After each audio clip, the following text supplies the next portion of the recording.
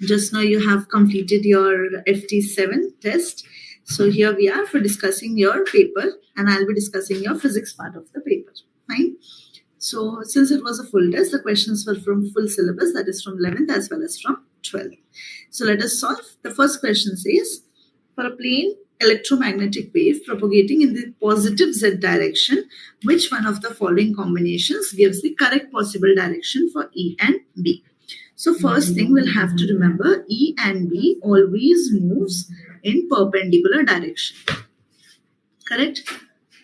They always move in perpendicular direction.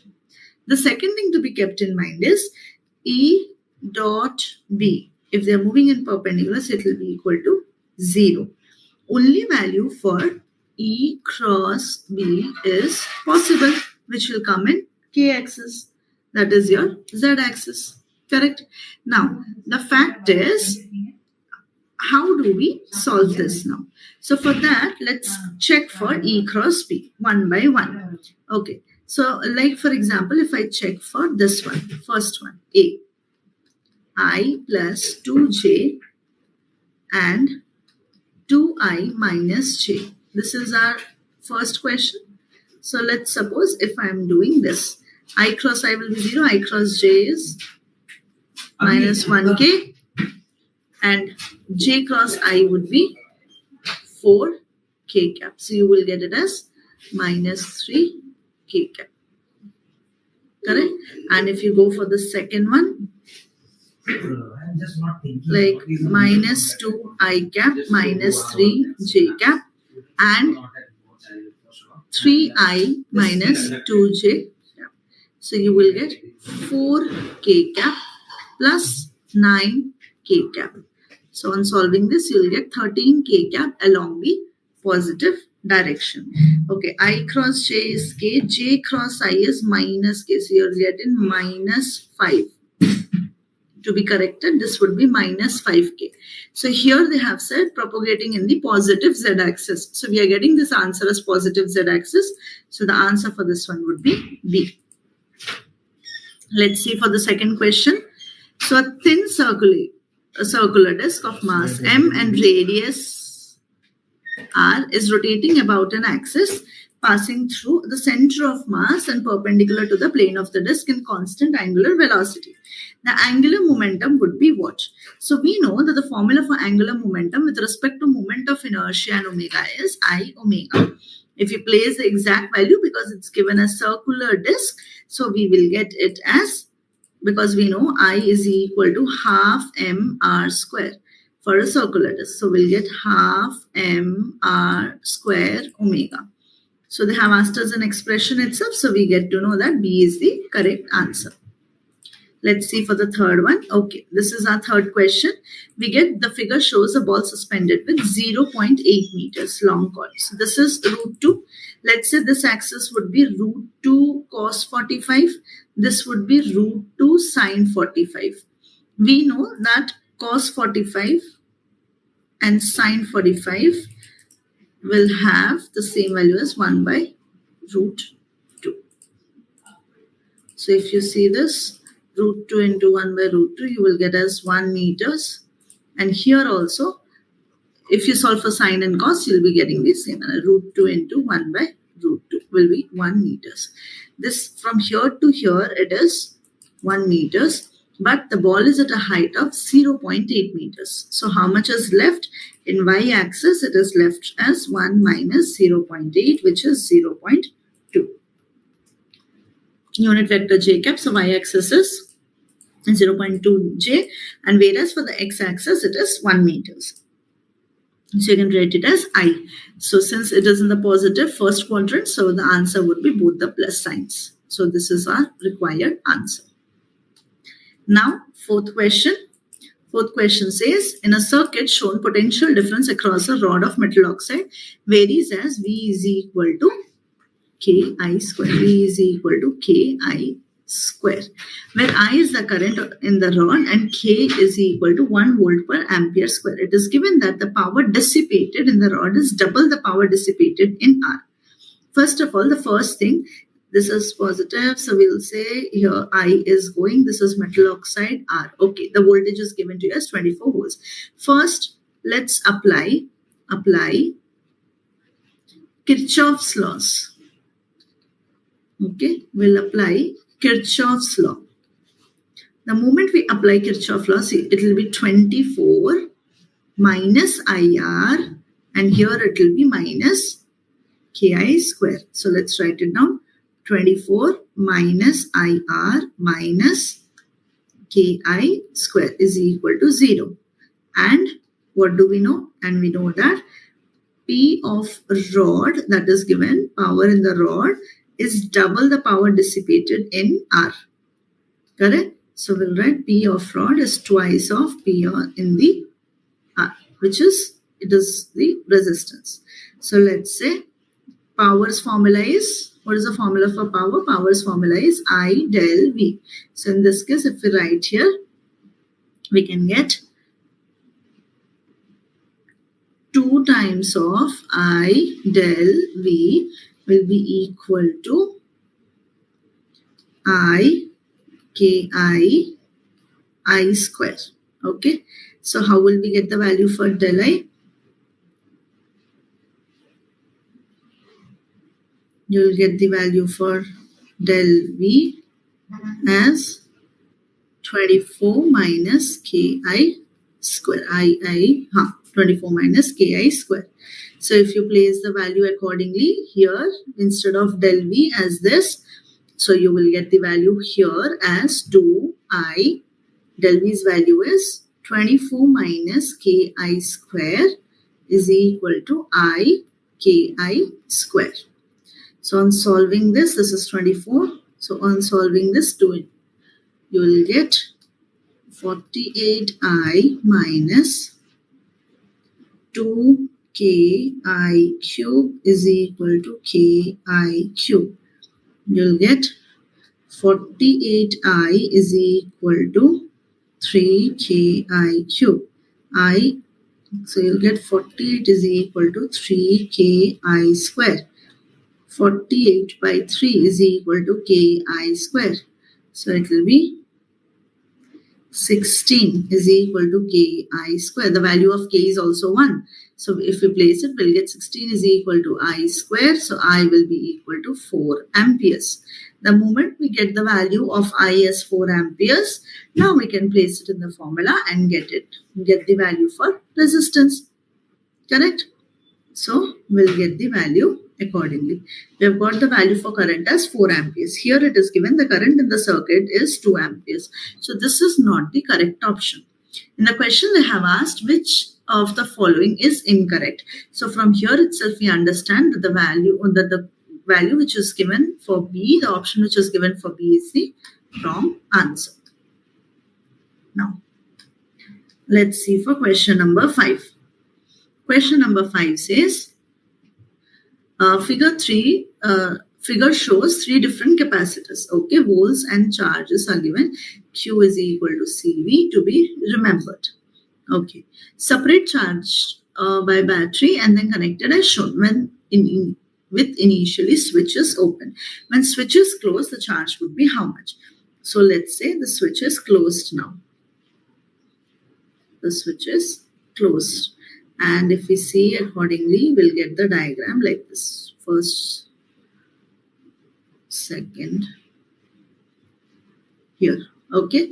And let's say, so we require the value of C here. It will be 1 C. In this case, how much it is? 1 microfarad, 1 volts. So it will be 1 C. Here it is 2 microfarads, 2 volts. 2. So your charge here would be 4 C. Correct? We'll see the charge. Q is equal to CV. So we have V, we have C. We can find out Q on all the parts. Now, first thing, let's value this plates. Suppose Q is flowing. Switch is closed. So it will be, this is plus, this is minus as given here. Okay. Similarly, this is plus, this is minus, this is plus, this is minus. So we know that the charge Q is flowing here, then here. So here when it comes, the remaining is 4 minus Q In this plate, it will be 1 minus Q. And here we are getting Q. Fine. So we have redistributed it completely. Now, if we want to form an equation from here, how can we form? We can form it as, here Q is 4 minus Q by 2 plus 1 minus Q by 1 minus 1 plus Q is by 1 should be equal to 0. Why? Because V is equal to Q by C. Correct? So we'll get this value. Now let's solve it. If we take the LCM as 2, you'll get 4 minus Q plus 2 minus 2Q minus 2 minus 2Q is equal to 0. So you will get 4 minus 5Q is equal to 0. 4 is equal to 5Q. So the value for Q will get as 4 by 5, which is 0.8. Okay. Now, what is this? The charge. The charge would be what? Let's say here it is 4 minus Q.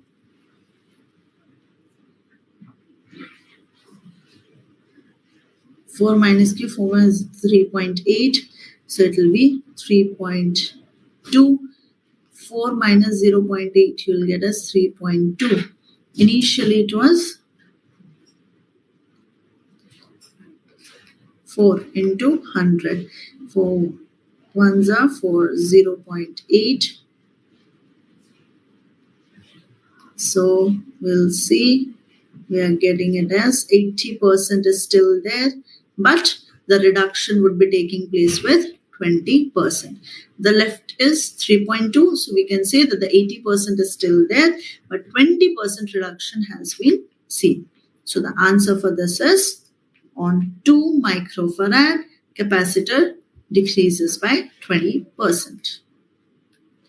Okay, sixth question.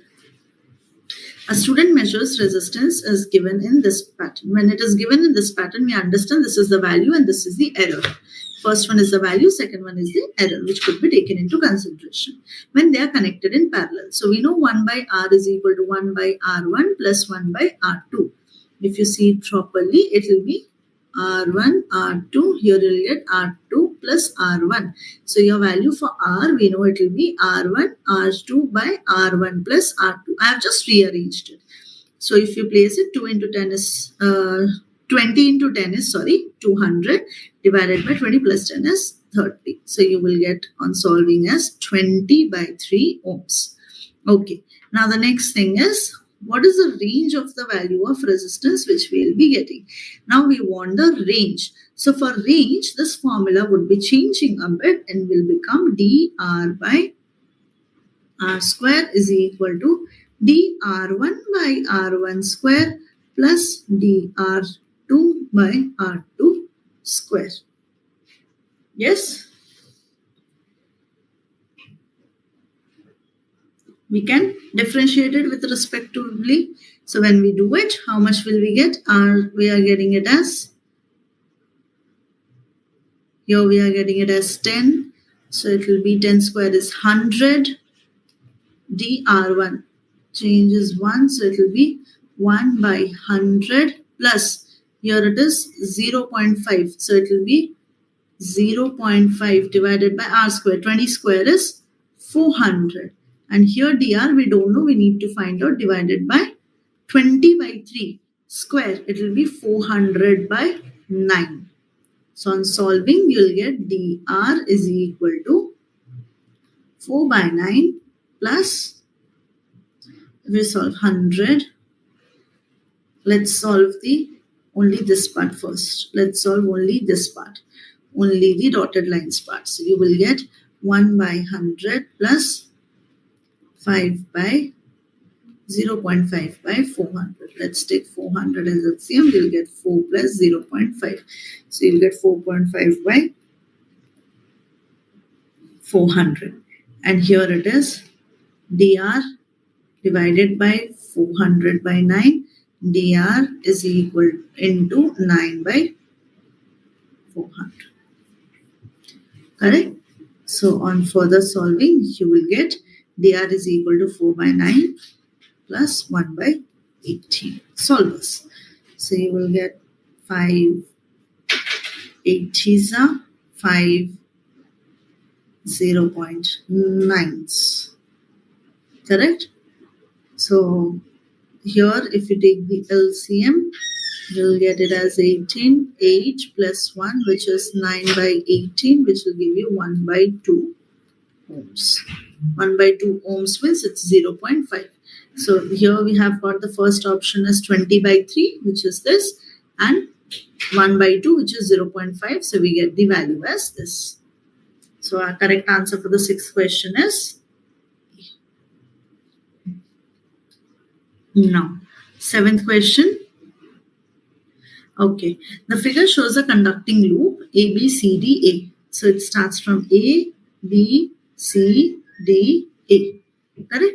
Now, in this conducting loop, it is having a uniform magnetic field strength perpendicular to the plane. It is being kept in such a way.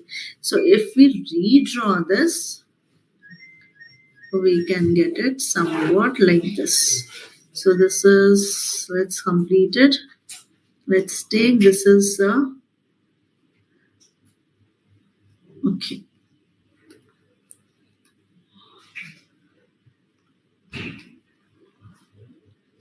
Yeah.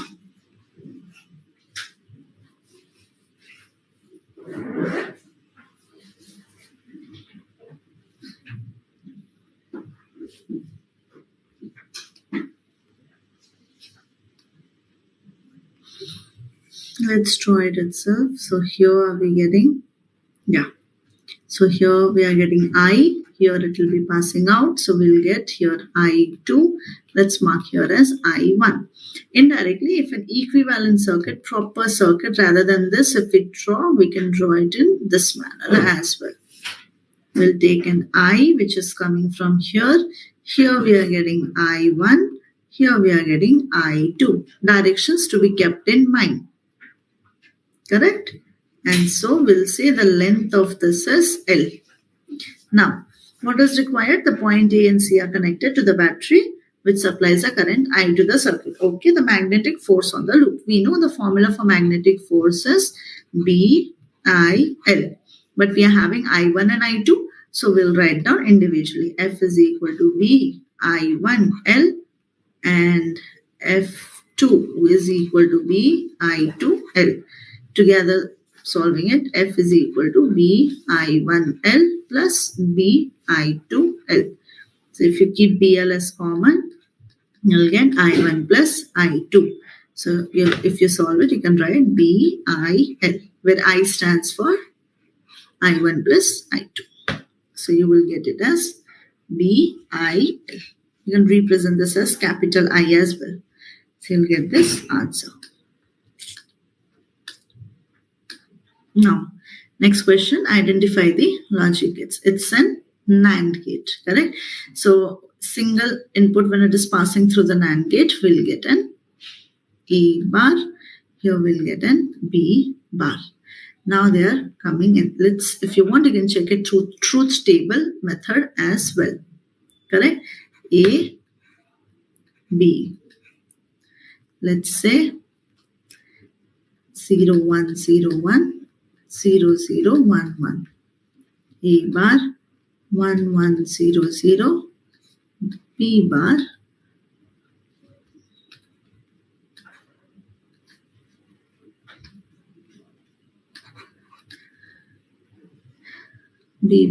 1, 0, 1, 0.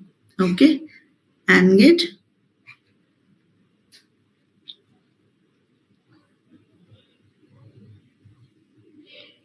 Okay, so what will be output for us?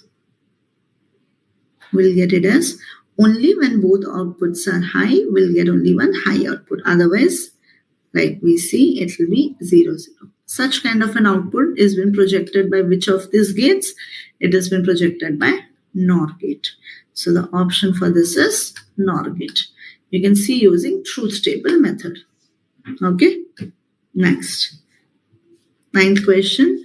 Third harmonic vibrator in an open pipe equals the fifth harmonic vibration in a closed pipe. So let's write down the formula for this. Third harmonic V by 2L is equaling to fifth harmonic of the closed air pipe. Let's write it as L bar.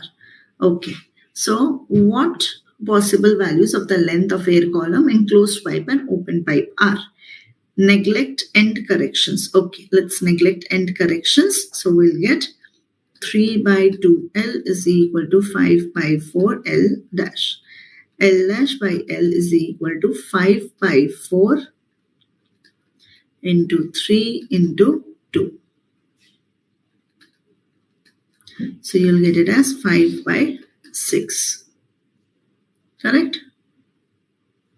This is what we are getting. So we can neglect the open pipe. Now the part is, how do we understand out of which of them could be the answers? So the ratio of the lengths are 5:6. So that means if the total length is say 60, it will be 50th part of it, like fifth part of it. So resembling such equation, we can get the answer for this one.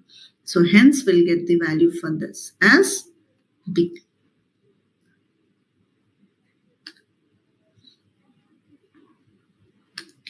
Next part, 10th question.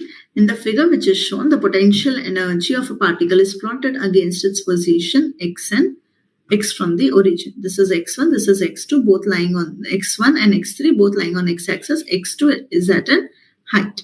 So whenever it is at a height, we'll have to remember when it is talking about potential energy. So we should know that maxima of the potential energy curve gives us the position of unstable equilibrium.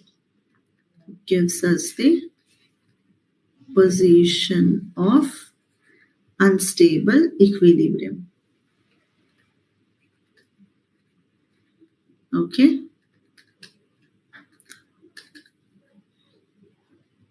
So at x2, we have unstable position. Which of the following statements is correct? So x2 will be in unstable part. Correct? So this is the wrong statement. Okay. Now let's see about x1 and x2. The minima should give you the unstable part. The minima should give you the stable part. But here we can see these are the 0 points. Correct? So out of this, none of the conditions satisfy. So we can say the option for this would be none of these. Next, an ideal gas goes through two different non-cyclic quasi-static process. When we say quasi-static means any process which is going in a very slow manner, that would be called as quasi-static process. Process 1, in this process, change in internal energy is 0. So first of all, change in internal energy is 0 when? First thing to remember about internal energy, it does not depend upon path. Okay? It does not depend upon path. Whereas if you see for work done, it does depend upon path. Work done is dependent on path.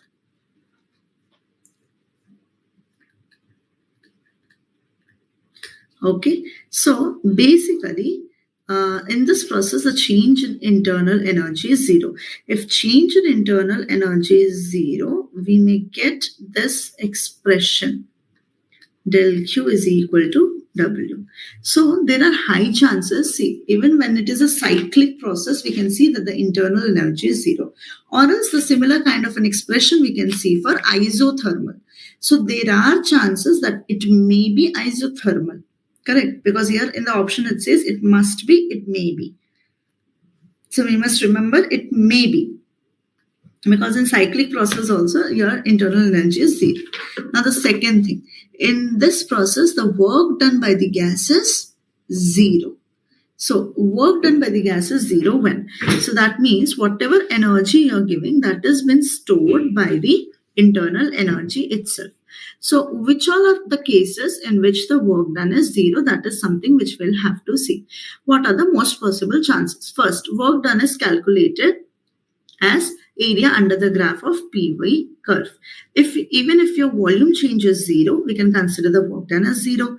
Even if there is no pressure change, we can get the work done as 0. And also, if the body is not displacing, at that time also we can get the work done as 0. Other than that, work done is 0 in isochoric as well as an adiabatic process, or when the angle between the force and the displacement is 90 degree. So there are many clauses for the work done to be 0. So in this case also, we may consider that the process may be isochoric. So that is the reason the answer for this is B. Next, 12th question. 12th question says the pressure of a gas is changing linearly with the volume. Correct? So, if there is no heat supplied, that means your del Q is 0. There is no heat supplied. So, as per first law of thermodynamics, we can say del Q is equal to del U plus W, or if your del Q is 0, this is 0 is equal to del U plus W. So, your del U will be equal to minus of work done. Correct.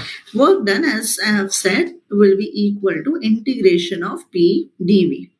Okay. Now, no heat supplied to or extracted from the gas, and the change in internal energy of the gas would be how much?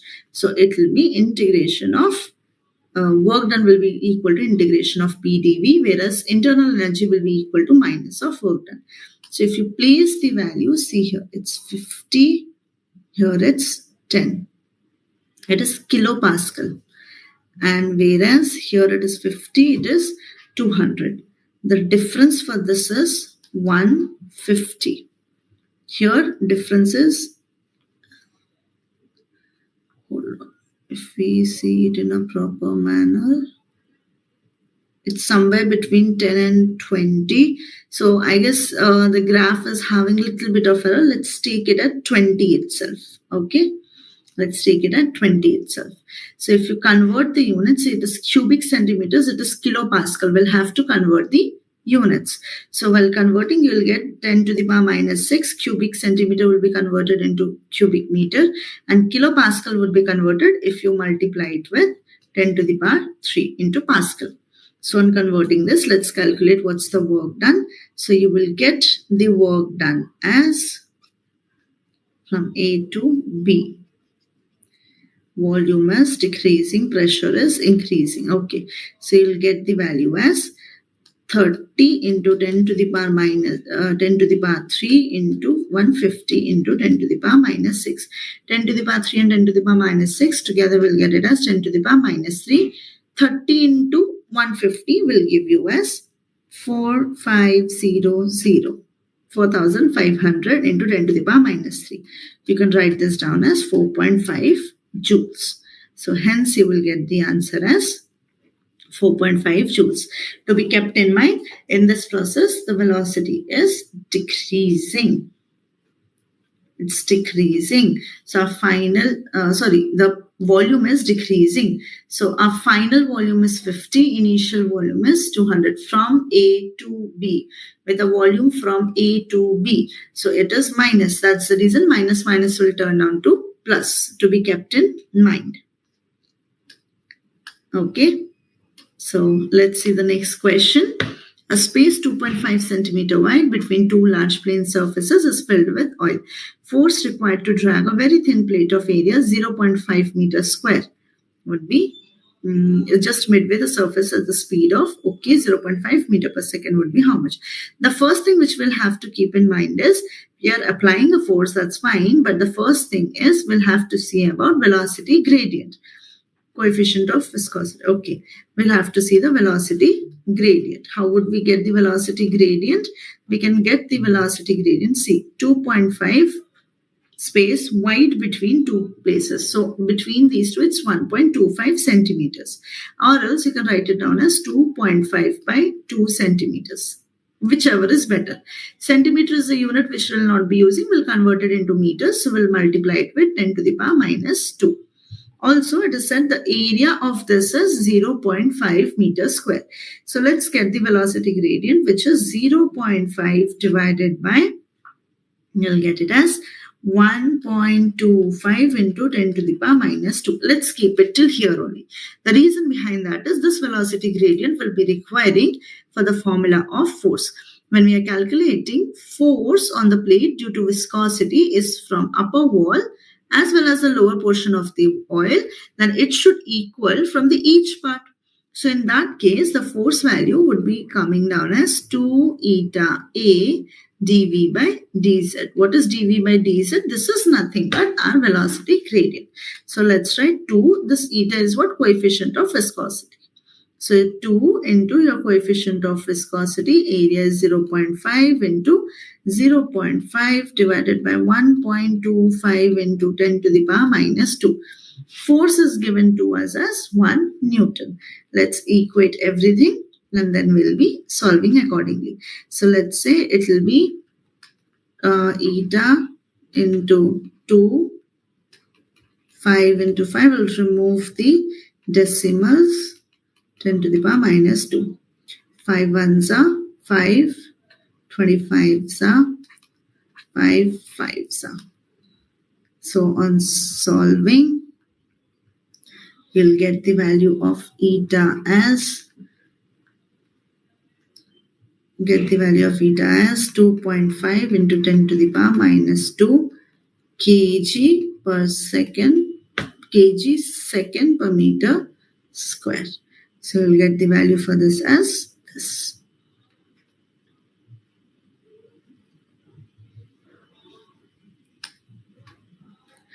Next, 14th question. A particle is in simple harmonic motion.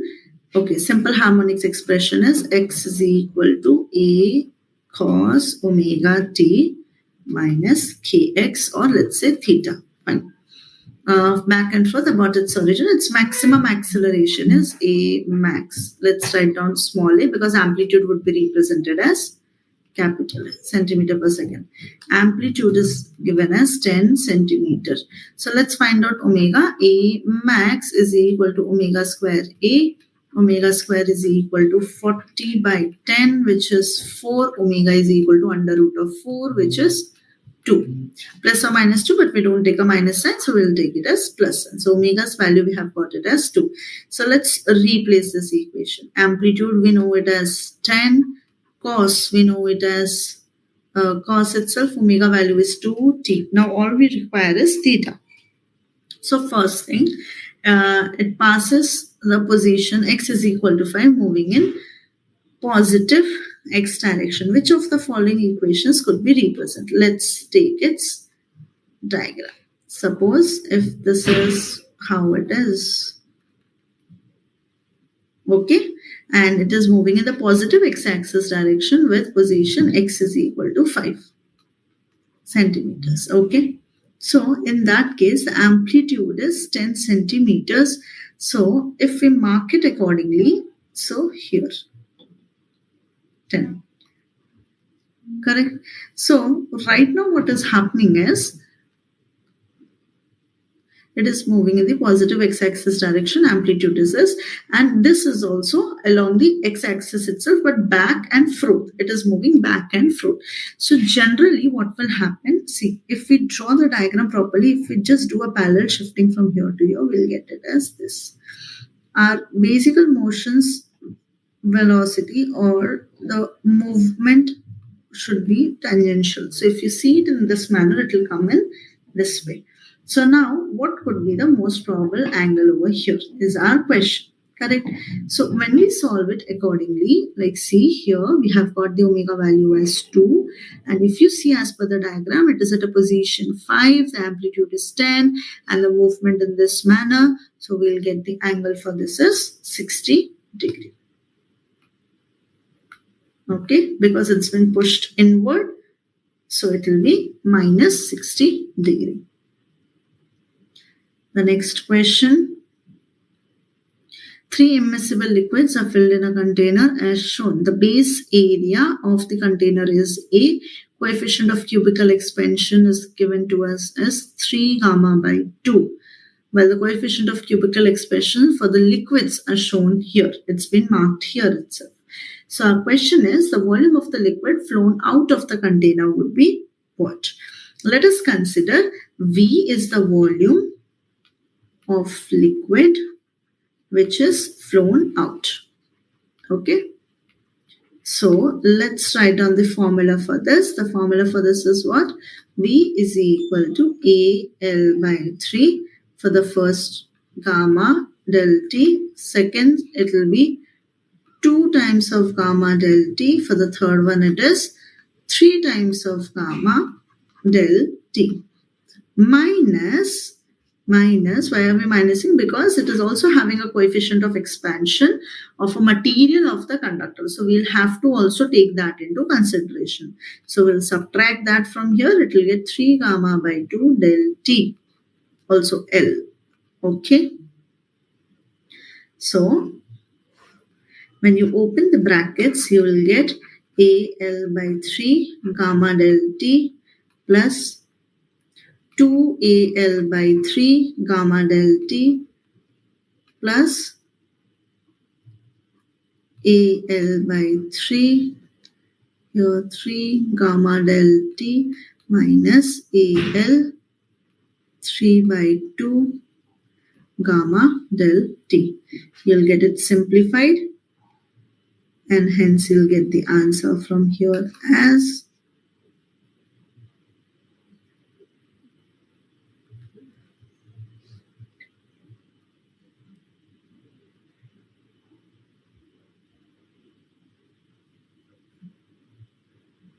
okay.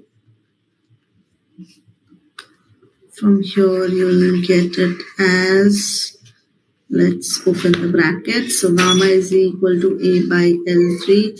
1, 2, 3, it will be 6 gamma del T. 3 ones are 3 twos are. AL 3 by 2 gamma del T. So you will get 2AL gamma del T minus 3 by 2 gamma AL del T. So on solving this, you will get, if you take the LCM, 2 2s are 4, 4 minus 3 is 1. So you will get 1 by 2 AL gamma del T. So you will get the value as D. Good. 16th question. A particle is performing SHM of an amplitude A, angular frequency omega, along a straight line when it is at a distance of root 3 by 2A. From the mean position, its kinetic energy gets increased by the amount of half m omega square A square due to an impulsive force. Its new amplitude becomes what? The total energy of SHM after impulse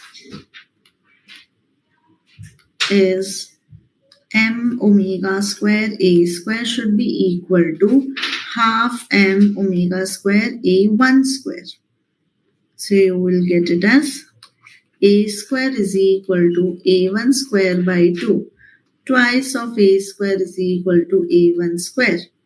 A1 is equal to under root of 2A. So you will get the value as under root of 2A. Okay. 17th question. A long solenoid of diameter 0.1 meter has 10 to the power 4 turns per meter. At the center of the solenoid, a coil of 100 turns and radius 0.01 meter is placed with its axis coinciding with the solenoid axis. Okay, solenoid axis. The current in the solenoid reduces at a constant rate to 0 amperes from 4 amperes. So it is reducing. Okay.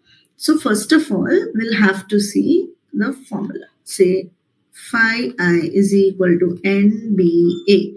Also, this could be easily written as B could be replaced as mu naught NIA. So let's write NA mu naught small n I. This is what is the value for phi I. Now, what will be the phi final? It will be 0. What is the value of Q? We know it is del phi by R. So del phi, if you say final is 0, initial is this. So del phi will be NA mu naught NI by R. Let's place the values. The value for n is given as 100 turns. Area is given to us, the radius is given to us as 0.01. So let's take pi r 0.01 square into mu naught. Mu naught value is 4 pi 10 to the power minus 7.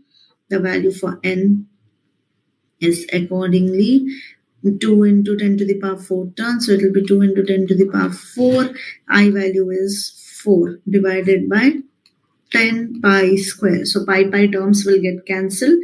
You'll be left with 100 into 10 to the power minus 4 into 4 into 10 to the power minus 7 into 2 into 10 to the power 4 into 4 by 10. So on solving this, you'll be getting it as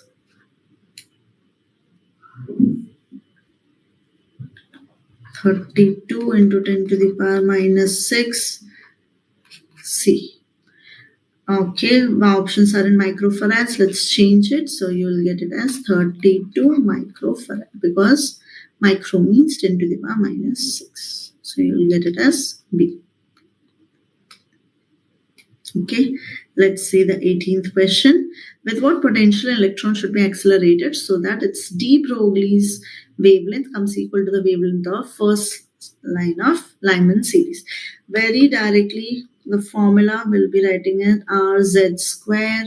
Let's say helium ions, it will be 2 in 1 by N1 square minus 1 by N2 square. Fine. So let's solve for this. You'll get 1 by lambda is equal to 4R, 1 by 1 minus 1 by 4. If you take the LCM, you will get it as 4 minus 3 in the numerator. 1 by lambda is equal to 4R into 3 by 4. So you will get 1 by lambda is equal to 3R. Say, so lambda is equal to 1 by 3R. Let's take it as equation 1. Also, we know lambda E is equal to H by under root of 2MEV naught.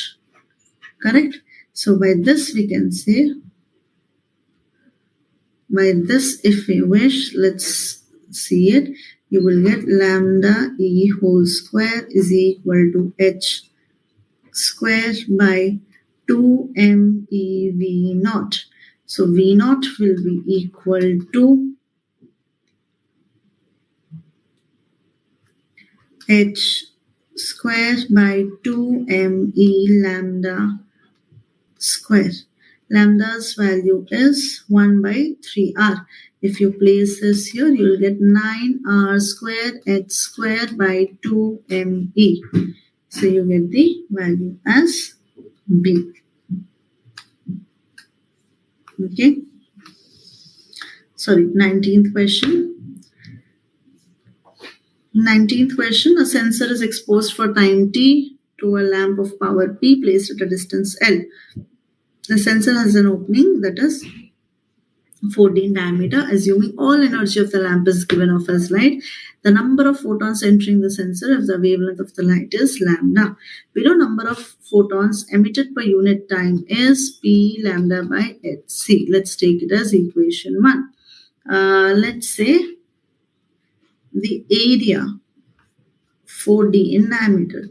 So let's take, this is our complete circle. So this is point P, the length over here is L, and here we are getting it as 4 pi L square. This is the area which we are taking here. Okay, so the number of photons incident per second, let's take it as N itself on unit area. So number of photons incident per second will be N by 4 pi L square. Okay, so on 4 pi D square area, then number of photons which would be incident would be N by 4 pi L square into 4 pi D square. So 4 pi will get cancelled. You will be left with ND square by L square. So n value is p lambda by hc d square by l square. Correct? And in time t, if you wanted in time t, then the number of photons incident would be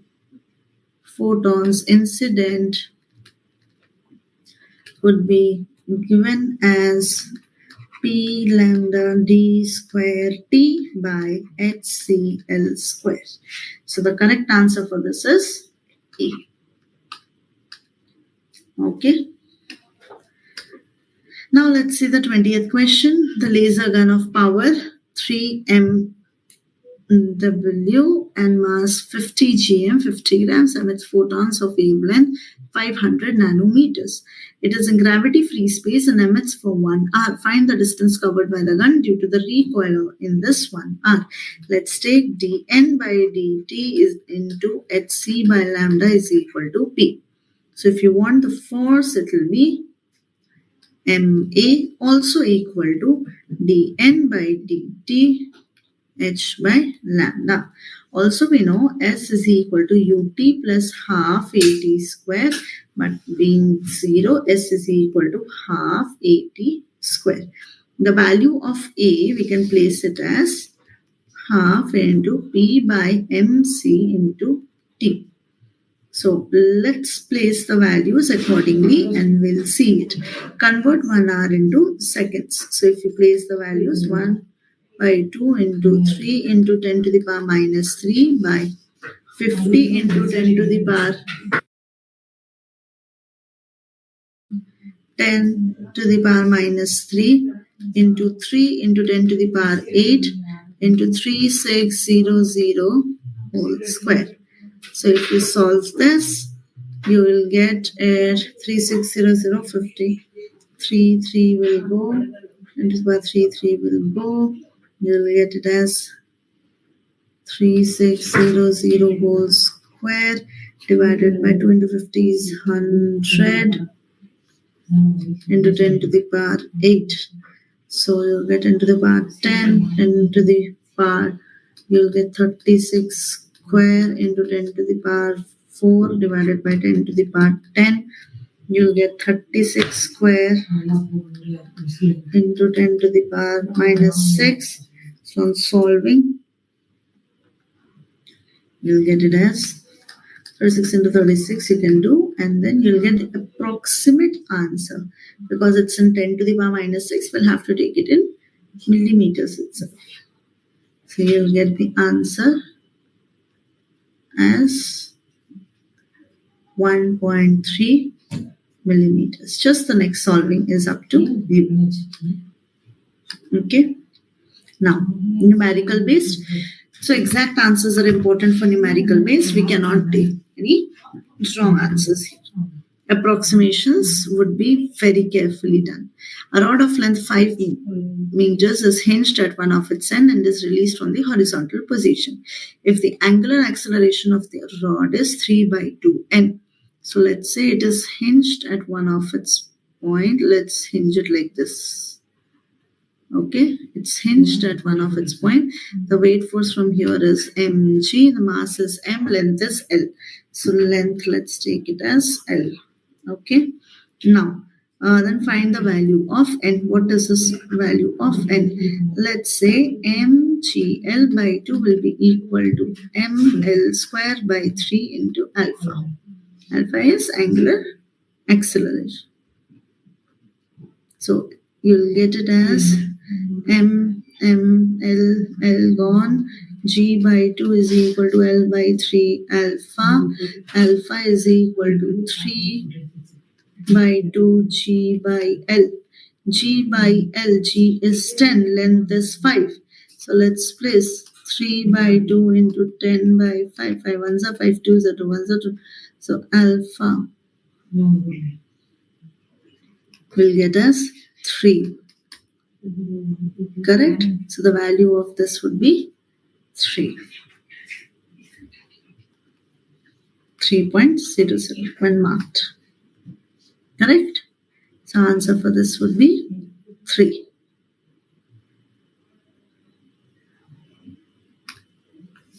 Yes? Okay, 3 by 2 into 2, it will be 3. Not 2, it will be 3. Okay. 22nd question. In the given circuit, the value of R is so that the thermal power generated in R maximum would be how much? So, first of all, we'll require R equivalent. Let's see. How do we get R equivalent is equal to how much amount of R is in input? Correct? So what do we in the given circuit, the value of R so that the thermal power generated in R will be maximum. So with respect to R, if you see here I is coming, here it will be I2 and here it will be, so let's say I1. So if you see here, it's 4 and 12. These are the two resistance which are playing its role. So I2 and I1, if you solve, we'll get the value for I. Yes or no? From I itself, it's coming as I2. I1. So R equivalent will be equal to R1 into R2 divided by R1 plus R2. Correct? So we'll get it as 4 into 12 by 4 plus 12. 4 and 12, 48 by 16, which is 3 ohms. So R equivalent you'll get as 3 ohms, 3.00. Yes? Direction should be like this. From here, current is moving. Direction should be opposite. Direction should be opposite. 23rd, Sitar wire is replaced by another wire of the same length and material, but 4 times the earlier radius. Okay, if the tension on the wire is same, the older frequency to newer frequency. Okay, so our frequency is proportional to under root of T by mu. What is mu? Mu is equal to rho into area of cross section. Correct? Here it's about wire. So area of cross section would be pi r square. So if you place it accordingly, F is proportional to T by rho pi r square. T rho pi being constant, F is proportional to 1 by under root of r square. F is proportional to 1 by r. So it's said that the tension between the 4 times the earlier radius. 4 times the earlier radius. So if it is becoming 4 times, then here also the effect would be same itself. So hence we'll get the answer as 4 times.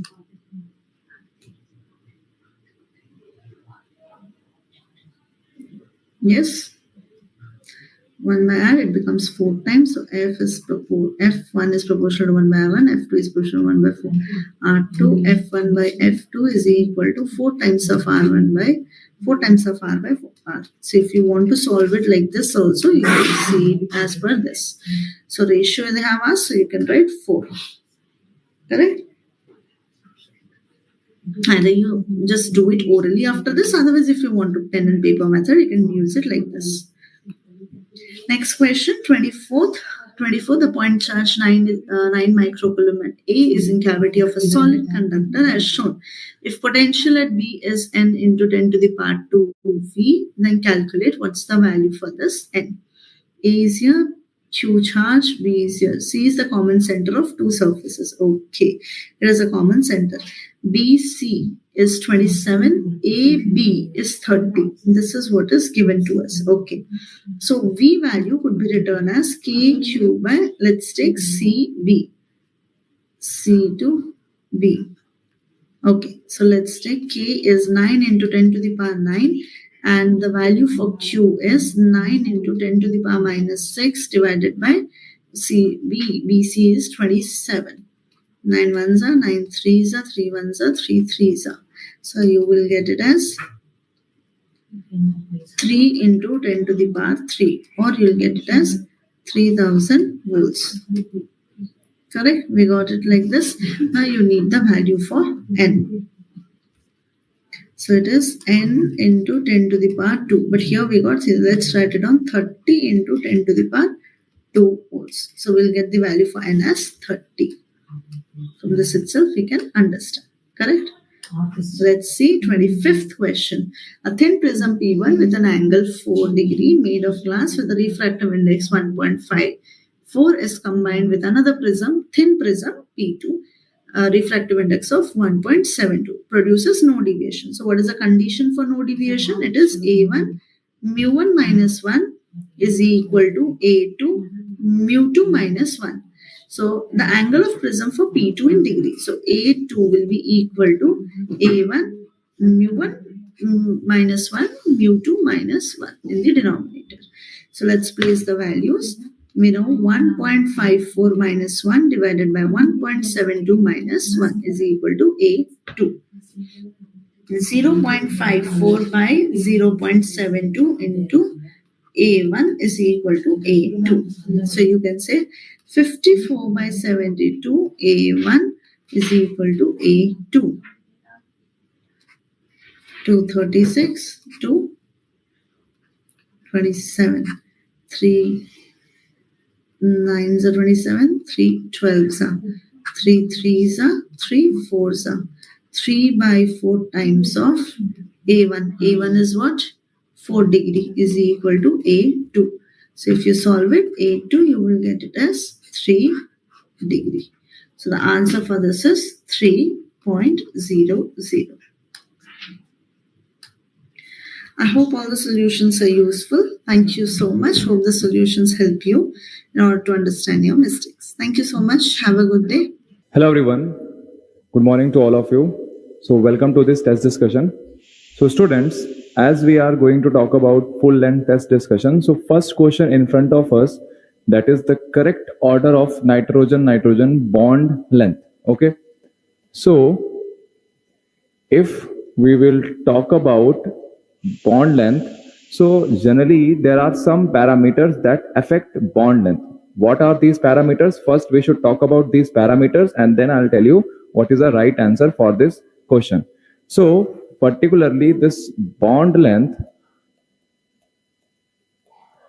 if I'll talk about, it is inversely proportional to bond order. Okay. Now, if I'm talk about bond order and this bond length as well as this bond length also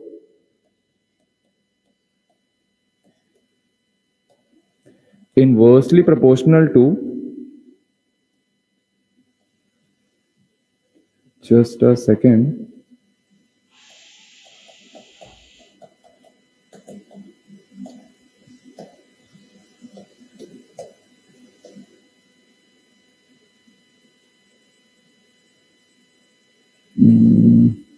Yep. So as we aware about that, this bond length is inversely proportional to bond order as well as it is inversely proportional to multiplicity of bond. Okay. Now what is the meaning of multiplicity of bond, students? Multiplicity of bond, let us assume I am writing one example, carbon triple bond carbon, carbon double bond carbon, as well as I am writing carbon single bond carbon. Okay. So now here in this condition, this triple bond has more S character. Okay. So if it has more S character, that means now this particular compound has lesser bond length. Okay. And after that this one, and which compound has more bond length? Carbon carbon single bond. Now come to the question. So question is asking correct order of bond length. So correct order of bond length, if I am talk about, so correct order of bond length here, let's take an example N2. So now nitrogen has nitrogen triple bond length. Okay. Now then after that we have N2H2. So it has hydrogen, hydrogen. Then we have N2F4, and if I'll talk about this N2F4, so this N2F4, this structure, fluorine, fluorine. Okay.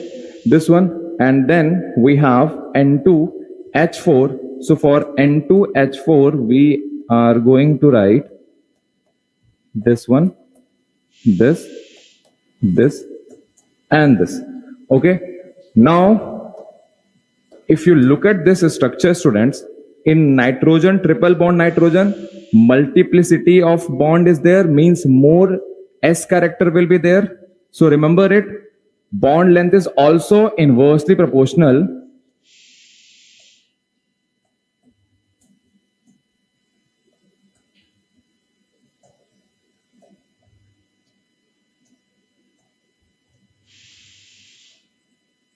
S character. More S character, lesser the bond length. Now here, if you look at every nitrogen has hybridization, if you look at it here, basically it is sp. So here 50% S character. Okay, so 50% S character means nitrogen means N2 bond length is less. So if N2's bond length is less, means now this option we are not going to mark option A, so we have to exclude now. Now we have option B, C and D. If you look at this option B, C and D, now we'll talk about N2H2. Now N2H2 and N2F4 and N2H4. Who has double bond character? This compound has double bond character. Okay. So now as compared to double bond and single bond, S character is 33% in double bonded compound. Okay. So now here nitrogen has double bond. So then after that we should mark this one. We have to exclude. Now out of B and D we have to check. Now in B and D, students, if you look at it here, this N2 and H2 is there. Now N2F4 and N2H4 we have to check. Generally in this N2F4 there is a one condition applicable, that nitrogen and fluorine has more P character. If they have more P character, then after that what we can say, this N2F4.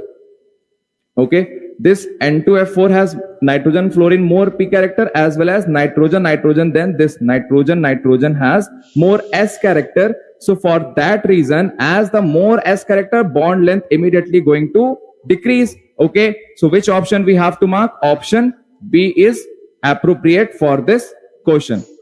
This question is clear to all of you? Okay, now we will proceed. Just let me change. Okay, now we are moving to the next question. So students, next question is in front of us.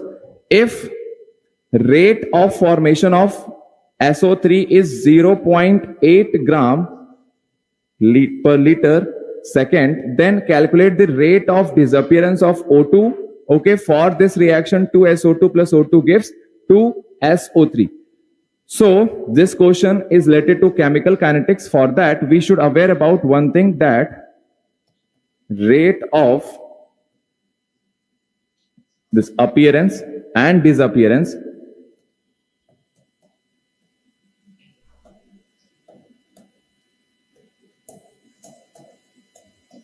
equals to rate of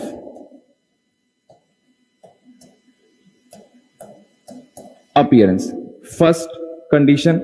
Second condition, that we have to aware about that whatever the rate of appearance, whatever the rate of disappearance, we should measure this rate of appearance as well as rate of disappearance with respect to dx by dt. Okay, whatever the value, see, we have value of rate of appearance because sulfur dioxide is produced here. So sulfur dioxide is rate of appearance.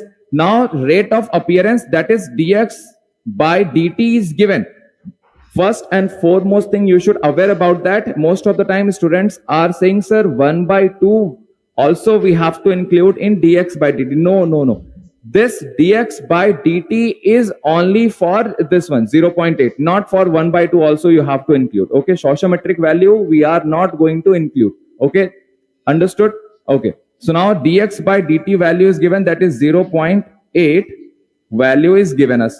Now if 0.8 is already given for this one, so let's write this reaction and then we'll complete this question. So 2 SO2 plus O2 gives us 2 SO3. Clear?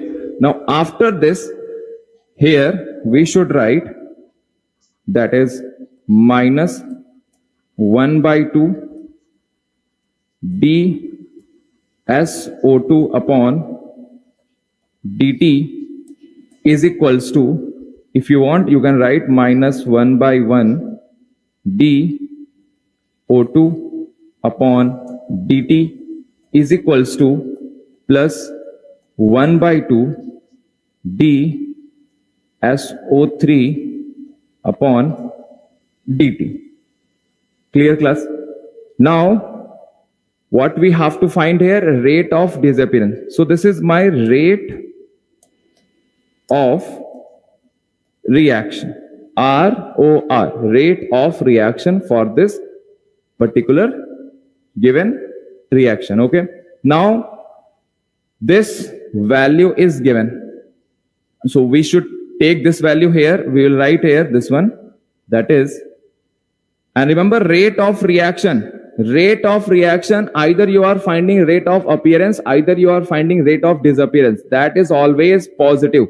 Okay, rate of reaction, either you are finding appearance, either you are finding disappearance, that is always positive. So in such condition we should apply this one, that is 1/2 d of SO3 upon dt is equals to, because we are not writing here 1/1, it's understood that 1 is present, so dO2 upon dt. Okay, now if you put 1/2 this value, that is 0.8 for dO2 upon dt, then after calculating, that is 0.4 is the right answer. So 0.4 is coming. The right answer is for this question is option A. Is that thing clear, class? Clear to all of you how we have got this answer? Okay. Now after this, let's move to the next question. So next question in front of us, students, that is, compound X has molecular formula C4H8O. It gives red orange PPT with 2,4 dinitrophenyl hydrazine, okay, and crystalline adduct with sodium bisulfide. One of the interesting question, and you can expect this kind of question in your JEE Mains. It does not reduce tolerance reagent, then X is what? See, remember there are two important tests in your aldehyde and ketone. What are these two important tests? One is tolerance reagent test and Fehling solution test. And these tests performed by aldehydes. Okay. Now aldehydes react with this tolerance reagent as well as it react with Fehling solution. Along with that, there are some other special kind of compounds also react with tolerance reagent as well as Fehling. I'm just briefing you, then I'll come to the question. Okay.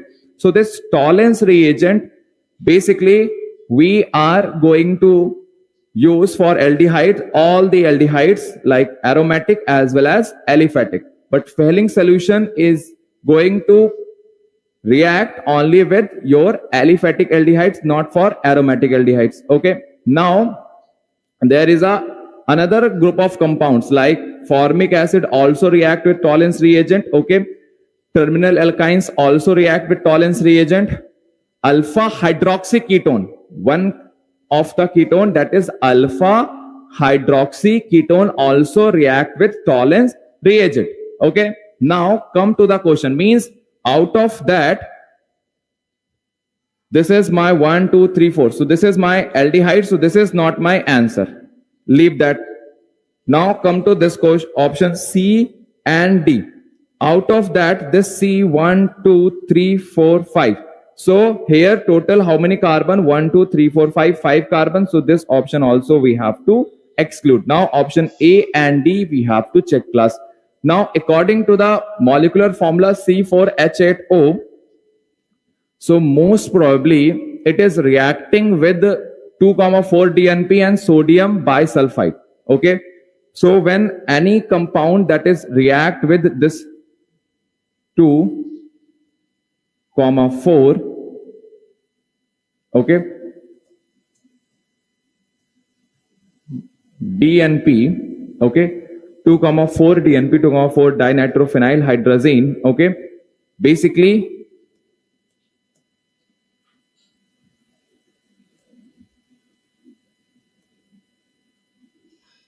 just give me a minute, students.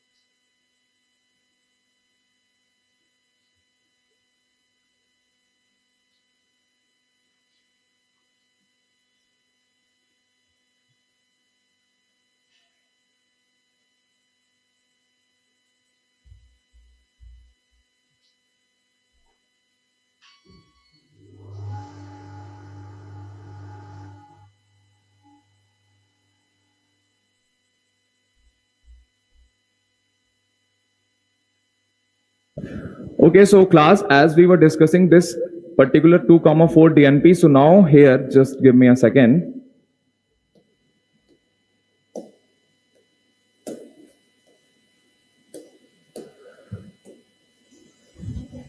Okay, so as we are talking about, it is going to react with your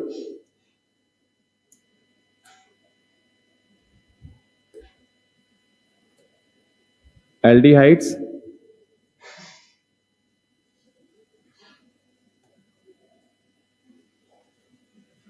Okay, just a second, class.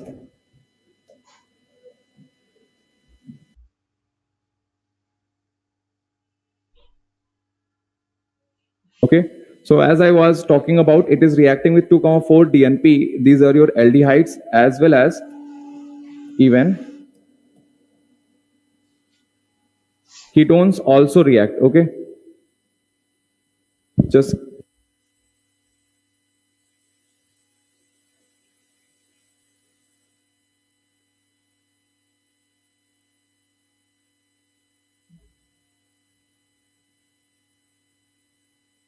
okay.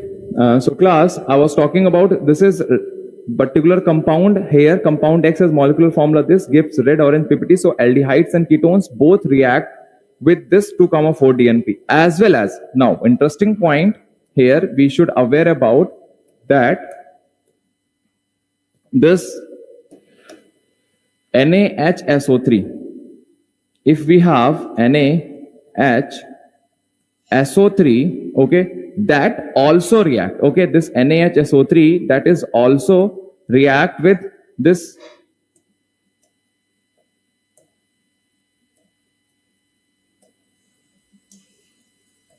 aldehyde, as well as it is also reacting with ketones. Okay, now if they all are reacting with aldehydes as well as ketone, now out of that A and D, which is my correct answer? So for the correct answer, now answer is hidden on this point. Basically, which type of ketones react with sodium bisulfite? So this lower ketones. Okay, lower ketones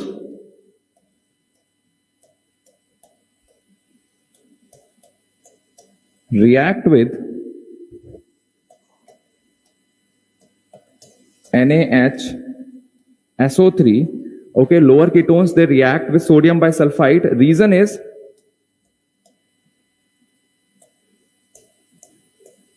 steric hindrance. Okay, because if let us assume I am writing CS3C double bond O CS3. This is my acetone. Okay, so now these two bulky groups, look at it here, these two bulky groups create lot of steric hindrance. If there is a lot of steric hindrance class, so definitely sodium bisulfite unable to react here. Okay, are you getting the point? Basically, because now if this oxygen will take the electron, so out of that O, this one this remaining part Na plus will go, Na plus, and this one whole will come and attack on this oxygen. Okay, now then there's a proton transfer, and after that we will get white crystalline PPT. Okay, so now out of that this will not going to perform, so right answer is option A. Option A is appropriate for this question. I hope this question is clear to you. Now come to this question. So question is asking which of the following options are incorrect about penta aqua nitrosonium iron 1. Okay, now first of all we have to draw penta aqua nitrosonium iron 1. Okay, then we will try to identify each and everything, okay, related to the compound. So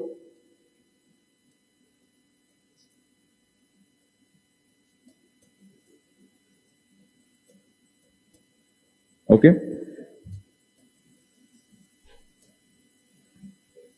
and now this is again we have to write, I'm just writing it SO4.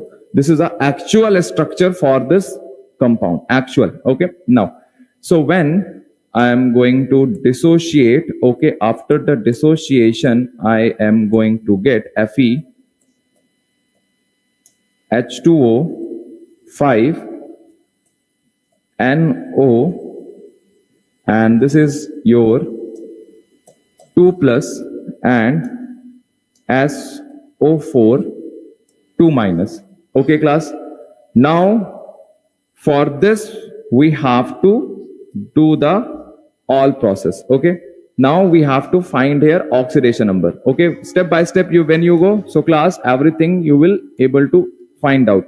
Okay, now for this one X, because water, this is my neutral ligand. Okay, so this is going to be 0, and now this one nitrosonium plus 1 charge, so plus 1 is equals to 2. Okay, so finally when you solve, X value will become 1. So now it is clear why it is 1 written here. Okay, so now in complex sphere central metal have plus 1 oxidation state, that point is proof. So they are asking incorrect, so this is correct, and one of the ligand has positive charge, this is positive 1 charge, that statement is correct. Now it is brown color complex, yes it is brown colored complex also. Okay, now another two things we have to find out, A and C. After find out the oxidation number, look at the ligand here, H2O5. First of all, iron's atomic number is your 26, and when we write organ 18 4s2 3d6. Okay class, after that as it is showing one oxidation number, so Fe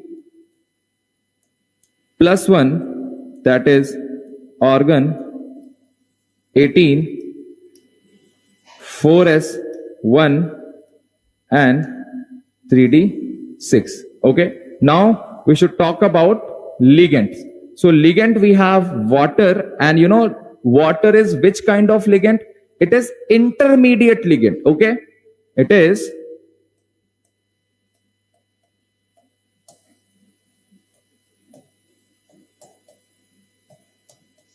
intermediate ligand class. Okay, if it is intermediate ligand, it has power that when it approach to central metal atom na, so S and D, their energy level is little bit same. Okay, so little bit same. So one of the S electron, this one of this S electron jump to D. Okay, so when it is moves to D, it is going to be 3D7. Okay, it is going to be 3D7. When one, because of the intermediate electron, it is showing what? Because of that 4s and 3D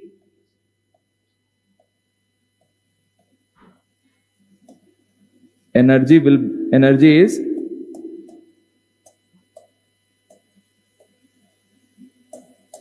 nearly same class. Okay, nearly same because of this. When it approached to the central metal atom, okay, 4s and 3D nearly same. So one of the electron will enter here, but it is not that much powerful as Cn minus Co. They are that because of them there is a pairing also possible in D. So if pairing is not possible, then if it is 3D7, so we can write here this 3D7, this one. 1, 2, 3, 4, 5, 6, 7. If pairing is because of it is intermediate, it's not that much strong that pairing also possible in 3D. Okay, so there are how many unpaired electron? 3 unpaired electron. If there is a 3 unpaired electron class, definitely it is going to show magnetic behavior, paramagnetic in nature. Okay, and then S is empty, outer D is available, so it is showing sp3d2 because here 5 and 6 total coordination number. For this,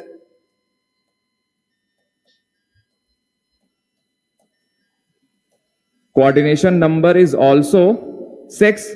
If coordination number 6, definitely it is octahedral complex, and octahedral complex and outer orbital octahedral complex. Okay, so hybridization is sp3d2. If hybridization is sp3d2 class, definitely its magnetic moment will be there, so it is written 0.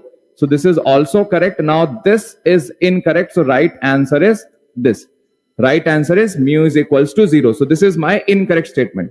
I hope this point is clear to all of you, this question. Okay, now class, we will move ahead.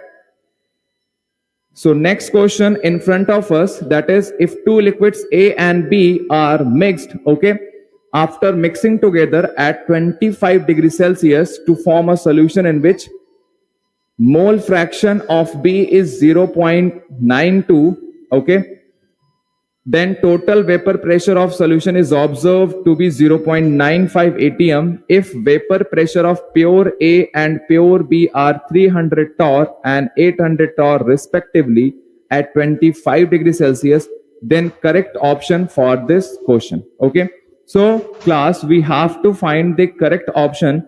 Then basically, first of all, we have to write P total formula. Okay, so P total is equals to P naught of A mole fraction of A plus P naught of B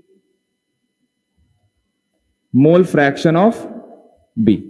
Okay, P naught of A mole fraction of A plus P naught of B mole fraction of B. Okay, now basically students, here what values given to us? Pressure of pure A and pure B is already given. Very simple question. Okay, so here we should write 300 and multiply with mole fraction of A. Now how to find the mole fraction of A? So mole fraction of two component. Okay, mole fraction is always equals to 1. Okay, if mole fraction is always equals to 1, so mole fraction of B is given to us, that is mole fraction of B it is given 0.92. Okay, so how to find mole fraction of A class?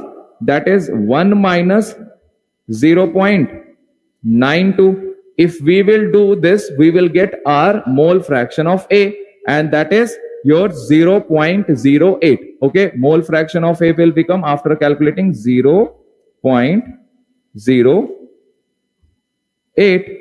Okay, now, so we have got this mole fraction, so we have to write here 0.08 plus P naught of B is given, that is 800 and 0.92. Okay, if this value is given, now we have to multiply, and after the multiplication we will get class what we are going to get for this. After the multiplication we will get 24, and this one we will get 736. Now when you add, so it is 760 torr, and this 760 torr is equals to 1 atm. If 760 torr is equals to 1 atm, what is the total pressure observed is given? Remember, total vapor pressure of solution is observed, P observed. Okay, now one more thing, P, just a second, we should write like this, P observed is less than if P naught A chi A plus P naught B chi B, that is mole fraction of B class, then this is your non-ideal negative solution. Okay, clear? Negative deviation we can say. So during the negative deviation, which option will be correct? That is delta H mixing, because here then in negative deviation delta H mixing is less than 0, as well as delta V mixing is also less than 0. Okay, so now according to that, this is, as I said, non-ideal negative deviation. So right answer is option B, because delta H mixing is less than 0, V mixing is also less than 0. Okay, and I'm just briefing you one more point here, that the reason is because due to the hydrogen bonding will be there. Okay, they are forming hydrogen bonding. Okay, so I think this question is clear to you. Now we'll move to the next part of the question, that is, which of the following statement is correct? Okay, so now according to this question, they are asking which of the following statement is correct. So this is very easy to find out. Tetrahedral complex does not show optical isomerism. This is incorrect statement. Okay, because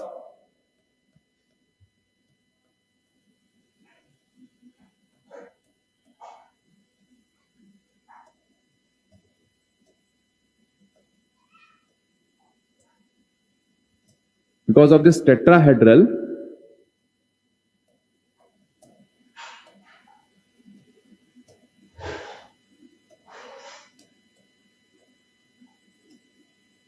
they show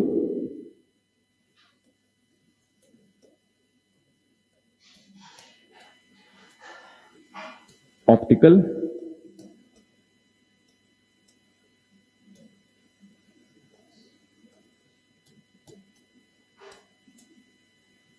isomerism. Remember this, tetrahedral, they are showing optical isomerism. Cis and trans isomers MAA3N plus, they are optically active. First of all, cis and trans, they are geometrical isomer, they are not showing that. So this is also incorrect. This is also incorrect statement. As I have written, tetrahedral, they are showing optical isomerism. Now M, A, B, C, D, E, F has 15 optical isomerism. So that is also correct because they have total 30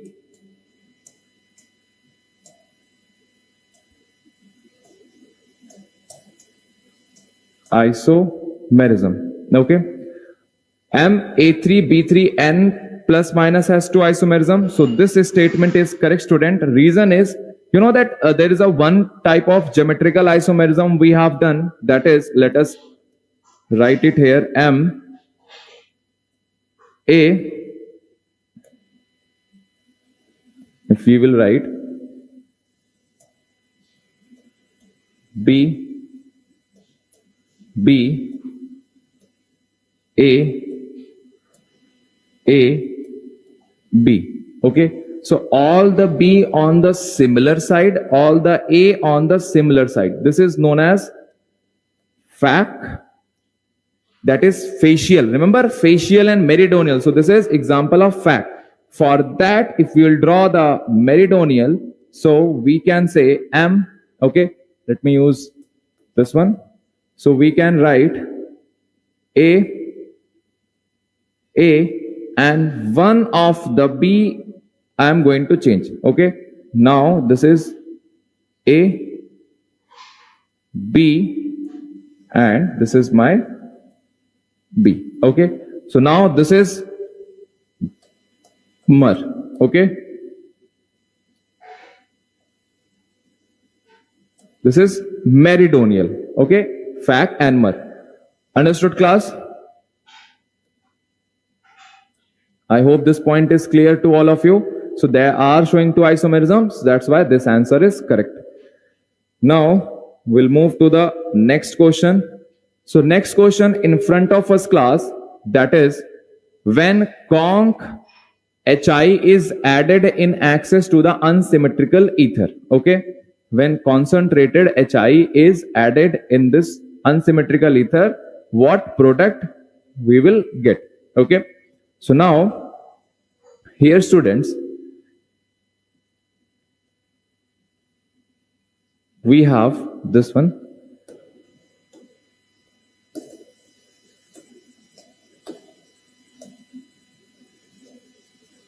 Here, concentrated HI is reacting. So first of all, look at this oxygen. This oxygen has lone pair. Lone pair it has. If it has a lone pair, class, immediately out of this conc HI, first we will get H plus and I minus. Okay. Now this H plus attack on this oxygen because H plus electron deficient. So immediately it attacks to this place where electron environment is present. So it attacks on oxygen. After attacking, we will get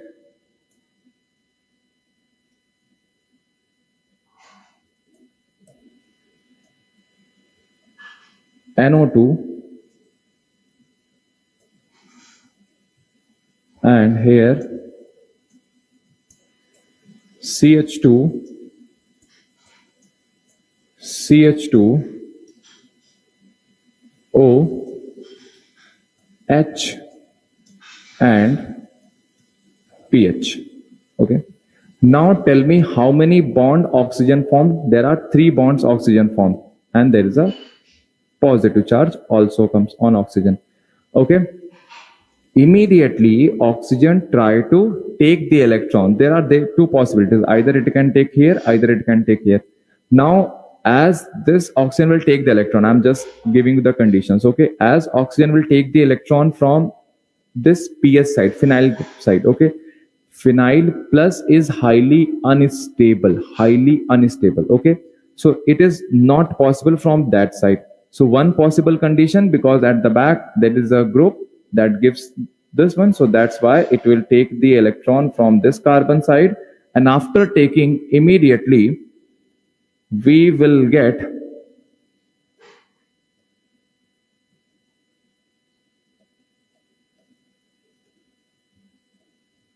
NO2 Okay.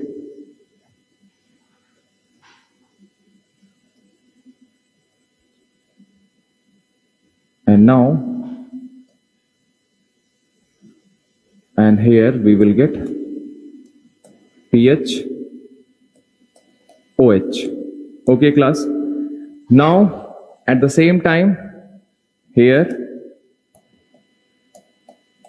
I minus will come and attack on this, and we will get product I CH2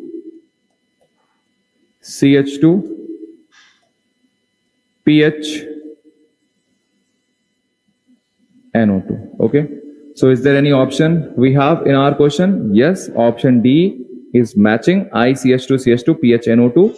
So right answer is option D. Okay. See, remember it, if any 3 degree or resonance is stabilized, 1 degree, 2 degree will be there now. So this will follow SN1. And one more thing, if in front of you conc HI is there now, most of the time we will go with the SN1 mechanism. Understood, class? I hope this part is clear to you. Now we'll move to the next question, class. So next question in front of us, that is, which of the following, yes, so next question is which of the following is correct? Which of the following is correct? So look at it here. Carbon-carbon bond length in calcium carbide CaC2 will be more than CH2CCH2. Okay. Now, one by one we'll go, and second option is saying oxygen bond length in KO2 will be more than in Na2O2. Then oxygen bond length in O2 PtF6 will be more than that in KO2. And last is N2 is greater than N2 plus, then it is greater than N2 minus in terms of bond energy. So just now related to that almost similar type of question we have done previously, I'm explaining one point here, that bond length is inversely proportional to bond order. Okay, if bond length is inversely proportional to, let me write it here.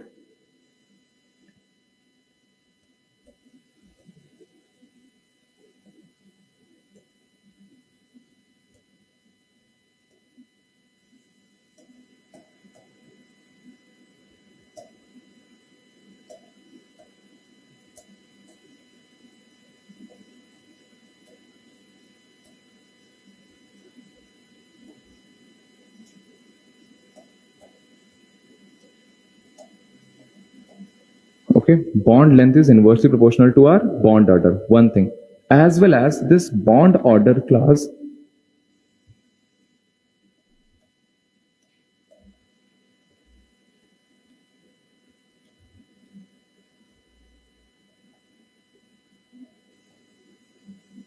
this bond order, this is directly proportional. This bond order, it is directly proportional to what? This bond order is directly proportional to bond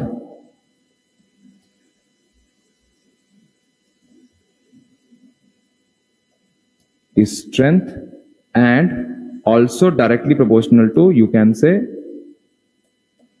bond energy. Okay, are you getting the point? Bond order is directly proportional to bond strength or bond energy. Now one by one we'll write here in terms of first one, A. Okay, so we have Ca C2, where in this carbon triple bond is there, carbon triple bond. And just now I told you carbon triple bond, and in this one it has CH2 double bond C double bond CH2. Okay, now carbon triple bond, here carbon double bond. Who has more S character? Carbon triple bond has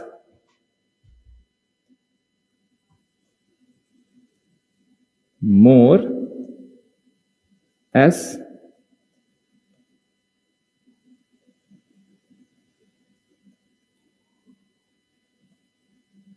character. Okay, if it has a more s character class, then definitely bond length is decreased, because bond length is inversely proportional to s character. So according to this option, carbon carbon bond length in CaCa2 will be higher, but here, as I said, more s character, so this is wrong. Now second option, if you look at this second option, so in second option we have KO2. So if you look at it here, this B part, in this B part we have KO2 as well as we have class Na2O2. Okay, so Na2 and O2, if you, it is going to give us K plus and O2, K plus, and it will get O2 minus. Okay, K plus and O2 minus, here we will get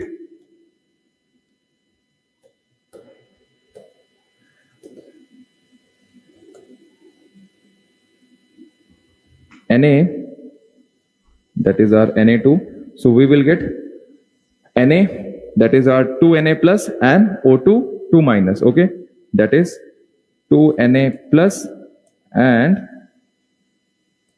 O2 2 minus. Now for finding this bond order, I am writing molecular orbital electronic configuration, so you will get clarity about that. That is sigma 1s2 and sigma star 1s2, then sigma 2s2, sigma star 2s2. Now O2 minus, total number of electron, it has 17. Okay, means it has more than 14 electron. So now we should follow the electronic configuration sigma 1s2, sigma star 1s2, sigma 2s2, sigma star 2s2, and then we should write sigma 2p z 2 electron, then pi 2p x class is equals to pi 2p y, that is also 2 electron, this is also 2 electron. So total we have 2 to 4 to 6 to 8 to 10, 12 and 14, right? Then after that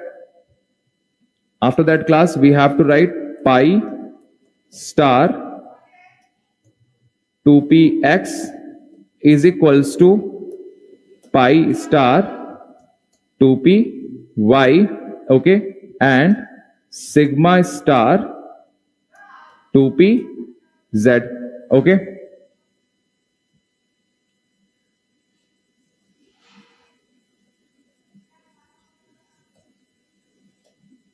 so this is the condition. Similarly, if we will go with O2 2 minus, so for O2 2 minus, it is going to be your, here one more electron. Now we will find the bond order. So formula for finding the bond order is number of bonding minus number of anti-bonding divided by 2. Okay, so number of bonding electron, count it here. Those who are star means they are anti-bonding, their energies are higher and they are less stable. Okay, anti-bonding. So bonding is this 2 to 4 to 6 to 8, 10. Okay, then we have 2 to 4 to 6, and this is 1 7.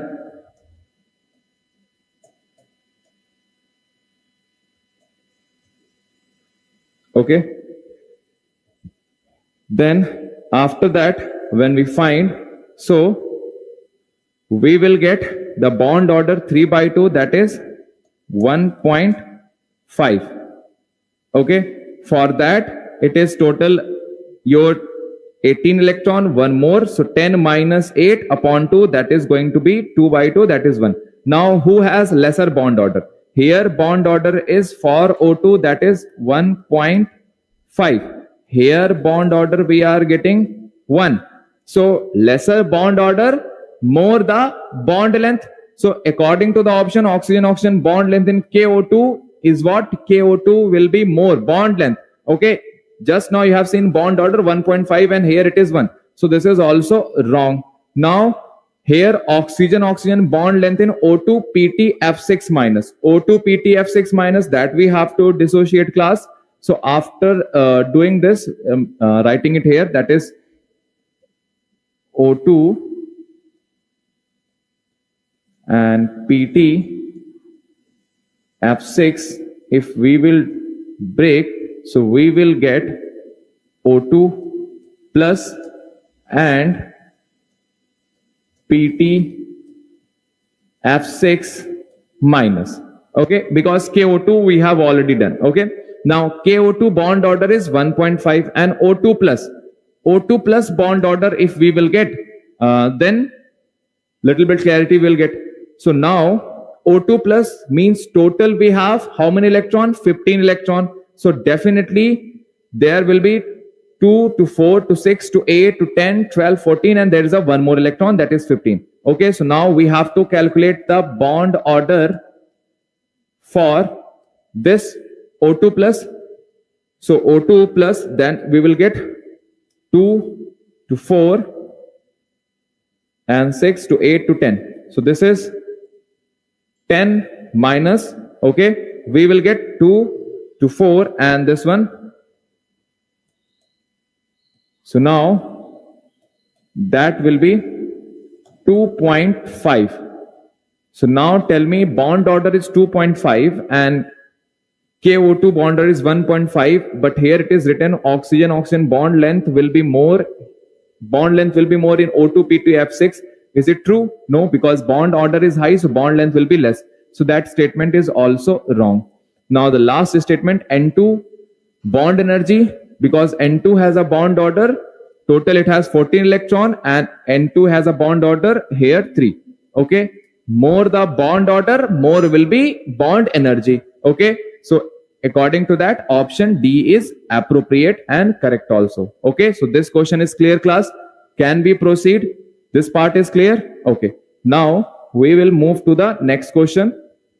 So next question for us, question is, a vessel at 1000 Kelvin contains CO2 with a pressure of 0.5 atm. Okay, some of the CO2 is converted into CO in the addition of graphite if the total pressure at equilibrium is 0.8 atm. The value of K equilibrium means Kp value we have to find. Okay, in short. So first of all, class, what we have to do, we'll write equation. Okay, so for this question, how we have to approach? First of all, we have to write here, because contains CO2 with the pressure of this, some of the CO2 is converted into CO in the addition of graphite. First of all, we have to write equation. CO2 phase is gaseous plus carbon in which form? Graphite. So this is my carbon in graphite form. Okay, we will get CO. Okay, class, clear this point? Now here initially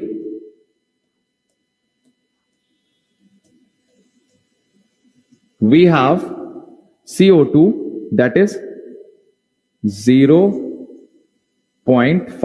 atm. This is solid, so writing it, this is unity, we are not considering. Initially it is not formed also. Okay, now after that, at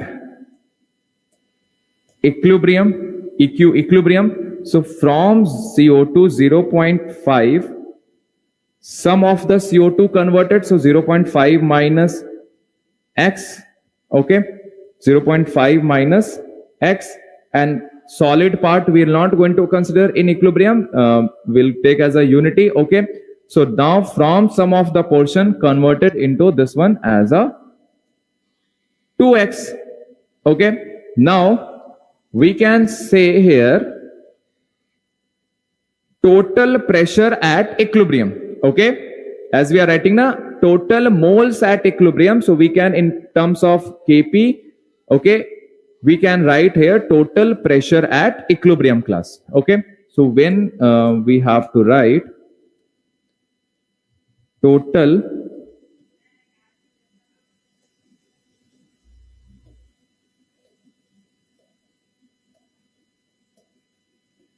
pressure at equilibrium, that is 0.5 minus x plus 2x. This is 2x. Okay, 0.5 minus x plus 2x. And remember, if the total pressure at equilibrium is given, that is 0.8. Okay, so we can write here 0.8 is equals to, when you solve this, you will get here 0.5 minus x.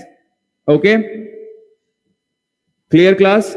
We will get here 0.5 minus x, and when we solve, so finally my x value will become what? That is 0.3. X value we will get class 0.3. Okay, after getting the x value, now it's easy to find out Kp value, the value of K equilibrium or Kp. Okay, now we should write here we should write Kp is equals to partial pressure of CO upon partial pressure of CO2, right? Clear?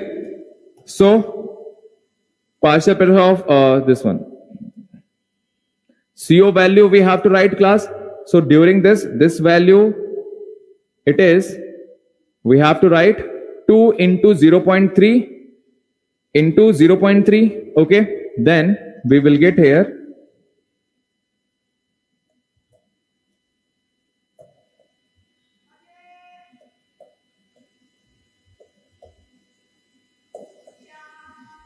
upon, this is 0.5 minus 0.3, we'll get 0.2.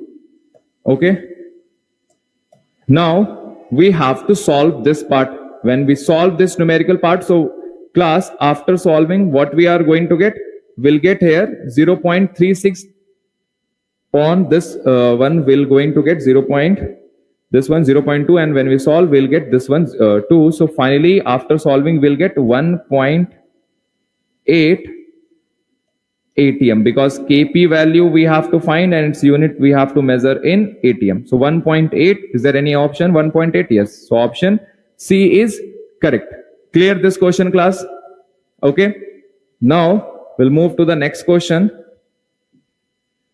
So question is, which of the following order is correct? Okay, now in this question, if you look at it here, first option, boron, aluminium, gallium, indium, thallium, this is atomic radius. But what is the atomic radius? Atomic radius, when we go from top to bottom class, okay,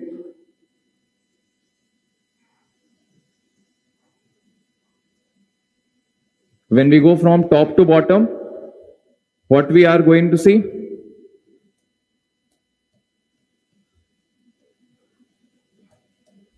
Atomic radii increases. Okay, atomic radii increases. According to that, this should be correct, but this is incorrect.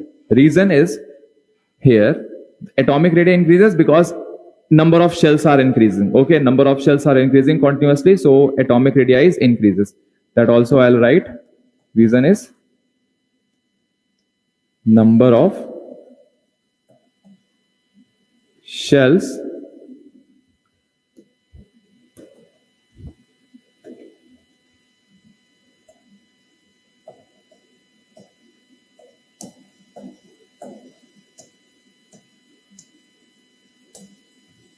number of shells increases. Okay.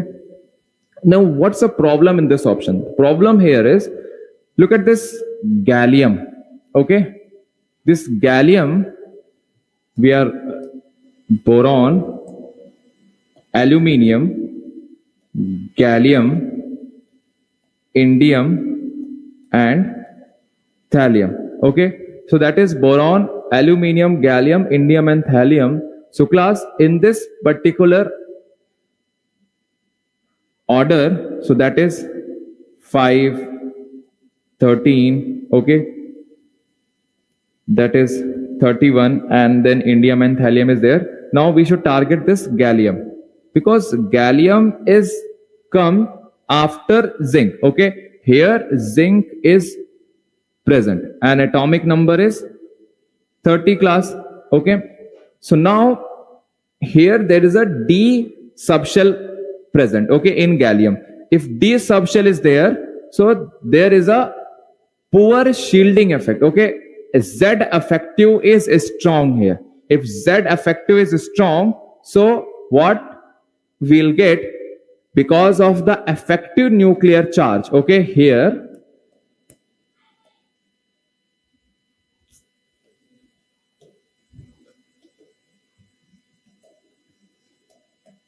Z star effective, that is effective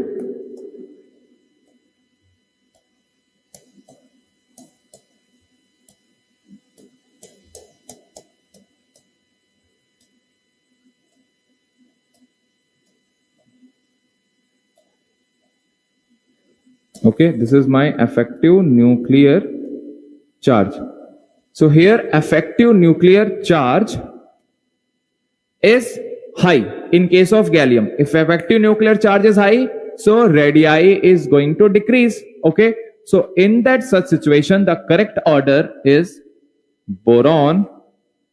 Okay, then boron is lesser, aluminium, and between aluminium and gallium, it is observed that aluminium's radii is higher and gallium's radii is lesser. Okay, then after that indium, and then we have thallium.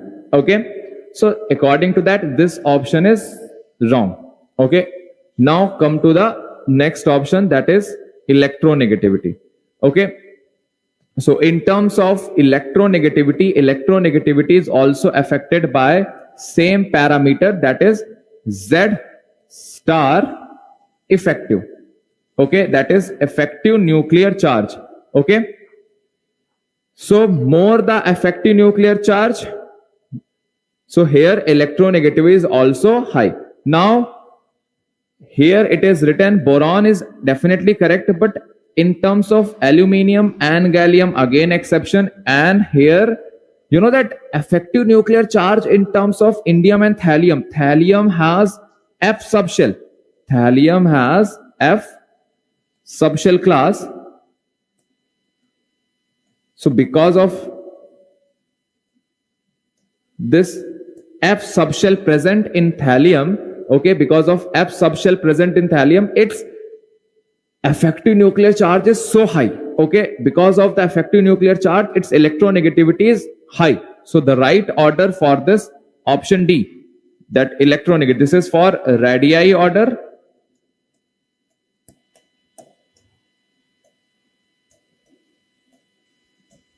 Okay, now for this one, for electronegativity, right order is boron. Okay, then thallium.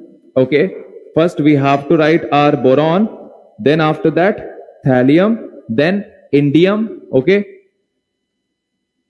indium, gallium, and then aluminium. Aluminium is the electropositive element in this category. Okay, clear? So this is electronegativity order class.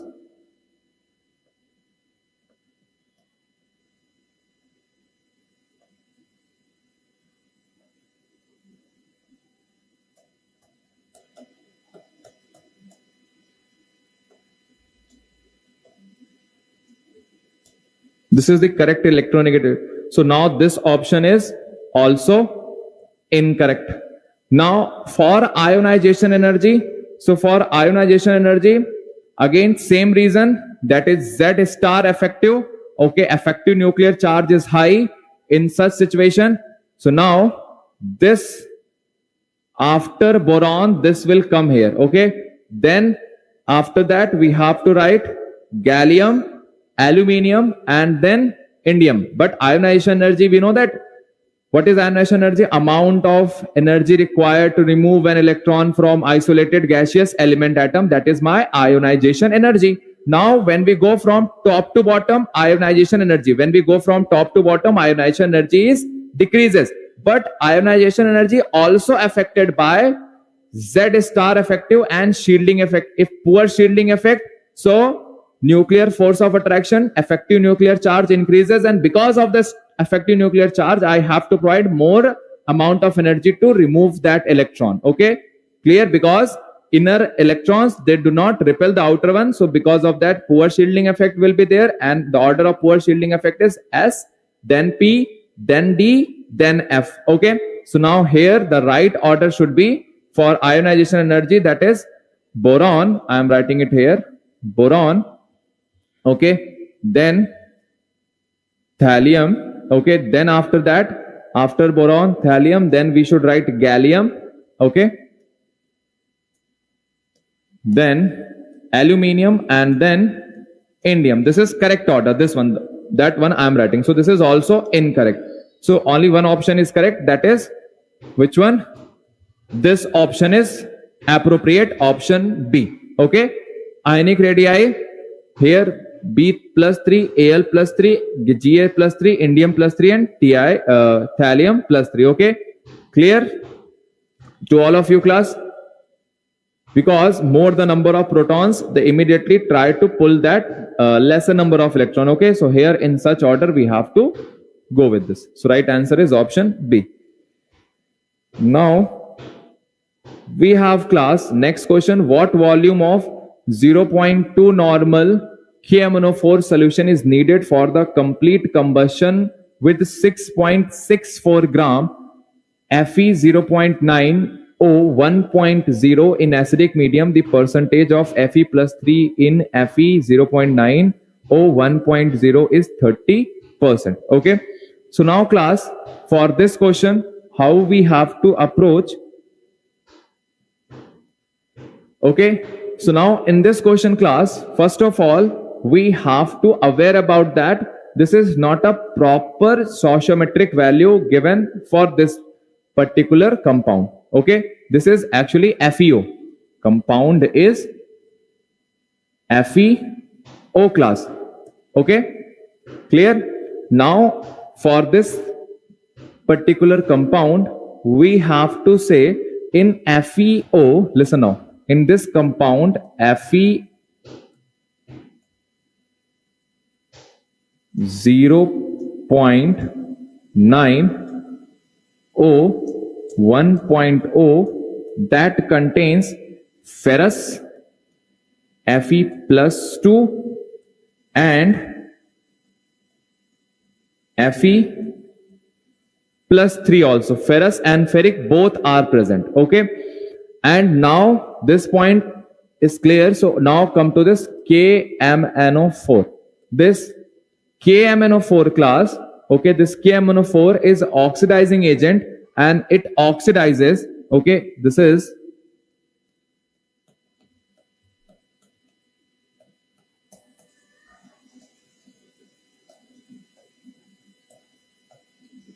oxidizing agent, and this oxidizing agent oxidizes ferrous into ferric. Okay, this oxidizes Fe plus 2, ferrous into ferric. So that means it only react with ferrous one, Fe plus 2. Now how we have to do with this question? We have to write equivalence of KMnO4 KMnO4 is equals to, equivalence of KMnO4 is equals to, we have to write equivalence of ferrous. Equivalence of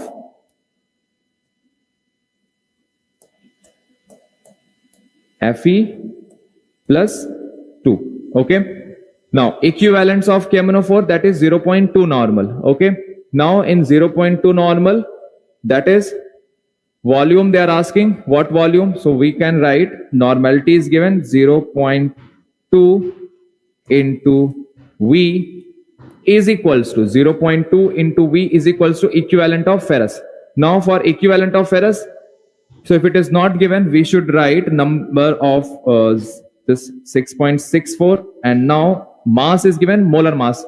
So remember it, molar mass of Fe 0.9 and O 1.0, that is 66.4. Okay, that one is 66.4. It's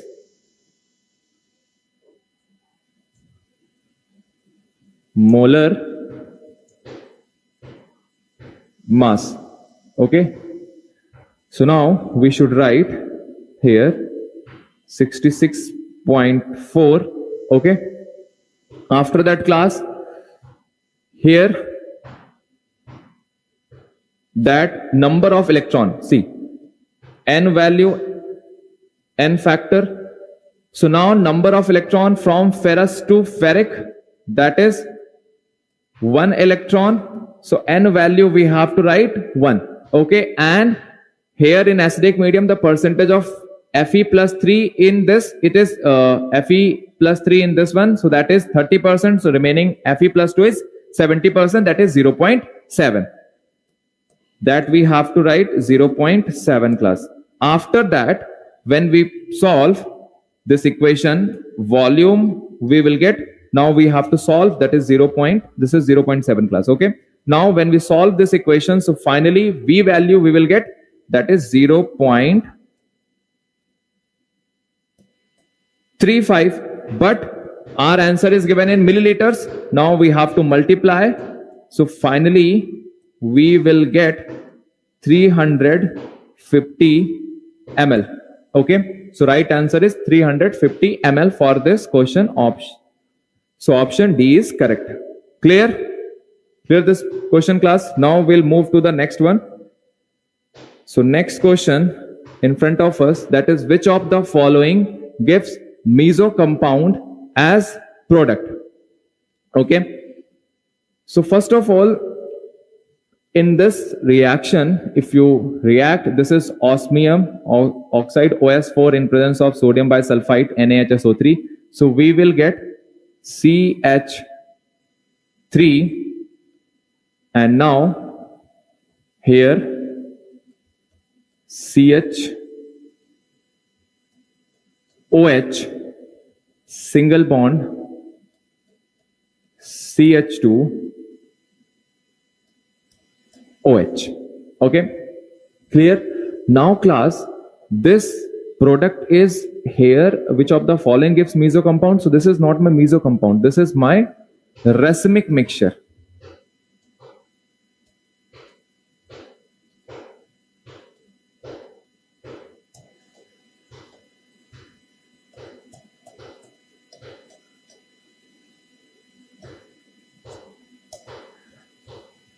Now what is racemic mixture class? Basically racemic mixture where if there is a chiral carbon, so in that inversion is also there and retention is also there. Is there any chiral carbon? This is my chiral carbon, because here CH3 OH one side H, and this is whole different group is present. Okay, so that's why this is my chiral carbon, this one. This carbon has chiral carbon. Okay, so that's why it is racemic mixture. And in racemic mixture,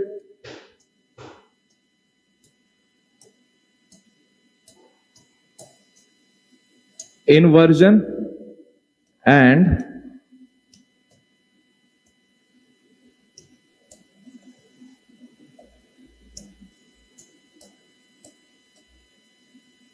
retention both are there. So this option is incorrect. Okay. Now, if you look at this one, so here this bond we have to break. This is cold KMnO4. This is known as Bayer's reagent.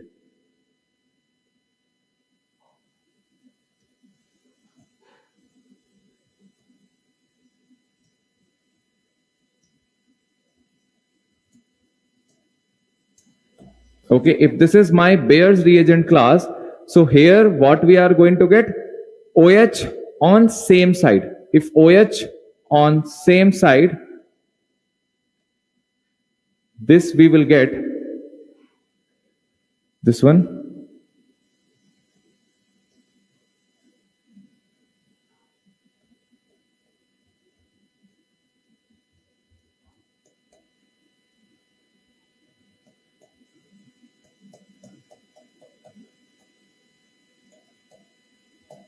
Plus another of E is also formed for that. Okay, understood? So this is also not the right answer. Now here again same process, same phenomena we will get class. Okay, here also we will get reaction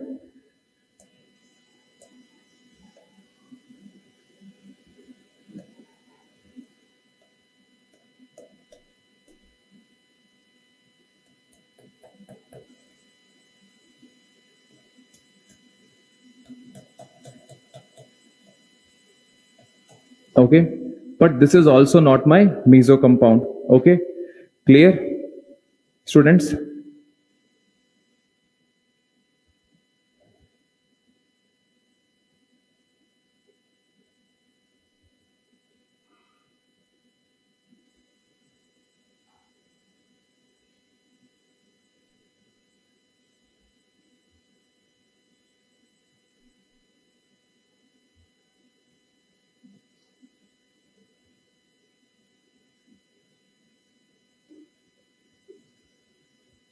Okay, so now basically we are talking about the meso compound. What is meso compound? So meso compound, students, are those compounds where we can say an achiral compound. Okay, this is achiral compound with chiral centers. Okay, what are the meso compound? Meso compounds are an achiral compound with chiral centers. Okay, so now here this is not also my meso compound. Okay, now come to this one. After reaction, this is H2 with Ni. After heating, this is your hydrogenation process on alkene, and we will get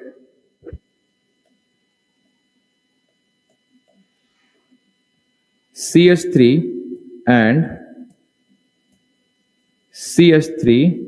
Okay, clear? So now here this meso compound is possible. Okay, here in this one, this is my meso compound because this product has internal plane of symmetry. Okay, it has internal plane of symmetry, so that's why this option is correct. Option D is appropriate for this question. Now we'll move to the next one class. So next question is, for the given sequence we have to find this reaction. So now we have this reaction. So when this reaction is proceed, first will react with P2O5. Okay, phosphorus pentaoxide. So when it is react, it is known as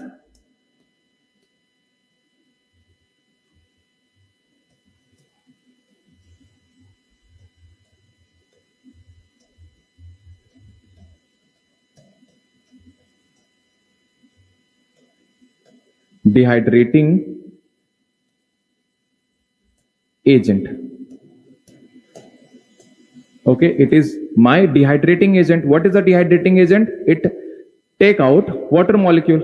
After removing the water molecule, so now from here this H2O we have to remove. After that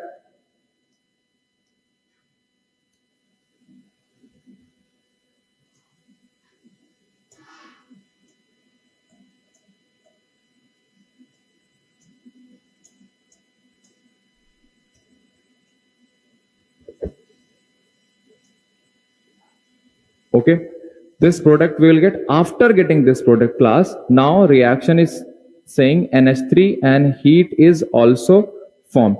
Okay, so now after that, when NH3 is reacting and we have to heat that mixture also, so my final product is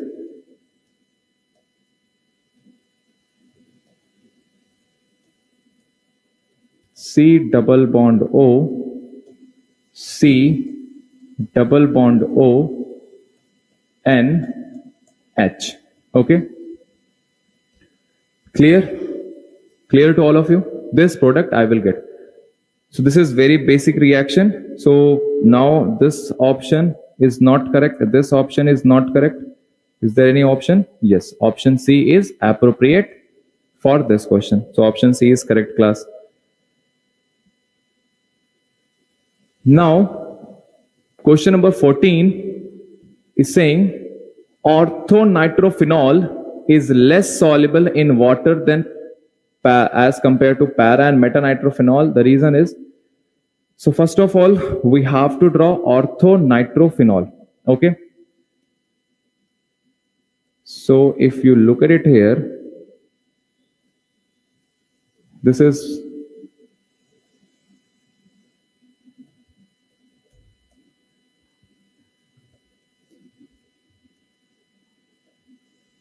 my orthonitrophenol. Okay. Now, when we talk about this orthonitrophenol, it has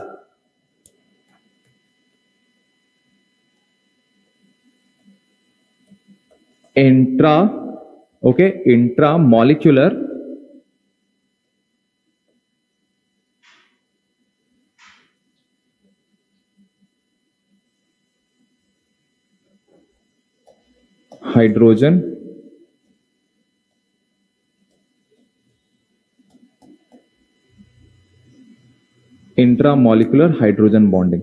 Okay, so if it has intramolecular hydrogen bonding class, okay, so which prevents when they already form, okay, there is already hydrogen bonding occurs, okay, there is already hydrogen bonding process. If they already itself form hydrogen bonding, so when this molecule dissolves inside the water, okay, so what is happening here, this intramolecular hydrogen bonding prevents, okay, this prevent it from forming hydrogen bonds with water. Okay, so what is happening, this intramolecular hydrogen bonding, it prevents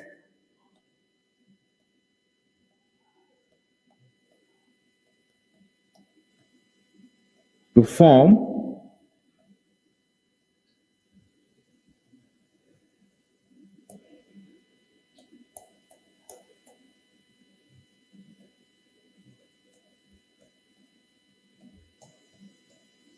hydrogen bonding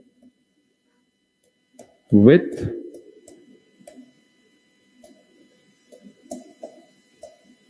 water. That's why it is less soluble. Clear the reason? So orthonitrophenol shows intramolecular hydrogen bonding. Option C is appropriate.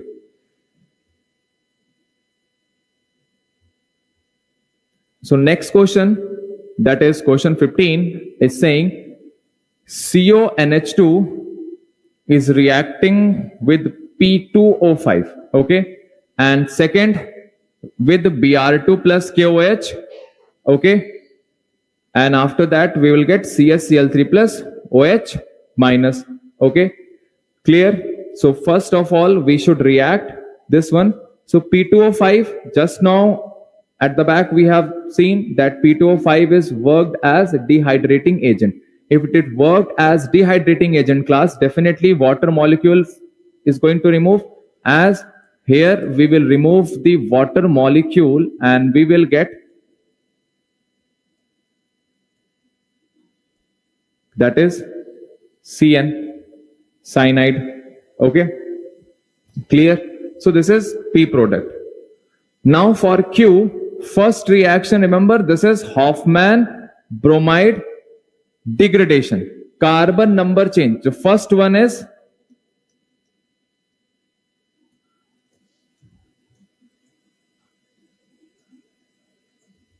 Hoffman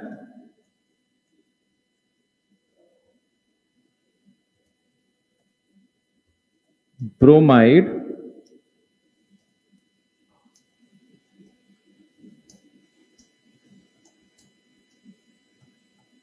degradation reaction class.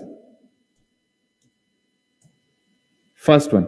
And this second reagent that is given, that is carbylamine reaction.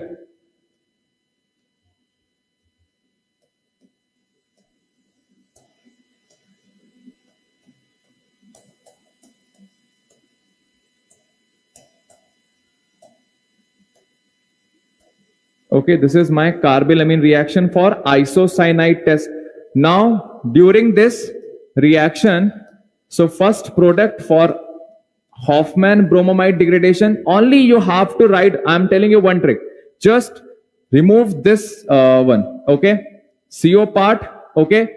We will get here, CO part we have to remove this one, and then we have to form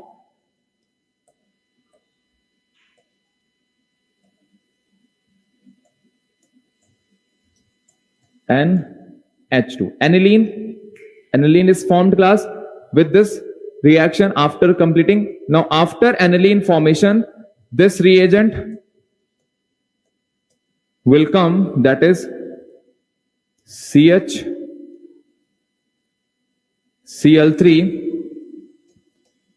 plus OH minus.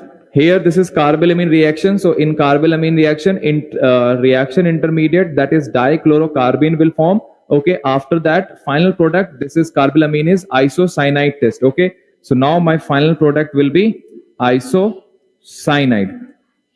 Okay, so now this is NC. Okay, so now cyanide and isocyanide, right answer is option A. Okay, for this question class. Next question is, transition element act as catalyst. Transition element, students, they act as a catalyst. So one by one will go. Because of their melting points are higher? No. Their ionization potential values are higher? That is also wrong. They have high density? No. So right answer is option D, that is they can show variable oxidation state. Now, what is the meaning of this variable oxidation state? See students, this transition element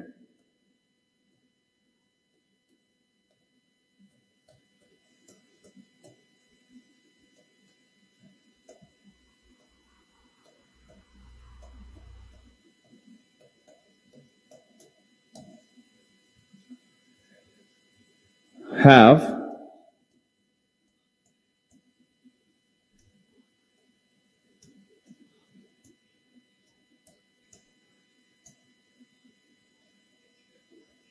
vacant d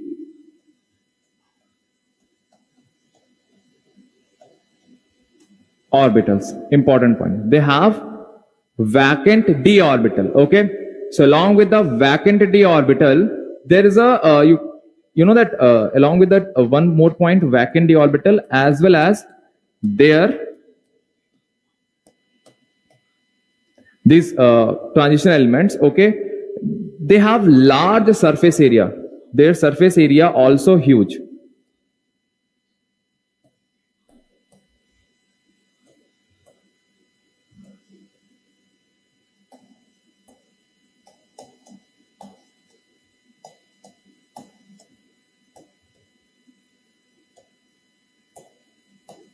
Okay, their surface area is also large.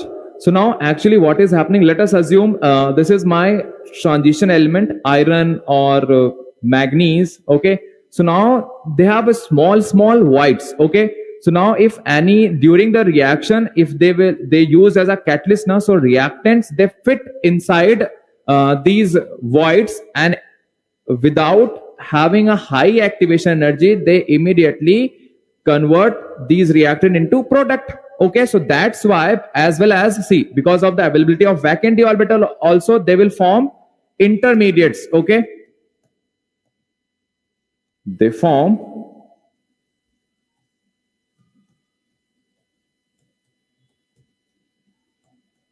intermediates. Okay, because of the availability of vacant d orbital. If they form vacant intermediate, so quickly this EA value, activation energy part, is decrease. Okay, so if activation part is decreases, immediately we'll get our product. Okay, so right answer is option D for this question.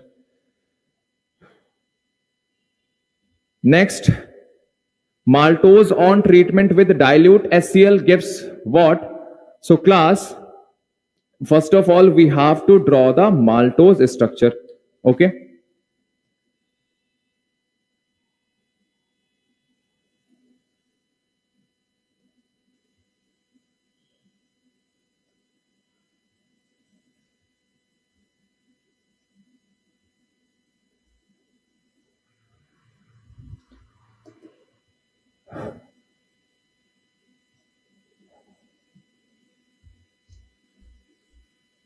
Okay. Now, then after that,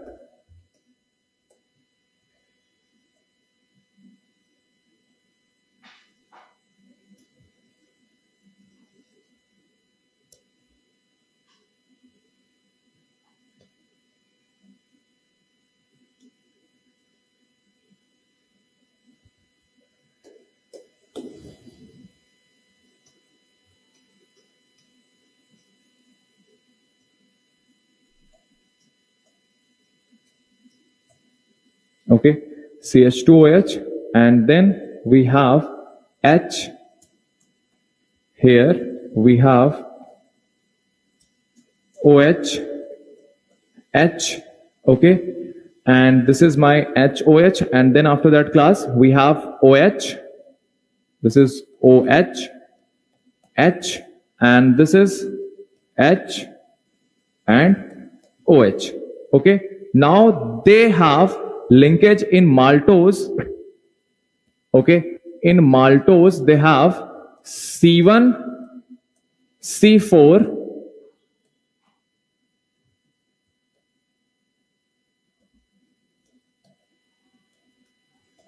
glycosidic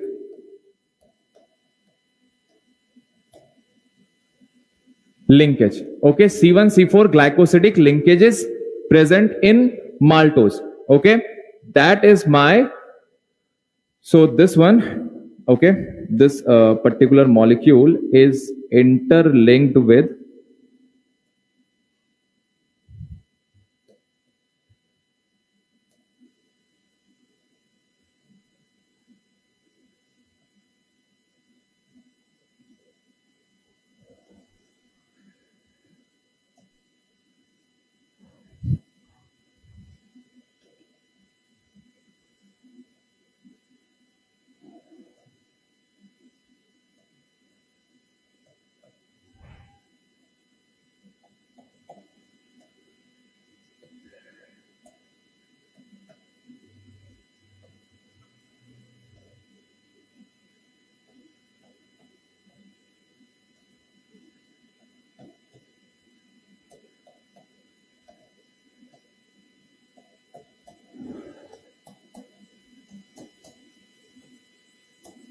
okay, so this position is position 1 and this is 4th position. So they have C1, C4 linkage. This is my maltose. So maltose on treated with dilute HCl. Okay, so when it react with dilute HCl, okay, so we will get D glucose. Okay, we will get class D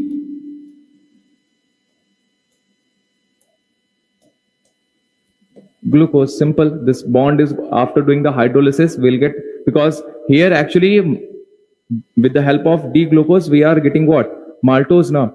So because of doing the hydrolysis, water molecule again dilute HCl hydrolysis will do, so we'll get D glucose. So right answer is option B, that is D glucose. Okay class, for this question.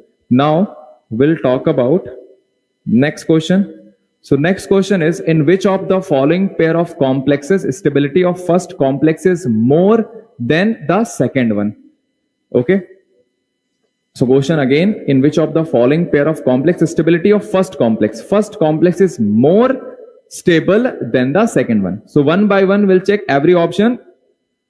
First, K4 FeCN6 as compared to K3 FeCN6. So here in this first one, oxidation number on iron, that is Fe plus 2, that is Fe plus 2 class, and in this one, that is Fe in plus 3 state. Now, according to that, as we have done the coordination compound in crystal field stabilization, okay, so if greater the oxidation number, more stable the complex. Okay, so here one point you should remember, greater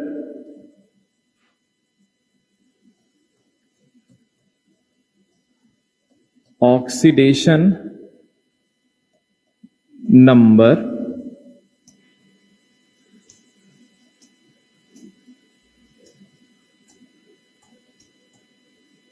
more stable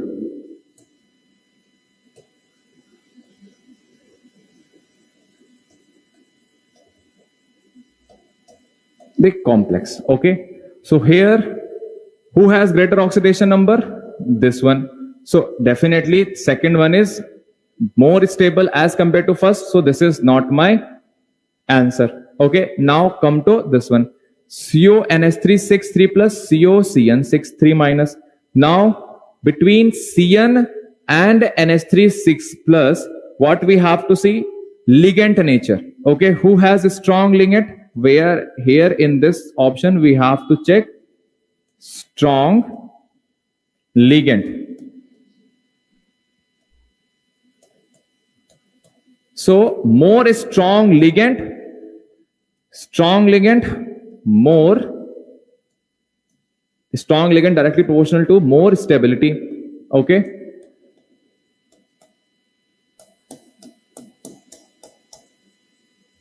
If it is stronger ligand, who has more stronger as compared to, as we have seen in spectrochemical series, cyanide is more stronger as amine, then definitely this is also not, because question is asking first complex.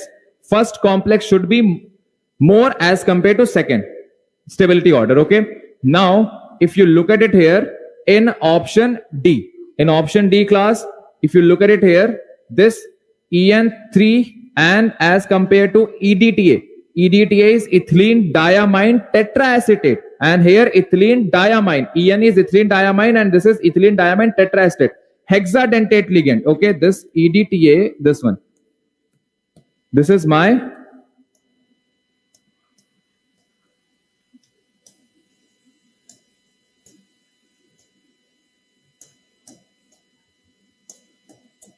hexadentate ligand class. If it is hexadentate ligand, means it is showing more chelation.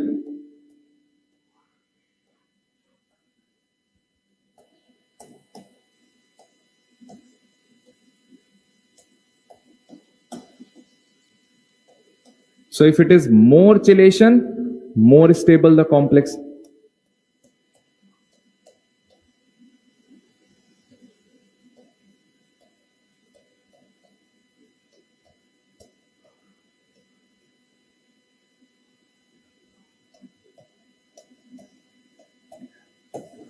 More chelating ligand, so definitely this is also wrong. Now this answer is correct because here ethylene diamine and amine ethylene is more stronger. Okay, so now this question is clear. Understood, class? Next question is, find out the correct IUPAC name of the following compound. So for correct IUPAC, look at this compound. Okay, so here we have to apply order of this one, that functional group,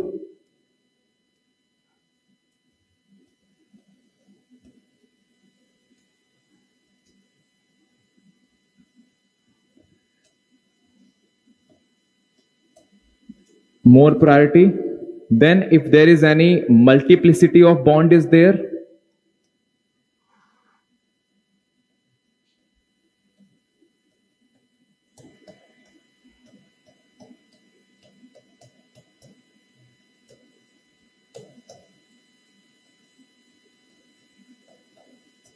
okay, then any substituent, okay.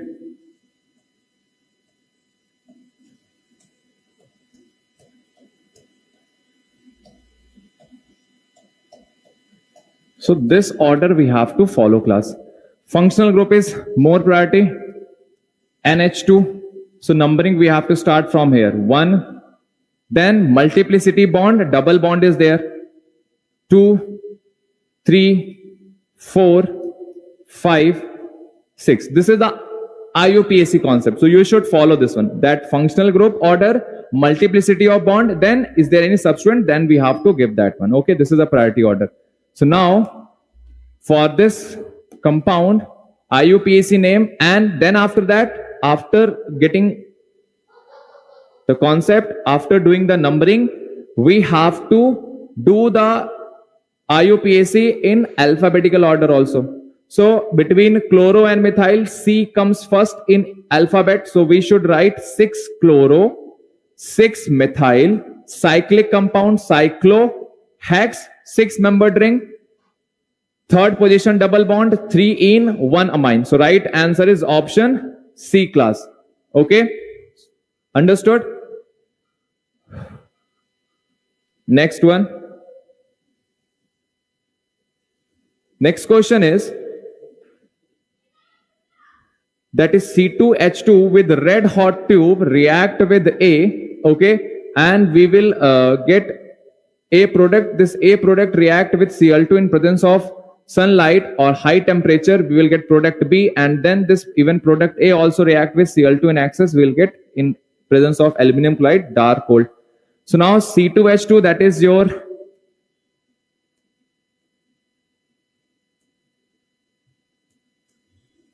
alkyne, and this alkyne when react with red hot tube, class, we will get benzene. Okay, and direct here we required 3 mole. 3 moles of C2H2 will get benzene. Very famous reaction, red hot. Here you can take either iron or copper, red hot iron or copper. In presence of Cl2 and UV, free radical reaction. Free radical reaction. Okay. During the free radical reaction, we will get this reaction here. That product you will get, this is Cl you have to attach in each and every place.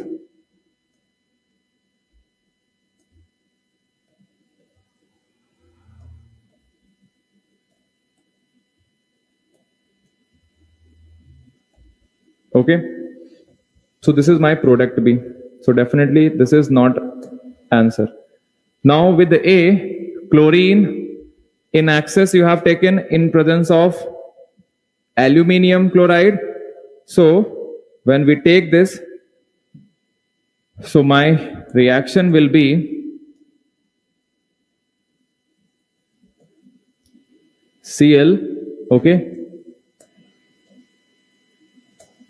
Cl,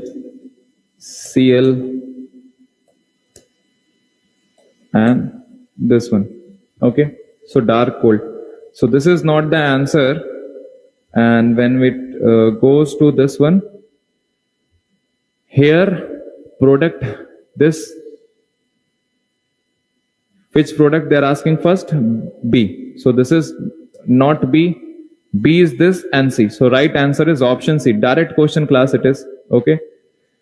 Now next one is, find the value of 10 to the power minus 2 into log K for a reaction. There is this question based on the reaction, or you can say concept, E naught of cell is equals to 2.303 RT and F log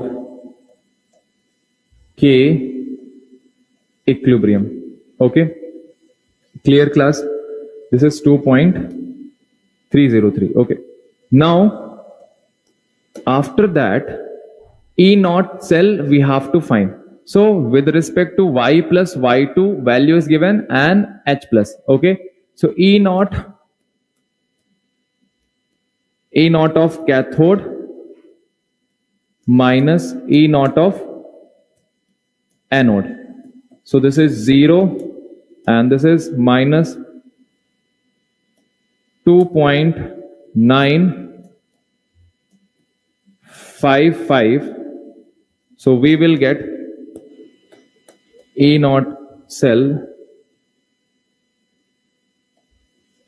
2.955. Okay, now after getting this 2.955 class, then we have to write this value here in equation. E, this 2.303 RTF value is already given for us, that is 0.059. So 2.955 is equals to 0.0591. Now, so there is total exchange of electron 2y plus. So total electron exchange, n value will become number of electron loss or gain, that is 2. Okay, now this is log K equilibrium we have to find class. Okay, now this we have to multiply. So with 2 multiply with 2.955 this side. Okay, so after multiplying, what value will get class? We are getting here 5.91. okay, and this is 0.0591 log K equilibrium. Now this we have to divide. So after dividing 5.91 upon 0.0591, so we will get 10 to the power minus 2 into log K, and finally this value will come for us, that is 1. Okay, because log K will get 100, because after that we will get log K. Log K, that we will get 100. Okay, and it is given value of 10 to the power minus 2 into log K. 10 to the power minus 2 will become what? That is 1. Okay, so right answer for this integer question is 1. Simple, just 1 is the right answer. Next,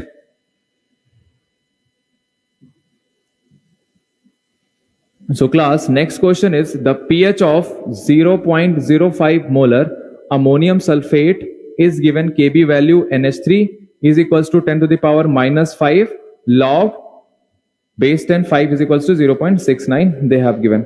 So we should do this question in such a way that 0.05 multiply with this ammonium sulfate NH4 2 plus 2NH4 plus, because ammonium NH4 plus and 2 ammonium ion are the NH4 twice, so 2NH4 plus. Okay, and SO4 2 minus. So multiply with this charge, that is 2, and after that we will get here, that is 0.1. okay, that value we will get class 0.1, or you can say that is 10 to the power minus 1. Okay, that we have done. After that we should find here hydrolysis constant KH. So when we find this KH is equals to, there is a relation KW upon KB, KW upon KB class. Okay, so now KW value 10 to the power minus 14, 10 to the power, KW value is 10 to the power minus 14, and this value KB, it is given 10 to the power minus 5. So finally, when we solve this kh value that we are going to get, kh value that is 10 to the power minus 9. Okay, clear? After that, we have to find alpha. Alpha we have to find with the help of kh upon c. This is a relation. So we have to put values, kh value 10 to the power minus 9 upon c value.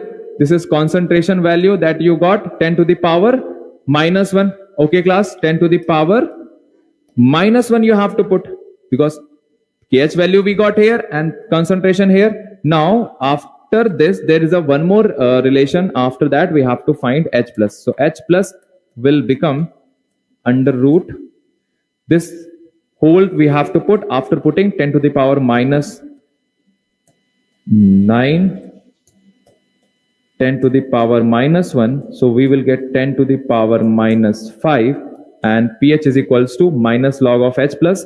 So we will get pH value that is 5. So right answer for this question is 5. This is one way. There is another way also that you can apply. Okay, that formula is pH is equals to 7 minus 1 by 2. This value you have to put Kb and this value plus Kc value. Okay, we have to put and you will get your answer. Next question class, that is find change in delta G of a substance from the graph of ideal gas in the process AB. Very easy question, because here ln 2 value is also given. Okay, and they are asking that we have to fill our answer as sum of digit, whatever the answer will get now. Like let us assume you got 13, 14. I will solve and then I'll tell you what answer will get. But whatever the digit, you have to add the digit and you have to fill here. Okay, so now there is relation for that question class. What is the relation with that G? Delta G is equals to nRT ln of, I'm writing it here, delta G is equals to n RT ln P2 upon P1. Okay, now so here this value P2 ln of P2 value we have to write. This is P1, this is P2. So P2 ultimately directly ln 2 value, so 0.7. Okay, now delta G nRT we have to take here from this one isothermal process. Okay, so we have to put here class 20 ln of 2. Okay, 20 ln 2, that we multiply 20 with ln 2 value, that is 20 into 0.7. After multiplying this, what value will get class? That is 14 atm. 14 will get na 14 atm class. So that 14 is not my answer, because they are asking we have to fill our answer sum of digit excluding decimal places. So that 14 1 plus 4, that is 5, because we have to take the sum of that. Okay,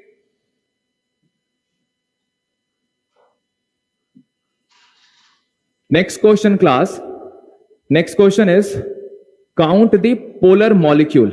So polar molecule, all the given examples are covalent compounds. Okay, and in covalent compounds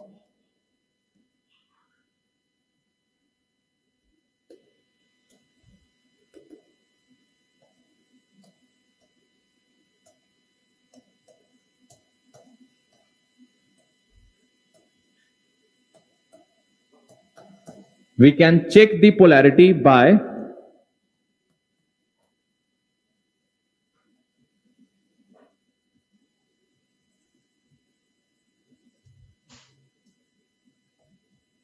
dipole moment.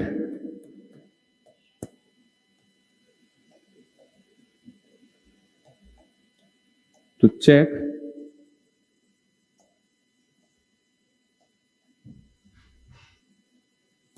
polar molecules. Means in covalent compound, how to find the polar nature, that is percentage of ionic character with the help of dipole moment. Okay. Now, so there is a one more condition. If there is a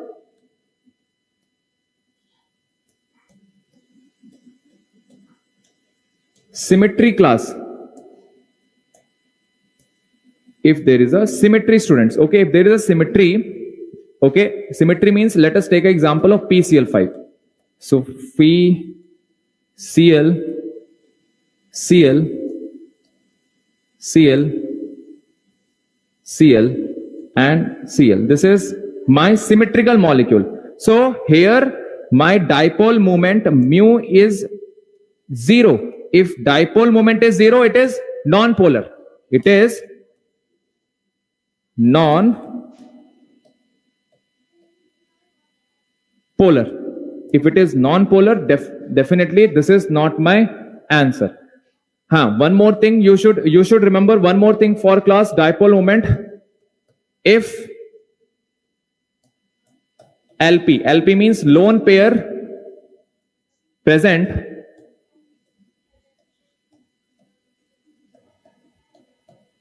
then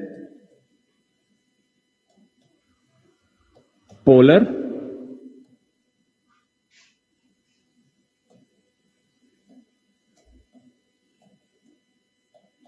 molecule. Okay. So first of all, we have to check lone pair.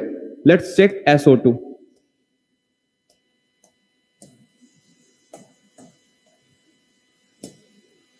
Lone pair. This is polar. H2O.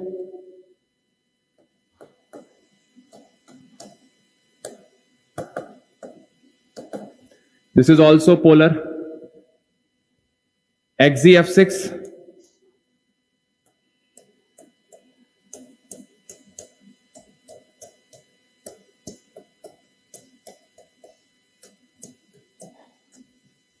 That is also have lone pair polar. SnCl2.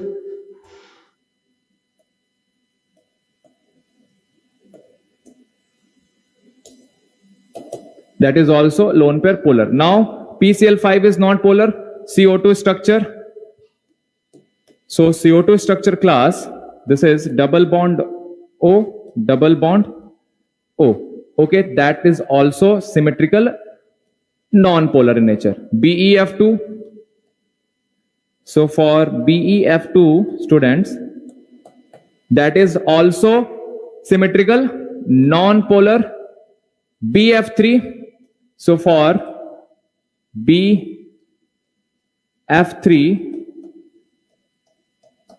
trigonal planar, symmetrical, non-polar. CCl4 tetrahedral, again it's a symmetrical, same like CH4. Again it is symmetrical, so again non-polar. So which is polar? SO2, H2O, XeF6 and SnCl2. So right answer for this question is 4. Clear?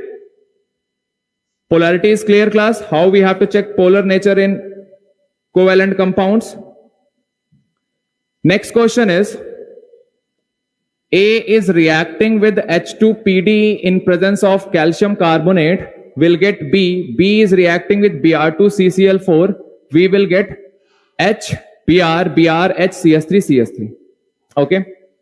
This question is number of sp2 hybridized carbon present in compound A. sp2 hybridized carbon in compound A we have to find. Okay. Again, it's very easy question. So during this question class, we have to remember this is Lindlar catalyst. This is Lindlar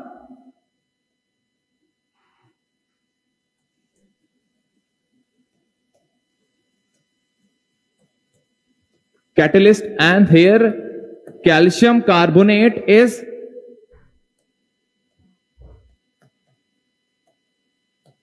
poisoning agent.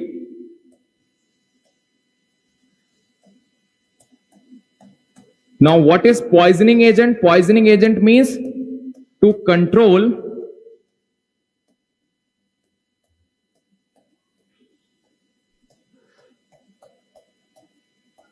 the reaction. Okay, so that is controlling the reaction. Why it is controlling? Because H2PD is a strong reducing agent. It can reduce a compound to even alkane also. Okay, then alkane, if we'll get alkane is less reactive compound because they are paraffins. They are paraffins, so they are less reactive. They will not going to react with bromine in CCl4. That's why, that means here if someone is controlling, so that alkane will not form, alkene will be there, definitely it is alkyne. Okay, so now structure for this is CH3, C, triple bond, C,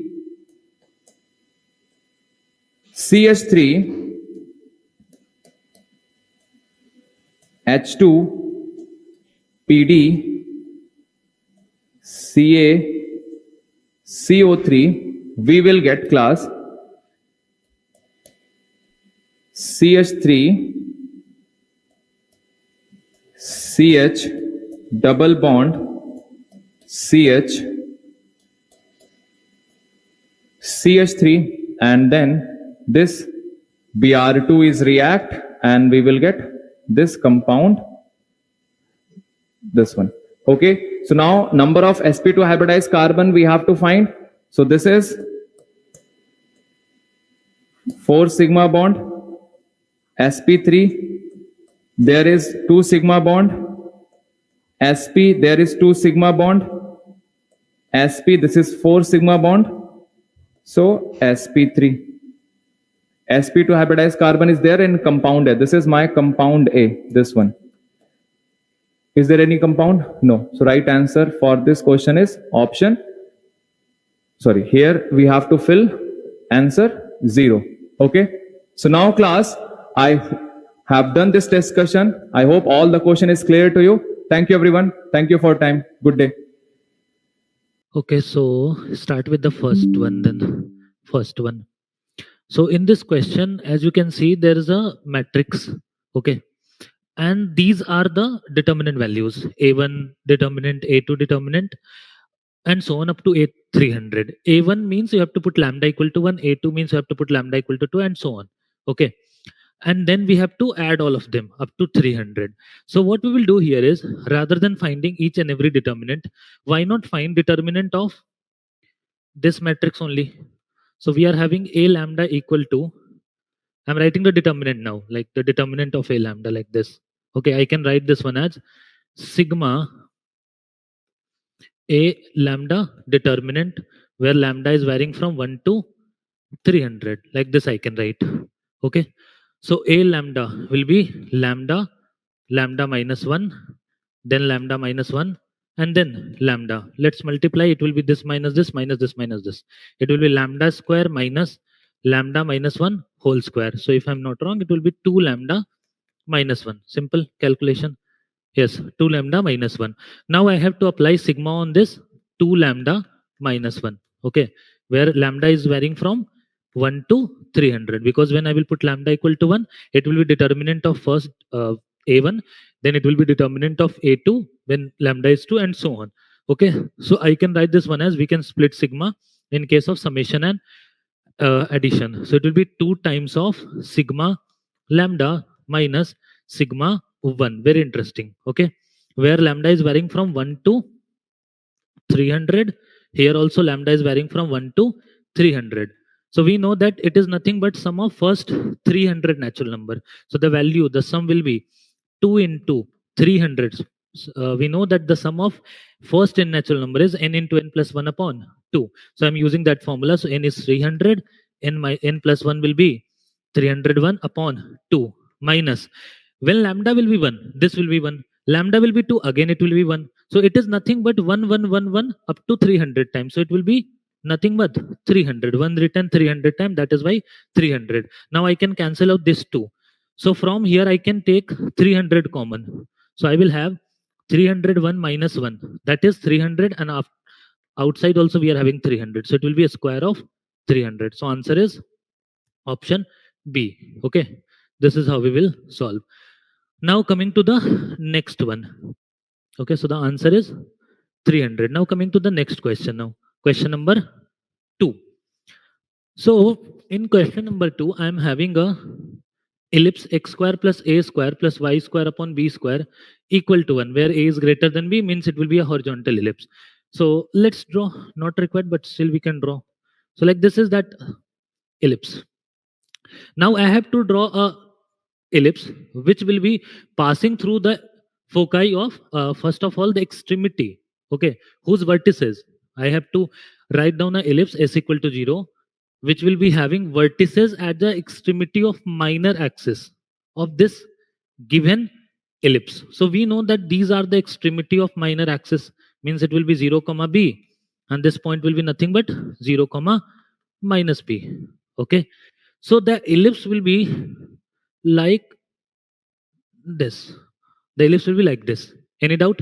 And interestingly, it will be passing through the focus also of this yellow ellipse, that is given ellipse, that is E. So this point will be AE comma 0. So it will be a vertical ellipse. The required ellipse is a vertical ellipse. Okay. And it will be like this 2B will be the major axis in that case. Okay. So I don't know the minor axis because I don't know this length. Actually, it is 2AE. That also you can write down. So this will be our 2AE. That is A dash, you can say. It will be equal to what? 2AE. A dash. Okay. 2A dash, sorry. And 2B dash will be equal to what? 2B dash will be equal to our 2B. Any doubt? So this 2 and 2 will get cancelled out. Then this 2 and 2 also will get cancelled out. Then I need, for finding the eccentricity, of this E ellipse, given ellipse, it was E equal to, or E square equal to 1 minus B square by A square. A is greater than B, it is given also. Okay, and for finding this eccentricity of second one, I have to use, let's take a E dash. It will be, E dash square will be equal to 1 minus, here A dash will be lesser, okay, and B dash will be more, okay. So in this case, it will be A dash square upon B dash square. This is what we have to write. Then, so let's put the value.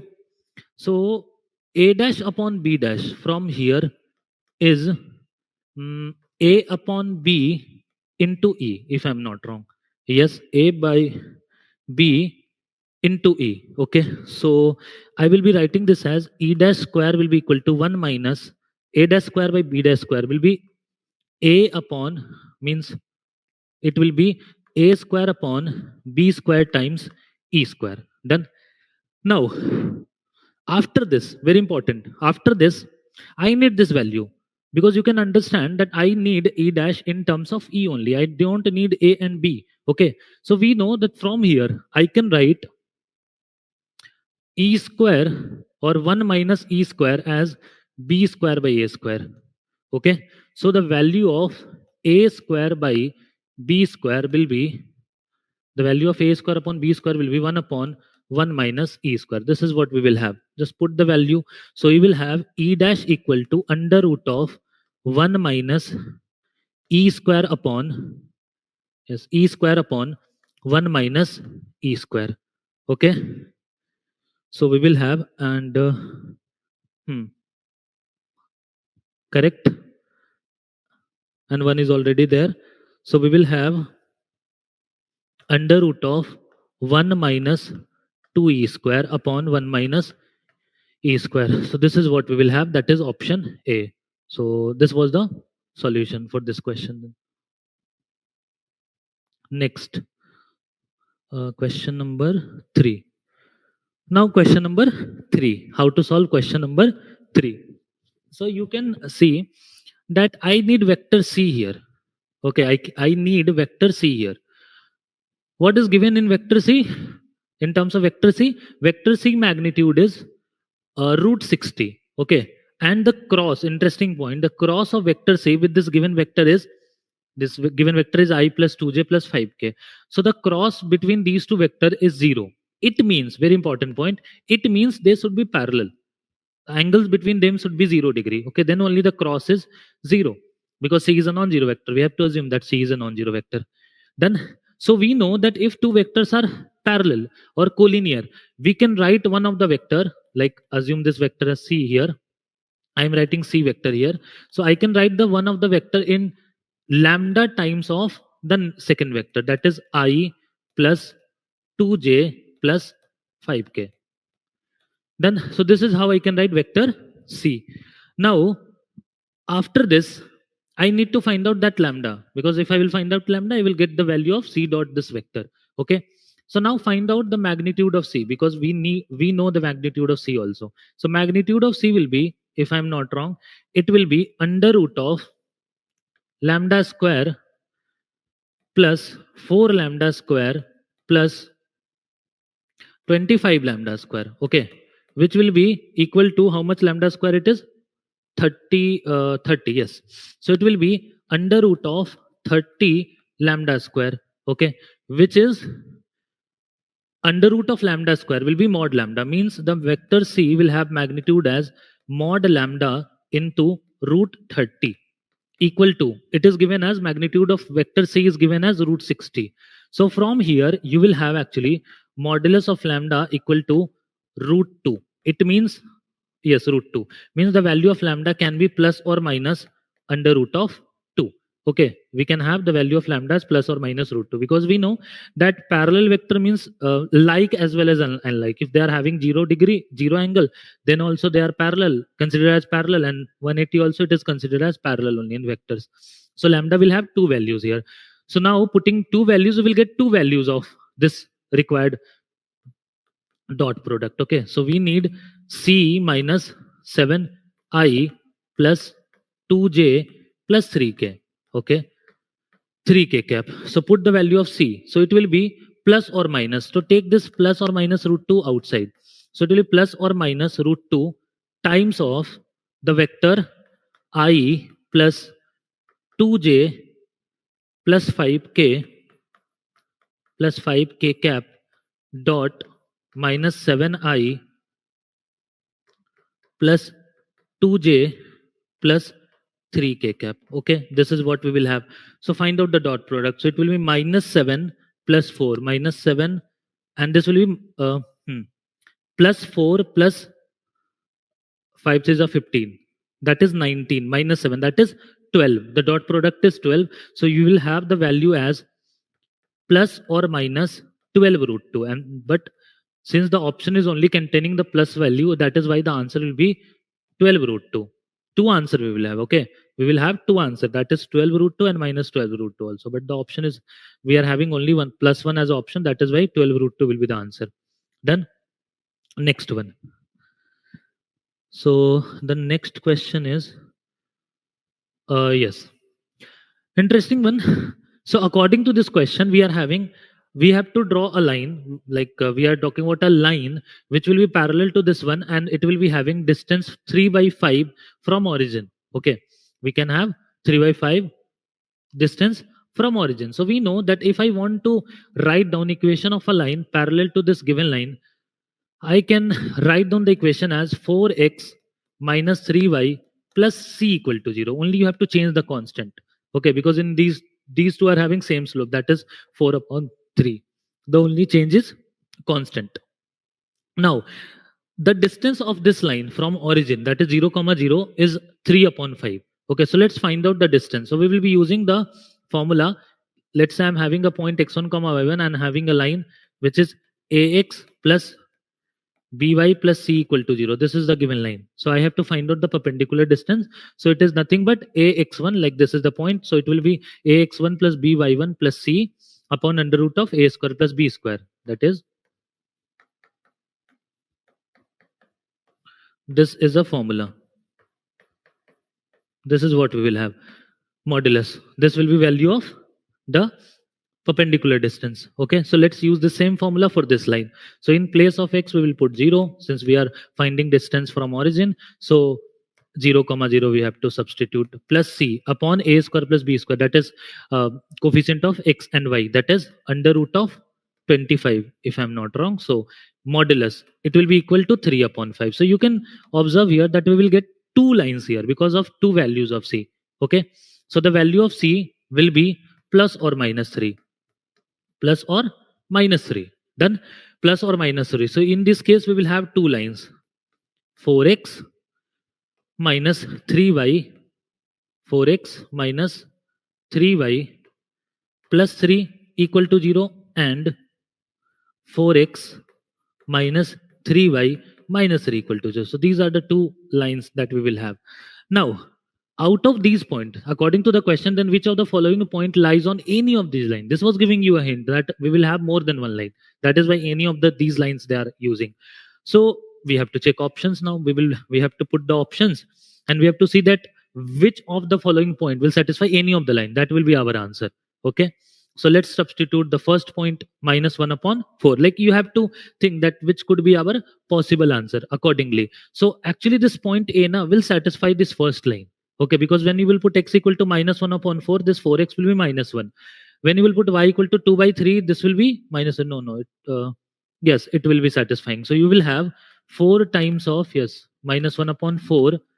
Okay, minus 3 times of 2 upon 3 plus 3. It is equal to 0. Okay, so this first point, first option, it is satisfying first line. So that is why it will be our answer.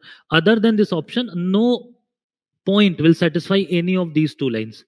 Okay, so that is why option A is a correct one. Next. So easy question. These also are easy questions. Next one.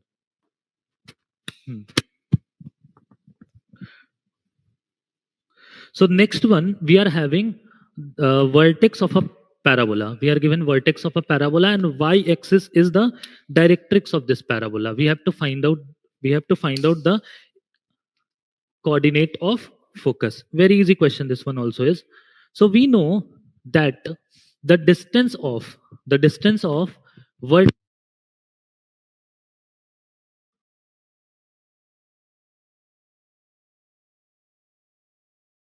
So we know that the distance of directrix from vertex, like let me draw first. So 2 comma 0 is vertex. Generally 0 comma 0 is a vertex, but it is not. Okay, so it's a shifted one. It's a shifted parabola. So the parabola will be like this. Okay, and this point is 2 comma 0. Then, and this point, this line, okay, this line is directrix. This is y-axis. This is directrix. It will be 0 comma 0. So we know that this distance, it means the distance of directrix from vertex, okay, it is equal to the distance of vertex from focus. Both are equal. So if you will find out, this distance is 2 units. So this also should be 2 units. So you have to go 2 units forward. Okay, so is it okay to say that it will be 4 comma 0? Then only not that this distance also will be 2 unit, and already that distance is 2 unit. So the focus will be 4 comma 0. That is, it will lie on x-axis. It's a shifted ellipse, shifted parabola, sorry, simple one. And that also shifted also in a simpler way, because axis is still x-axis. Next one, question number 6. This one is a very interesting question. Okay, this one is very interesting question. So we have to find out the minimum value of this expression given the a values are positive real number. So whenever we used to get this condition that the quantities or the values or the terms are positive, always we should be having in my mind that we can use AMGM concept. Okay, AMGM concept. But important point here was there is a negative also in between. Like these terms are positive because a is positive, so a power 5 everything will be positive. But this minus 30a is a creating issue here. So that is why we may think that no. Rather than these being positive, I will not be going forward with AMGM. But no, still you can utilize AMGM concept. That will be I will be keeping this question in a good, like it is medium to tough. You can keep this question in. Okay. So let's see how we can still utilize the concept of AMGM here. Okay. So I am going to use AMGM concept. Like we know that AM is always greater than equal to GM, and this equality occurs when the numbers on which you are applying AMGM now they should be equal to each other. So that is what we are using here. So let's use. But before using, let's see how I'm utilizing this fact. So I'm writing a power 5 once. Okay. I will be writing this a power 4. I will explain also the reason behind it, why I will be writing a power 4 twice. Okay. One of the reason is obviously 2 is there, but someone can ask also that why you are not using 2a power 4 once only, why you are using it twice. Now I will be writing this a cube thrice.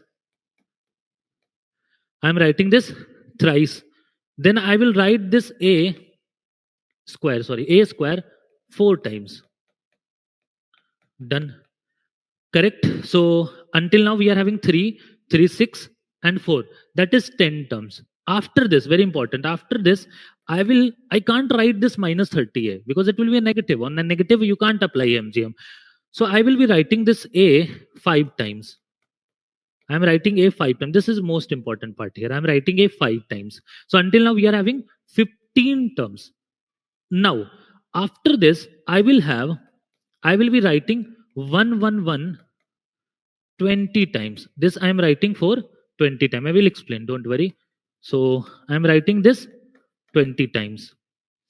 So now on how many terms I am applying AMGM concept. So if you will add all these terms, you will have 35 terms. Okay, I am having 35 terms. So it will be equal to greater than equal to AM is greater than equal to GM. GM means the product of all of them. So I will have 5, 4, 9, 9, 4, 13, 13 and 13 and 9. That is 22, 22 and 8.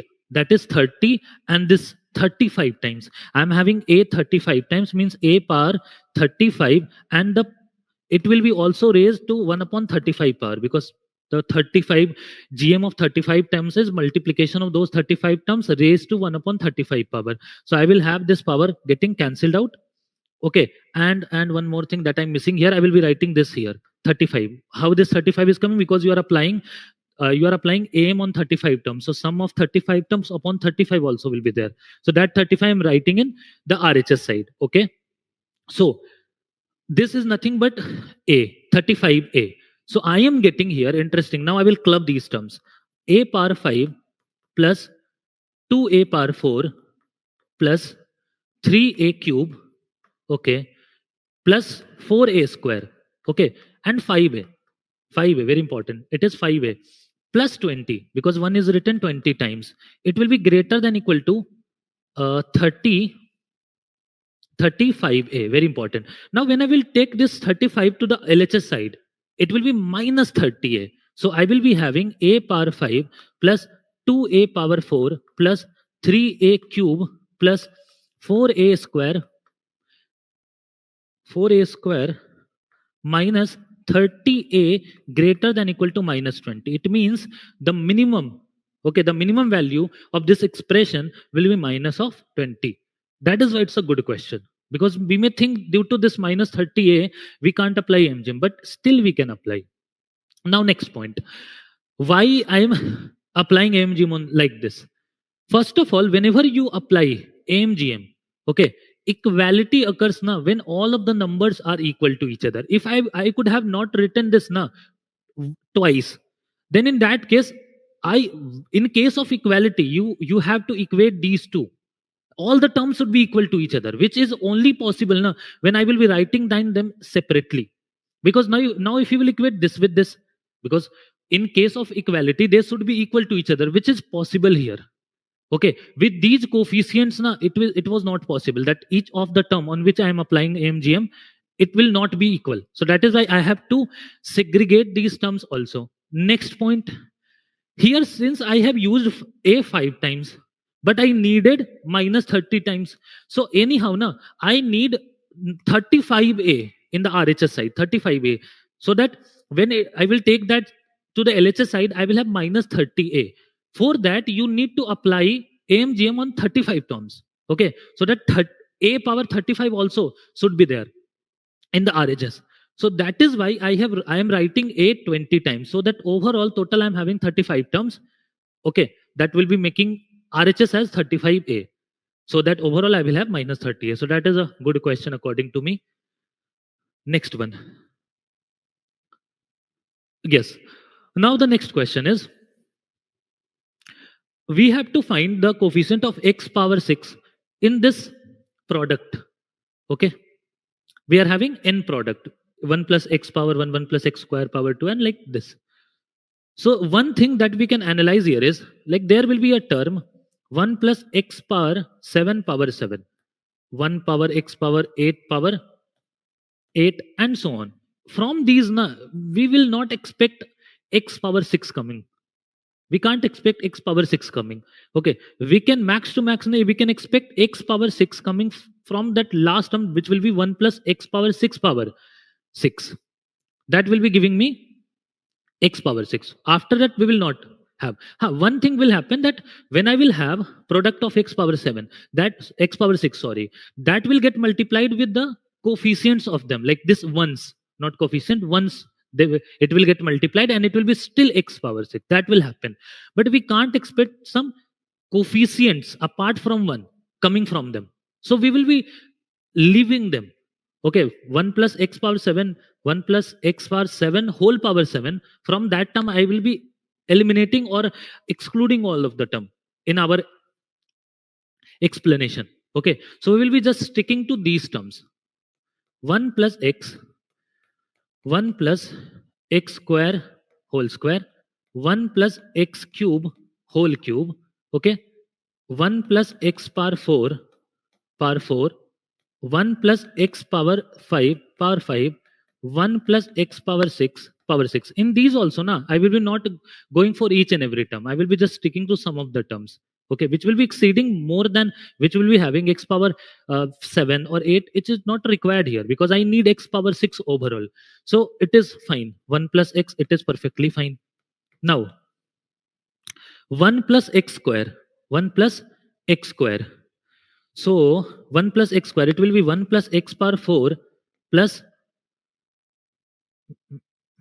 plus 2 x square. This is what I will have if I'm not wrong. That is it. Now from here, it is a plus b whole cube, or if you want, you can use the concept of binomial also, you will get the answer. So it will be 1 plus, there will be a term x power 9, because a cube plus b cube, which I will be eliminating, which I will be not taking into consideration because it is exceeding 6. So I will be not writing down that term. So leave it, a cube, b cube I am not writing. Then it is 3 x cube, 3a square b plus 3 a square b and ba square. It will be 3 x power 6, x cube square. Okay, and a you can consider as 1, b you can consider as x cube. That is what I will write. I am not writing x power 9 here. Similarly, if I will write down the terms here, there will be first term, that is 4c0, that is 1. Next one will be 4c1 x power 4. That is also okay. So it will be 4 times of x power 4. But after that, there will be a third term which will be 4c3, whatever it is, but it will be x power 8, because third term will have 2 power on x power 4, which I will be not taking into consideration. Similarly, it will be 1 plus 5x power 5. Okay. And after this, there will be 5c2 x power 10, which I'm not taking into consideration. Again, 1 plus 6x 6. That is it. I'm not taking into consideration power of x, which is exceeding 6. That is it. Let's multiply. Okay, so let's multiply these three first. These three first. So when I will multiply these, so let's multiply 1 plus 4x power 4, keep it as it is. And then multiply these two. So I will have 1, which is okay. Then I will have 6x power 6, that is also okay. And 5x power 5, that is also okay. But I will not write these two product because it will be x power 11. I'm leaving it. Done. Now, 1 plus x, again I'm keeping it as it is. Now multiply these terms. So I will write 1, 3x square, that is fine. 3x power 6, that is also okay. But after this, when I will multiply x power 4 with all of these, I will write x power 4, which is okay. But x power 4 multiplied by x power 3, it will be 7. I'm not writing. X power 4 into 6, not writing. After this, 2x square. Then I will have 6x power 5. That is okay. So this is what I will write. Done. Now further multiply. So 1 plus x into, I can club something. Yes, I can club. 1 plus 5x square. Then x power 4. Then 6x power 5 plus 3x power 6. Like this we will have. and then multiply again these two. So when I will multiply with 1, all are perfectly fine. So 6x power 6, 5x power 5, that is okay. But when I will multiply with 4, so this is okay. 4x power 4. Now it will be 10 power. X power 4 into x power 6, no need. No need after now. Done. So it will be 1 plus x multiplied by these two, product of these two. It's lengthy. It also you can uh, keep this question in medium or tough category because of the calculation that is involved here. The first logic that I explained, that no need to take x plus 1 plus x power 7 whole power 7. After that, no terms to need that, and after that, no terms. There's requirement to write, but after it also there is a lot of calculation. After that, write down. So when I will multiply with 1, all the terms are fine. 1 plus 6x power 6, 5x power 5, and 4x power 4, that all are fine. But when I will multiply this 5x square with these terms, so 5x square will be okay. 5x square is okay. But after this, when I will multiply with 6 power, 5 power, 4 power, all will exceed. All will exceed the limit, that is 6. When I will multiply x power 4 also, try to understand. When I will multiply x power 4 with all of the terms, so I can write x power 4. That is okay. But x power 4 with any other power, it will be more than x power 6. No need to write. Similarly, 6x power 5, I can write again. I can write again. But after that, no need to write. And the last one will be 3x power 6. Done. Okay. So when one will get multiplied with these terms, I will have these two. Which two? This one and this one containing x power 6, which is 9. So from here I am getting 9 as a coefficient of x power 6 when one is getting multiplied with these, because when one will get multiplied with this 5, 4, 2, 4, not required at all. Now when I will multiply this x, I need x power 5. That will be giving me what? The coefficient of x power 6. So this multiplied by this, okay, and then this one. So I will be having 6 plus 5, that is 11. 11 again. Correct? Yes, so 6 plus 5, that is 11. 1 with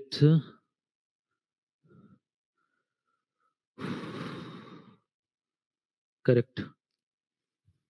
Let me see where is calculation mistake. 26, 28, 30. I'm getting 20 only. X power 6 I require.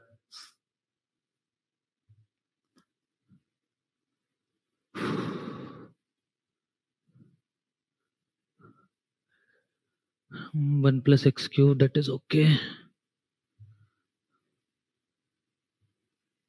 Also fine. 9 is not allowed. Okay, done.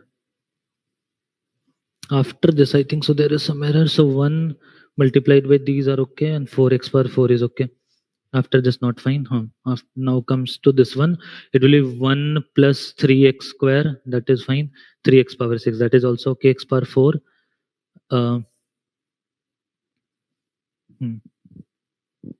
X power 4. That is fine. After it's not required. Then x square. Then x power 5. That is okay. Correct.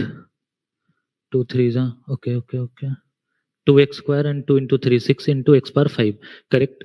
So after this, then 1 plus x I'm having, which will be getting multiplied with these. So 3x square and 2x square, 5x square, and x power 4 is alone, 3x power 6 is okay, and 6x power 5 is there. Okay. Now after this, we will multiply 1 with these terms, which will be giving me perfectly fine.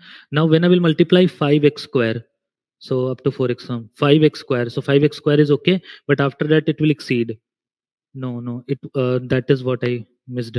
So when this 5x square, try to understand, when this 5x square will get multiplied with this 4x power 4, that will also give me 20x power 6. That I missed. Okay. After this, when this x power 4 will get multiplied, no, only x power 4. Correct. 5. Then I will get 5, and after that not required. So this I missed actually, 20. Okay, so this 20 x power 6, when one will get multiplied with this 6 x power 6, 3 x power 6, and 20 x power 6. So total I will have now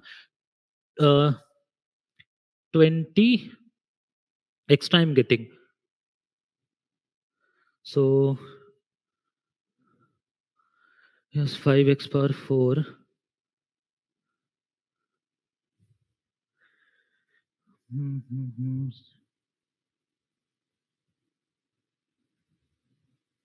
And then x with x power 5 and then 6x power 5. Yes.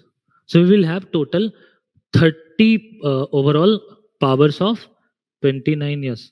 30 overall power of x power 6. So 28. Okay, so you can observe from, yes, there will be some mistake most probably. So from here we are getting 28 as total power of x. Okay, the next question then. Yes, this one. If the system of equation is having non-trivial solution, so we know that this is a homogeneous type. Okay, and for this homogeneous to be having non-trivial solution, for this homogeneous to be having non-trivial solution, the discriminant, okay, the discriminant, sorry, determinant should be 0. What determinant? Like here you can analyze the p coefficient is lambda. Here it is 2. Here no coefficient of p is there, that is why 0. Then coefficient of q, 0, lambda minus 1. Then constant terms 1. Like here it's not a equation, it's not a linear equation in 3 variables. Okay, they are like it's a linear equation in 3 variable, but in a different variables, not x y z, it is p q and r. Okay, p q and r. So it will be 1 1 1 equal to what? 0. This is what I want for non-trivial solution. Okay, so I will have lambda times of lambda plus 1. Okay, then I will have 1 into minus 2. Done. So I will have lambda square plus lambda minus 2 equal to 0. This is what we will have. Lambda square plus lambda minus 2 equal to 0. So the value they are finding, they are asking that lambda will be root of which equation. So from here you can get that values of lambda, or better now, like I can directly also answer that it will be b, because if this is a quadratic in lambda, it can be a quadratic in x also. Both will have same root. Changing variable doesn't changes the root of the equation. So that is why we will have x square plus x minus 2 as that root, that equation. Next question from complex number. So we are having a complex number z and w, two complex number I am having, and there is a relation with z and w bar, which is z plus w bar will be equal to z into w bar. Okay, and the modulus of z is 1, means it will be varying on a circle. Okay, so from here I will try to find z, because I know about z. Let z modulus is 1, so it will be w bar equal to z, I will take common, that is okay. So from here you will get z equal to w bar upon w bar minus 1. Now take mod both side. This I am taking mod both side. Okay, so from here I will get, and the mod of z is what? 1. So that is why this mod will be equal to also 1. So I will have w bar modulus equal to, done. Now we know that I can write this one as, try to understand, I can write this one as w bar, okay, equal to, I can write this one as w minus 1 whole bar also, both are same, correct? And now we know that modulus or z modulus is equal to z bar modulus also, conjugate as well as the complex number, both are having same modulus. So I can write this one as w equal to w minus 1 modulus with modulus. So now it is like z minus z1 modulus is equal to z minus z2 modulus. Okay, this is what we are having. So it represents a perpendicular bisector of line joining z1 z2. Okay, it represent perpendicular bisector of line joining z1 z2. So here z1 is 0. I can write this one as w minus 0 equal to w minus 1.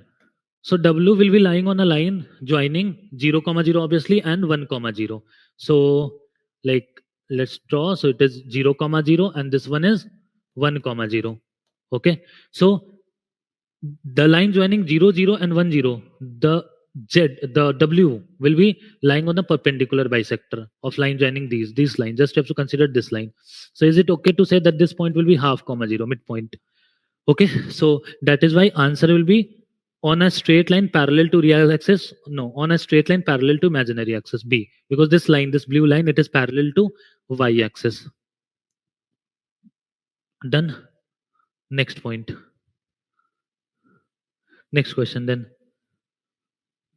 After this, there is a circle, and we already know that how to assume a point on this circle.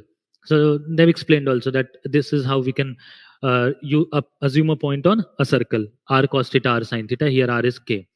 Now this is a circle which is not having center at origin, so it's also easier. The way you are assuming point here in terms of cos and sine, you can assume here also, but there is some change. You have to add the coordinate of center also while assuming. So any point on this circle will be 1 plus 2 cos theta. It is r cos theta, but I'm adding the x coordinate of center in that point. So 2 plus 2 sin theta. So this is what I'm having. So this I will be considering as x, and this I will be considering on y, considering as y. Now I have to find out the minimum and maximum value of x square and y square. So add x square and y square. So I will have 1 plus 4 cos square theta plus 4 cos theta. Done. Plus 4 sin square theta plus 8 sin theta plus 8 sin theta. So I will have here 4 sin square theta, 4 cos square theta, it will be 4, and constant is 4 plus 1, 5, that 4 also. It will be overall 9. So 9 plus, I will take 4 common, I will have now cos theta plus 2 sin theta. So if you will analyze it, you will have a cos theta plus b sin theta. And we know the maximum value is under root of a square plus b square. And minimum is minus times of under root of a square plus b square. You can assume anyone as a and b. So a is 1, b is 2. So under root of 1 square plus 2 square, that is root 5. So root 5 will be the maximum of this value, maximum of this expression, and minimum will be minus root 5. So max will be 9 plus 4 root 5. Okay, and according to them, maximum, minimum, anything is mentioned. Okay, they are asking max only. So 9 plus 4 root 5. That is why option C. Minimum will be 9 minus 4 root 5. So this is how it is important, like questions based on circle. Next one, number of integral values of m for which this quadratic will have, quadratic will be always positive. Okay, so let's see what I'm having. So first of all, a quadratic which is having a positive only will be always positive. Okay, it should be having mouth on opening upward. So first condition, that is 1 plus 2m should be positive.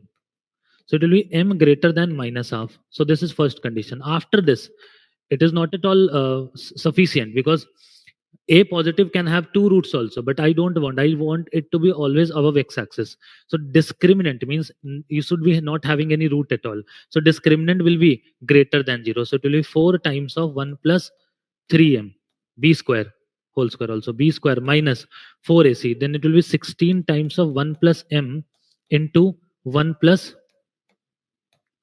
2m. Okay, so 4 it should be negative, it is 2m.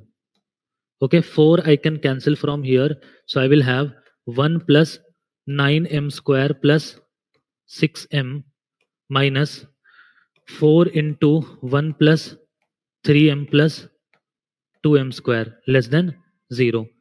So after this, it will be, you will be having m square. Okay, and this is 6m and this is total 12m. So minus 6m. Correct. And from here now I will have 3 equal to, sorry, not equal to,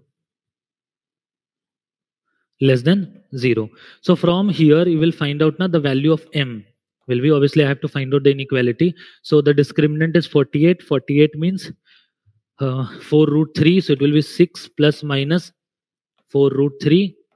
Okay, by 2. That is 3 plus minus 2 root 3. This is what we will have. Okay. 1 minute.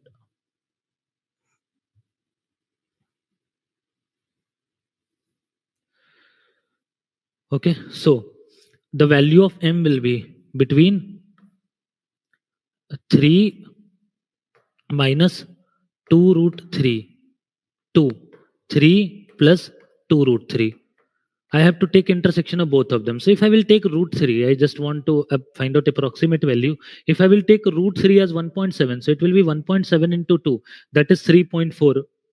3 minus 3.4, it will be minus 0.4, which is greater than this value.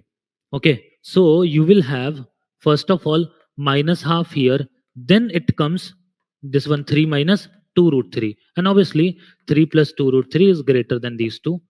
So then it will be like this. So according to the first one, minus it should be greater than minus of, and according to the second one, it should be between these two. So obviously the intersection is again the same.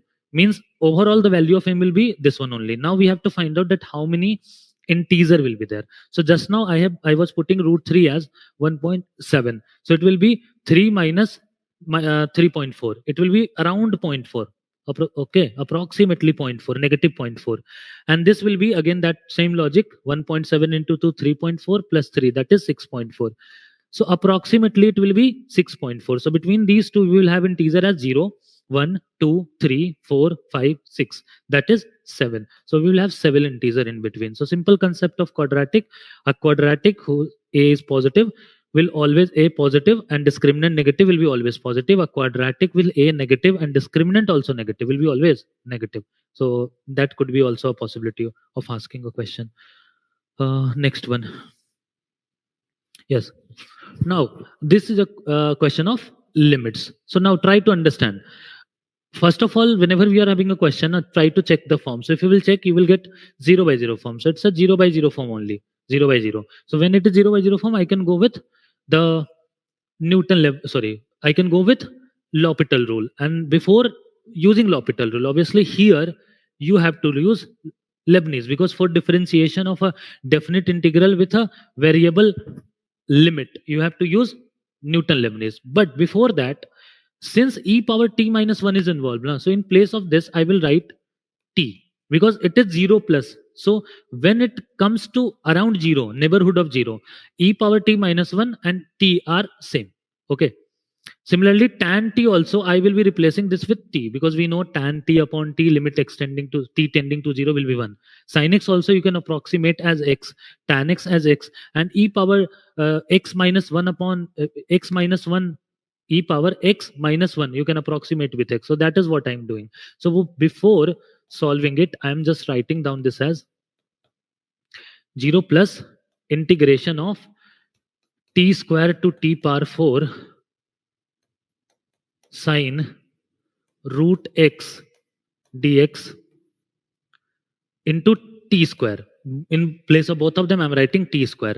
Now use Newton-Leibniz. When I will differentiate both of them, I will use Newton-Leibniz. So according to Newton-Leibniz, you have to put the first limit here in place of x. So it will be root x t power 4. Since x is positive, t is positive, so under root I can directly write as under root of x square or under root of t square as t only. Okay, so we will substitute the first limit. It will be sine under root of t power 4. Then we have to differentiate t power 4 will be 4t cube minus, then we will substitute lower limit. It will be sine of under root of x square. Then it will be 2, everything is in terms of t.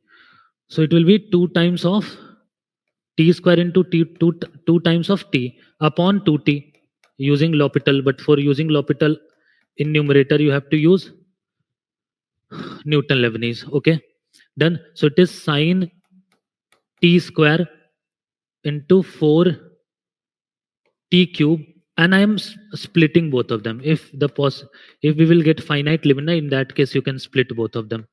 So I'm writing like this.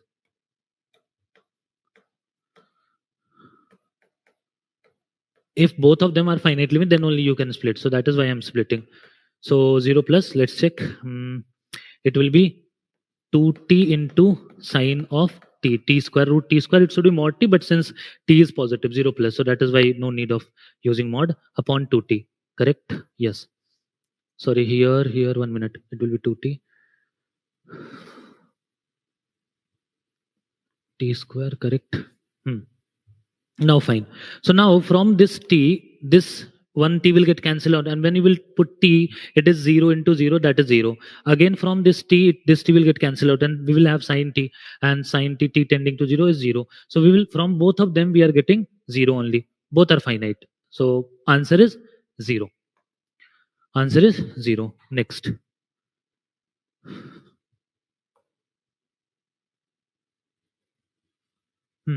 Now it's an interesting one. We are having 20 people and who are sitting around a table, circular table, interestingly, and we have to select 5 people in such a way that they are not consecutive. You have to select 5 people that no two are consecutive.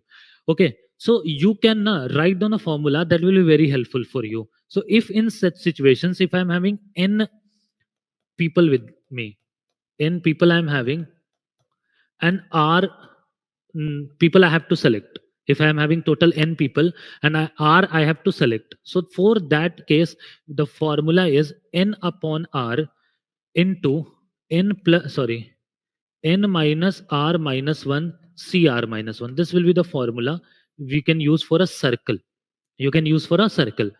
Then when we have to select some people on a circle so that two of them are never consecutive. So in this case, we are having total 20 people. So 20 upon, we have to select 5 people. That is why 20 upon 5.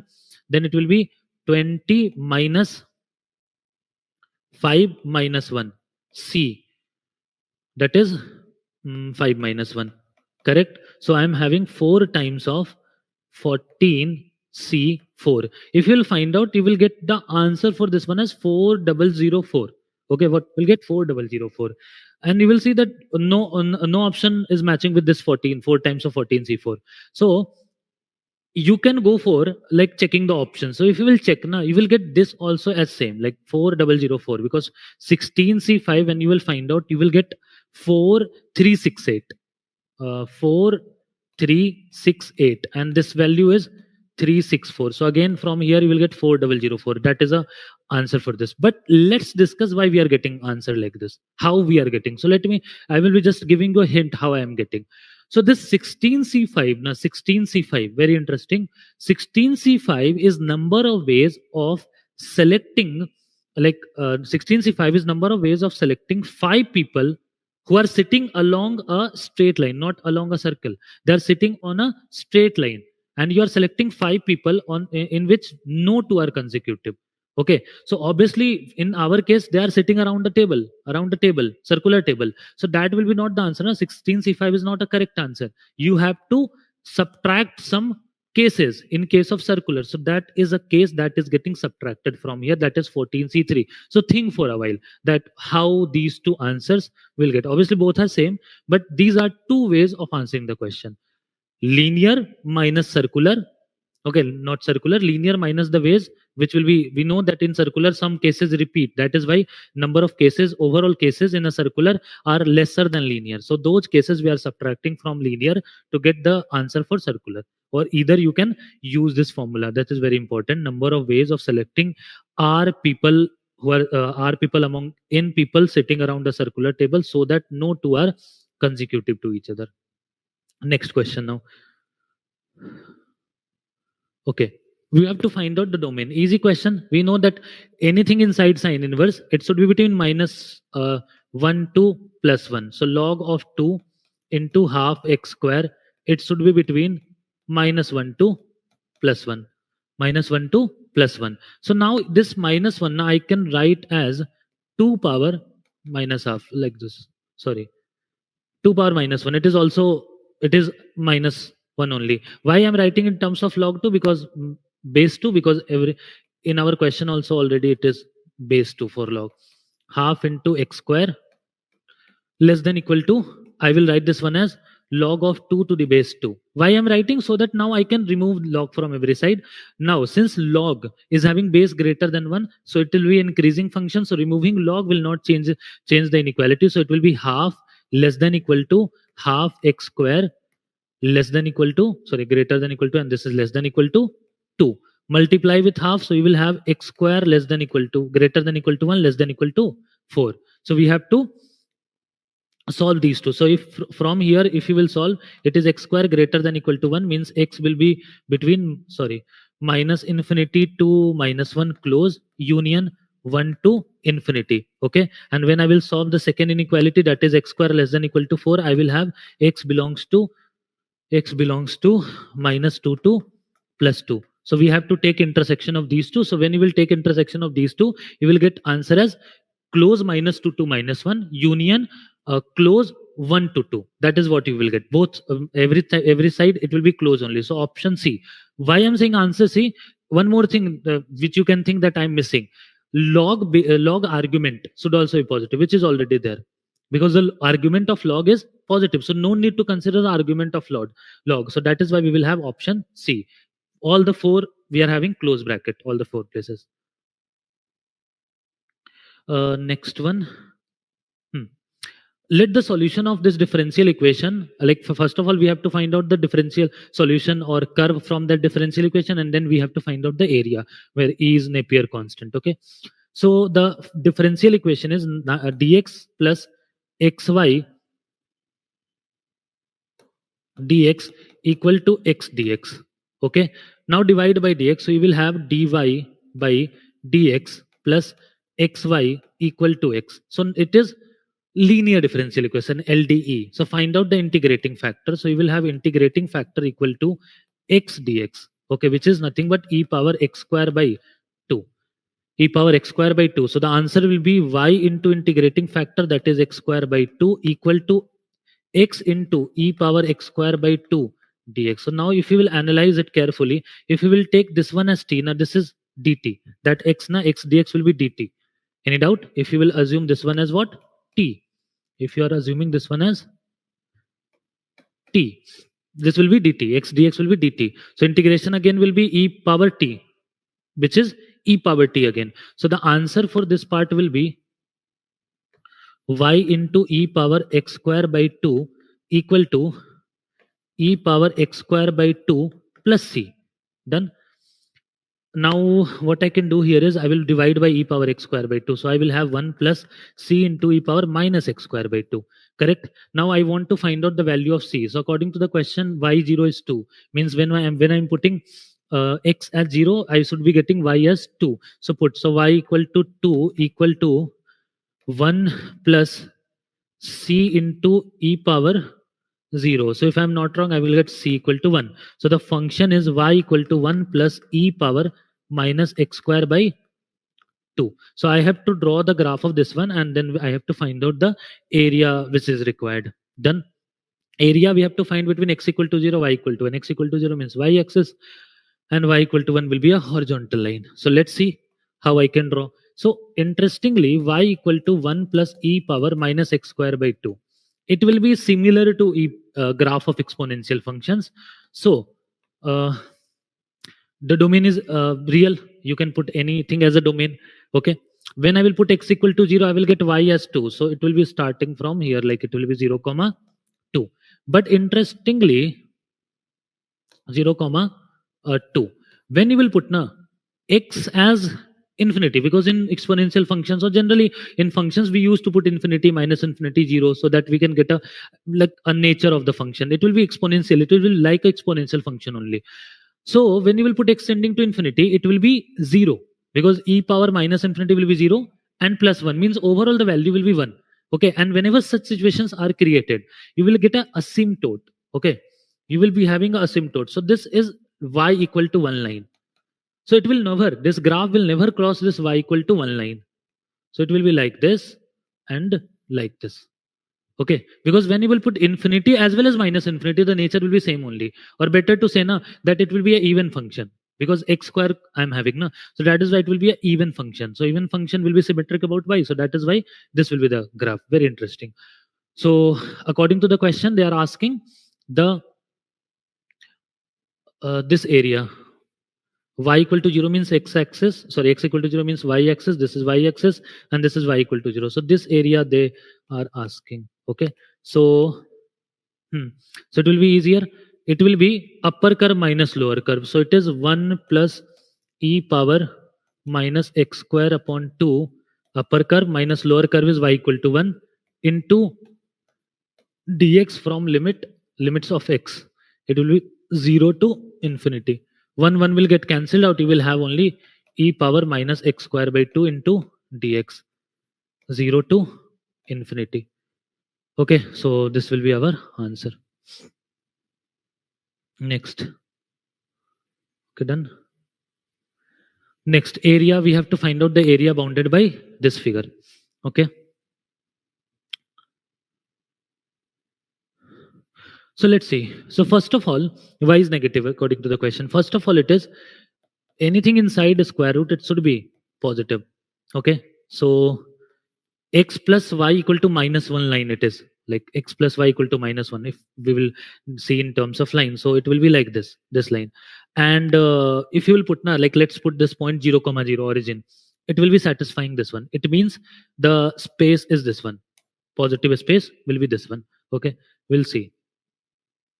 Now next one is this y minus x plus 2, it should be also positive.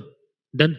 So in this case, you will have, like when you will put y equal to 0, you will get x equal to 2. But when I will put x equal to 0, we will get y equal to -2. Done. Y equal to -2. And this point, na, it is -1, 0, -1. So it will be starting from below and it will be like this. Yes, like this. Then y should be negative, means you have to consider this lower portion only. Y should be negative. After this, let's square both sides, because that was a basic part which we were doing. So y cancel out. I'm getting x greater than half, x greater than half. And when you will now find out, obviously this greater than half I am getting. So if I will equate these two, not with inequality, so this point is nothing with half, so this is obviously half. This point is half. Okay, so negative y greater than x half, so you will be having this triangle. This area I need to find out. So this point is 0 comma, no sorry, 2 comma 0, and this is half, so this length will be 3/2. Correct. This point, this is x equal to, this point is x half. So when you will find out the y for this, you will get y also as 3/2. Okay, so area will be half into base into height, both are 3/2, 3/2. So answer is 9/8. So first of all, you have to take care of this square root, and then we have to square both sides, and accordingly we have to find out the area in that case. Next one.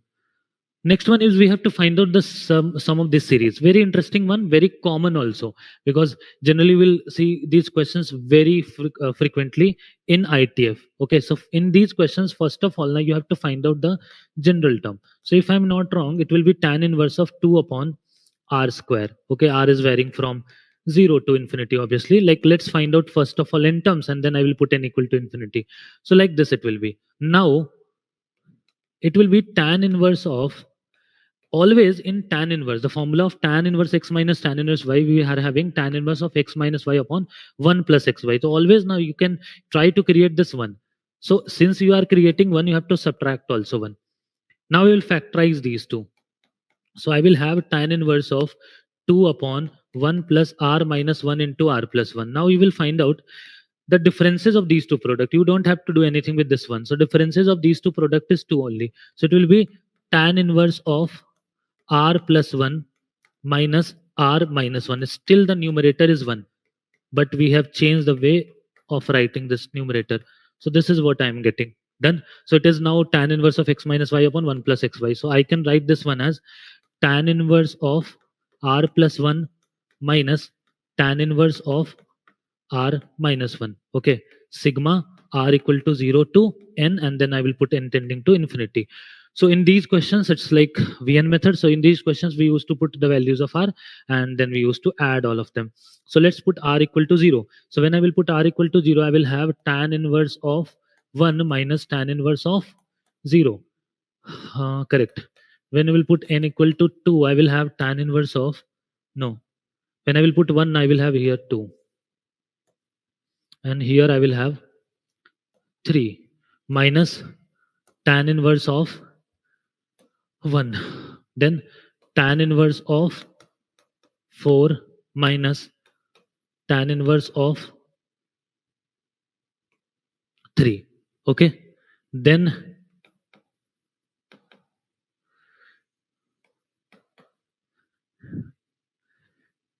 tan inverse of 4 and so on. Then we will have tan inverse of last two terms I will write. So tan inverse of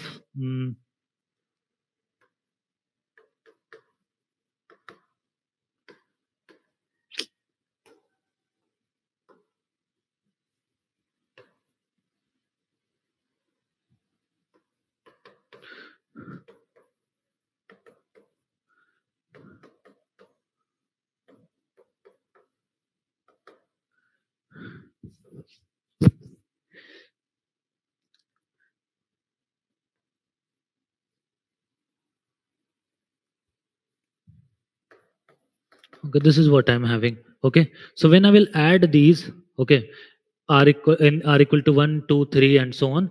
So when I will add these, I'm getting here that 2, no, so I'm getting here r equal to 1, I will have 2 minus 0. Correct. So this 3, 3 will get cancelled out, no issues. 4, 4 is getting cancelled out. And then r equal to 1. So I will have r equal to 1 means the first one will be 2 and 0 are equal to 1. Then 3 and when I'm putting correct only. So from here and so on.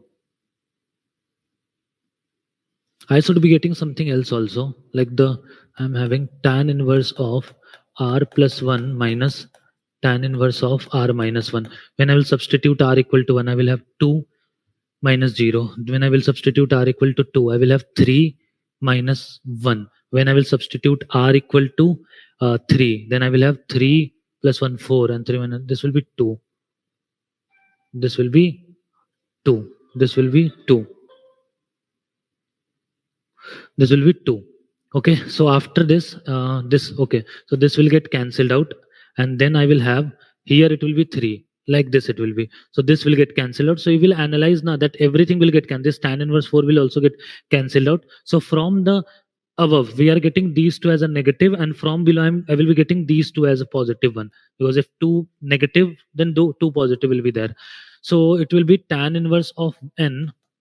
Okay, then it will be tan inverse of n plus 1 minus tan inverse of 0 minus tan inverse of 1. So when I will substitute n as infinity, it will be pi by 2 tan infinity. This also pi by 2 minus tan 0, 0, tan 1 is pi by 4. So we will have total pi minus pi by 4, that is 3 pi by 4. This is what we will have, 3 pi by 4.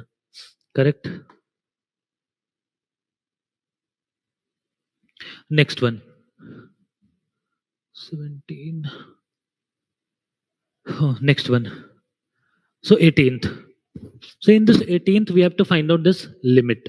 So let's find out this limit. So fx will be equal to, I will take e power mod x common. Okay, so I will have here e power a square minus x square minus 1 upon a plus x into sine of a minus x. Obviously, the limit is also there, limit a tending to x. Okay, now for this, it is like e power x minus 1 upon x. Important point is limit extending to 0. Important point is if the power on e should be 0, so that same 0 I need in denominator. So here also putting a as x now, this is becoming 0. So I need a square minus x square here. So that is why you have to compensate. You have to write a square minus x square here also. Okay. Further, if you will see that sine a minus x required a minus x, that also will be 1, and it will be having a plus x as a factor, which will be getting cancelled out with this. So this, and this, overall it will get cancelled out. You will have only fx equal to e power mod x as an answer. Now according to the question, you have to find out e power mod x into mod of x square minus 1 equal to 1. Solution you have to find out. It means x square minus 1 equal to e power minus mod x. Okay, so we can draw both of the graphs, and the point of intersection of these two graphs will be the number of solutions. So first of all, e power mod x. So when x will be positive, you will have e power minus x graph, and when x will be negative, you will have to draw e power of x graph. So positive e power minus x graph. Okay, it will be like this, and negative it will be like this, and this point is nothing but 0 comma 1. So this is graph of e power mod x. Now I am having x square minus 1. So first of all, when you will draw x square minus 1, okay, when you will draw x square minus 1, this is x square minus 1. These points are minus 1 and 1. Now since overall I'm applying mod, so it will go up. So overall the graph will be like this, like this. Okay, and this point will be 1, because you can find out also when you will put x equal to 0, you will get y as 1. Now club these two graph, because I need the point of intersection here, so I'm just clubbing both of them. So you will have, okay, and this point is 0 comma 1, and that from same point that graph is also starting. So it will be like this x-axis is asymptote for this exponential graph. So that is why you can observe we are having 4 point of intersection, means 4 solutions. Next point is fx equal to, this is given, and we have to find out f of 2 of x minus 2. So first of all, x should not be 2 first, because if you are writing something in denominator x minus 2, so x not equal to 2. So 2 will be included obviously as a point of discontinuity. Let's find out f of 2 upon x minus 2. So wherever I'm having x, I will be substituting as 2 upon x minus 2 whole square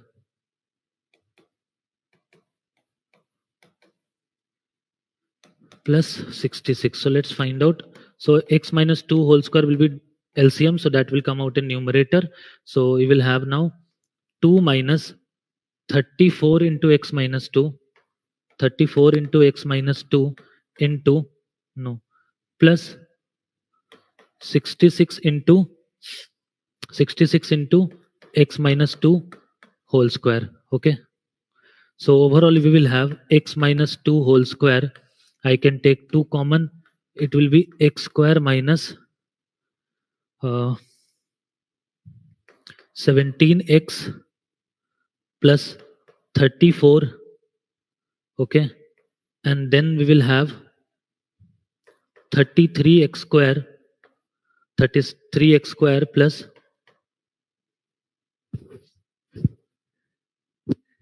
132, 33 into 4, and then we will have again 33 into 4, that is 132x. Okay, you can easily factorize these, and you will have, like, from the options you can analyze that you should be having this also as a quadratic, because x not equal to 2 is already there, so it's a quadratic, so it is also having 2 roots. So that 2 root will be the point of discontinuity. So that is what we have to do. Simple question only, simple substitution. So now it is 5:2 against a husband who is 65-year-old, that he will live up to 85. 4:3 against his wife who is now 58 to live 78. So 65, 85, 20 years, 58, 78, 20 years. So according to the question, what will be the probability that at least one of them will be living up to 20 years? Okay, for 20 years. So it is against, it is like odd against and odd favor concept. Okay, so 5:2 is against, means now out of 7 instances, 5 instances there is a chance that he will not live for 20 years, and 2 instances he will live, means probability of his leaving will be, try to understand, probability he will be leaving for upcoming 20 year will be 2 upon 7 total cases. 2 are 2 are favorable, 5 are unfavorable here, because it is against. So total probability 2 by 7. Obviously probability he will not live, it will be 5 by 7. Okay, for his wife it will be the probability of wife who will be living, it will be 3 by 7, not 4 by 7, because this could be a there could be a chances of mistake. Okay, because it is against given. So what can happen, at least they are using, so what can happen, one of them will live for 20 years and one will die, or both of them. So 3 cases will be there. So I am taking this 2 by 7, assuming that the husband is living for 20 years, wife is not living, it will be 4 upon 7, plus the husband is not living in this case, 5 by 7, wife is living, means 3 by 7. In next case both are living for up 20 years. So 2 by 7, 3 by 7. So overall you will observe that 49 is LCM. From here I'm getting 6, 15, that is 21, and 8, that is 29. So I'm having 29 upon 49. We have to multiply with 49 also, so answer will be 29. Simple question of probability.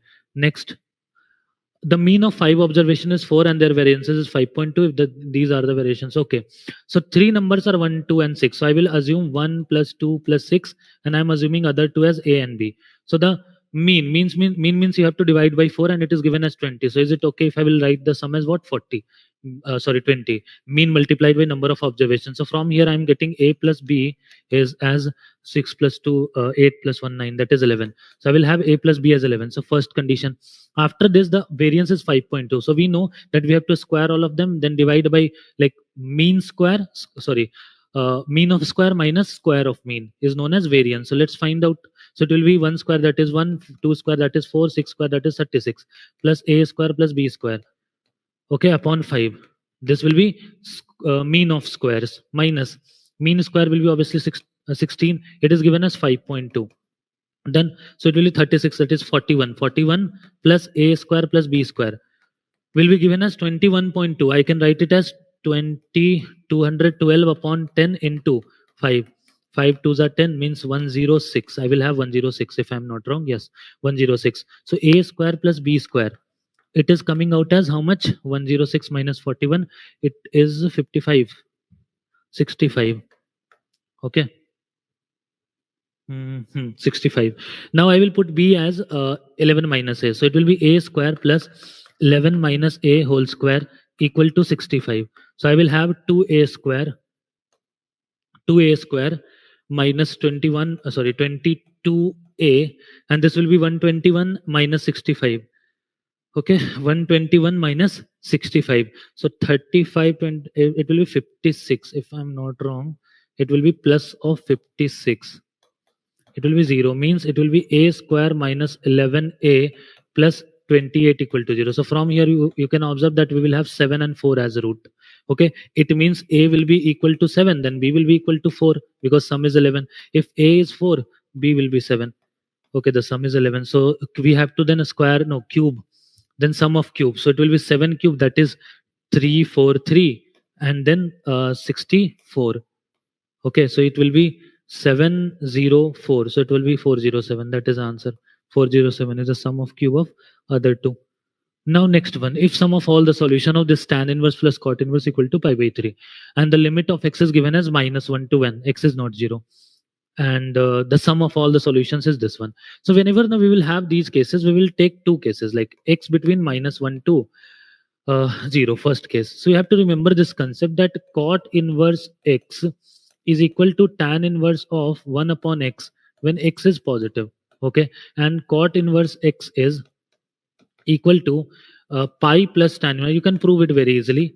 Tan inverse x when x is negative. So these two you have to remember. So when I'm taking x as x between minus 1 to 0, so in that case, cot will be obviously positive. This cot inverse x things will be positive. So I can, minus 1 to 0, and it will be negative.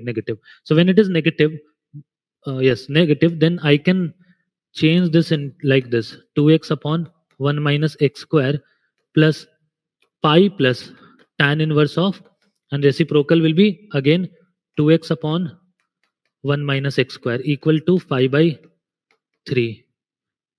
Okay, so I will have twice of tan inverse 2x upon 1 minus x square equal to, I think so, 2 pi by 3 with a negative sign. That tan inverse I will bring here, or before bringing it will be tan inverse of, it will be minus pi by 3. 2 I can cancel out from everywhere. Okay, so minus pi by 3 means minus root 2. So it will be root 3x square. Okay, root 3x square minus 2x minus root 3 equal to 0. So I will have 4. So I will have the values of x from here as 2 plus and minus 4 upon 2 root 3. I should be taking negative value because this condition is valid for negative. So I will have minus 1 upon root 3. So from here I am getting minus 1 by root 3 as an answer. Okay. So now let's proceed for the positive case. So when I will take positive case, x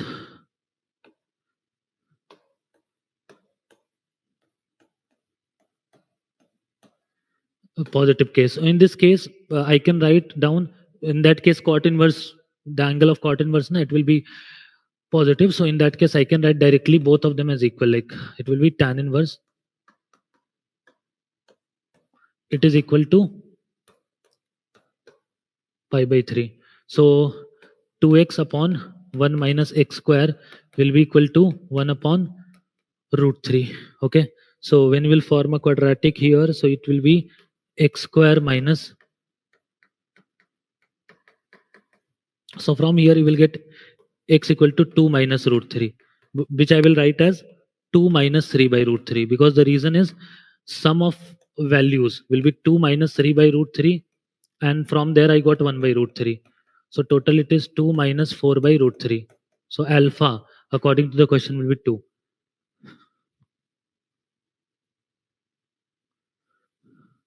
Now remainder of 7 power 103 and 17.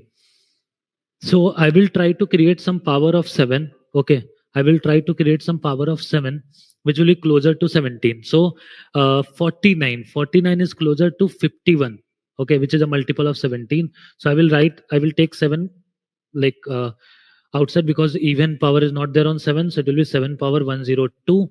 Now I will be writing this as 7 into 49 power 51. Then it will be 7 into 51 minus 2 power 51. So now you know that every term, like the first term will be 51 C0 51 power 51, second term will have 51 power 50, whatever it is. So except that last term, every term will be having some power of 51, means it will be divisible by 17, because 51 is a multiple of 17. So the last term, which will be nothing but this 7 multiplied by the last term, will be minus 2 power 51. This will be the remainder now, because it will all depend on the remainder of this term. Okay, because except this last term, every term is divisible by 17. Now I will try to create the same thing here. So we know that 2 power 4 is 16, which is very close to 17. And when you used to get 1, then you have to be like comfortable, because that is what I want. I want plus or minus 1. That makes our question easier. So I'm taking this negative common, and then 2 also outside, so that it becomes 2 power 50. I need 2 power 4 now, so I have to take 3 power common actually. 2 power 3 common, then it will be 2 power of 48. Minus I took already outside, so 2 power 48. It will be 16 power 16. Think, because no, 16 power 12.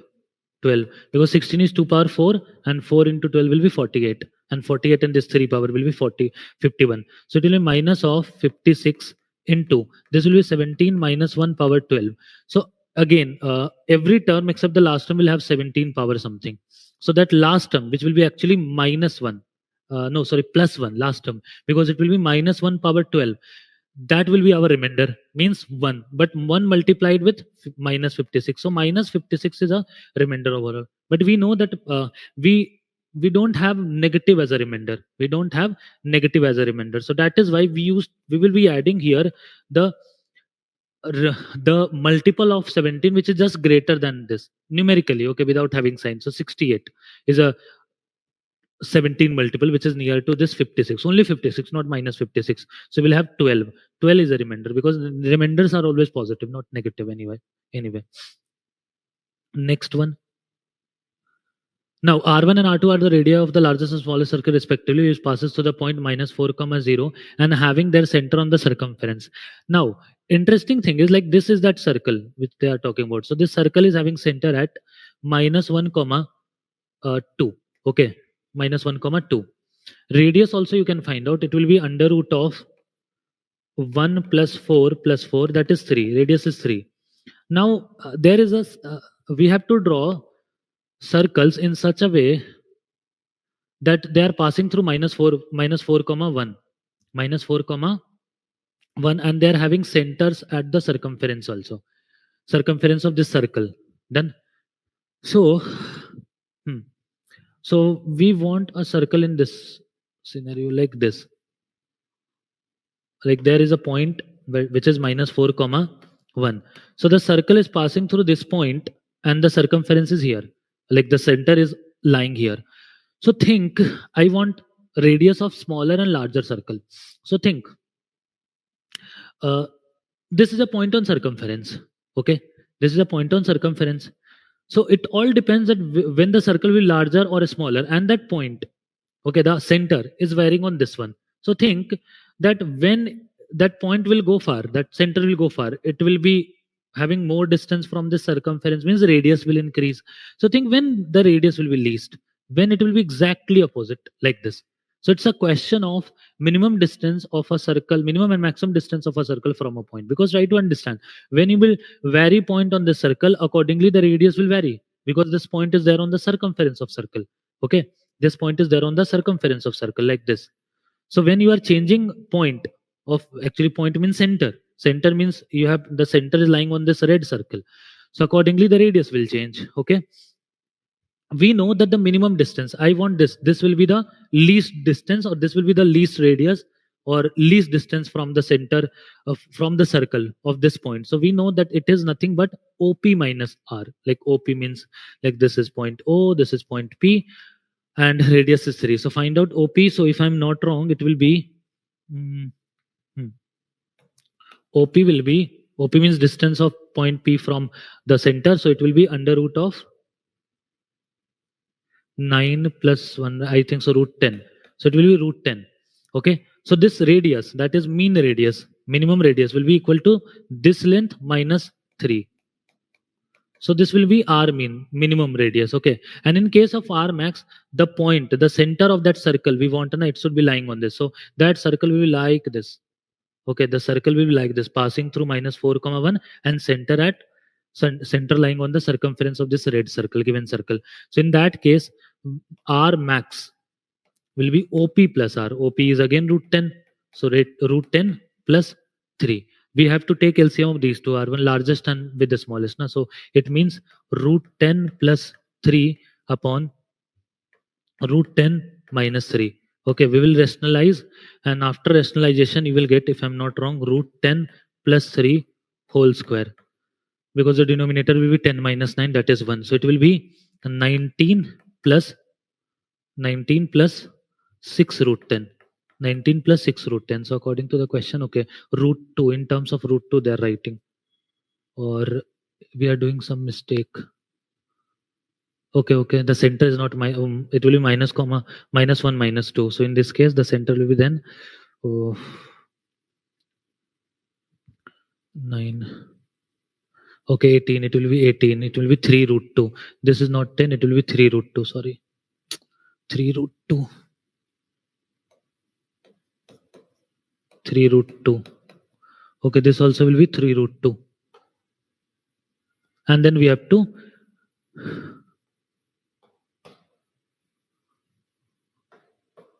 three root 2. This will be R1 and this will be R2. Okay, R1 and R2. So this will be 3 root 2 plus 3 upon this. So it will be 3 root 2 plus 3 whole square. And then in denominator you will have 18 minus 9. 3 root 2 square minus 3. That is, so you will be having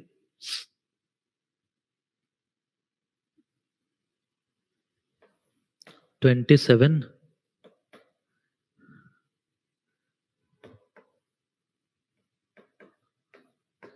So it is 3 plus 2 root 2. So the answer should be A plus B, that is 5. Okay, next. Last one. We are having a triangle. Okay. So we are having a triangle. So that triangle is having a point here, that is A, 0 to alpha. And 2 point of this triangle is lying on the same line, that given line, B and C. Okay, and the area of this is root 21. So let's draw. So this will be that triangle. This will be that triangle. Then BC length is given. BC length is 2 root 21. Let's assume this as height. Let's assume this one as height. Okay, so area is 21. So half into base is 2 root 21 into height. It is given as 21. So 2 cancel. So height should be equal to what? Root 21. Now we have to find out the height. So let's see how we can find out the height in this case. There is a very interesting formula for this. So now let's say I'm having a point um, P here, okay, and there is a fixed point on this line which is having position vector as A. There is a fixed point on this line and there is a vector B which is parallel to this given line. Done.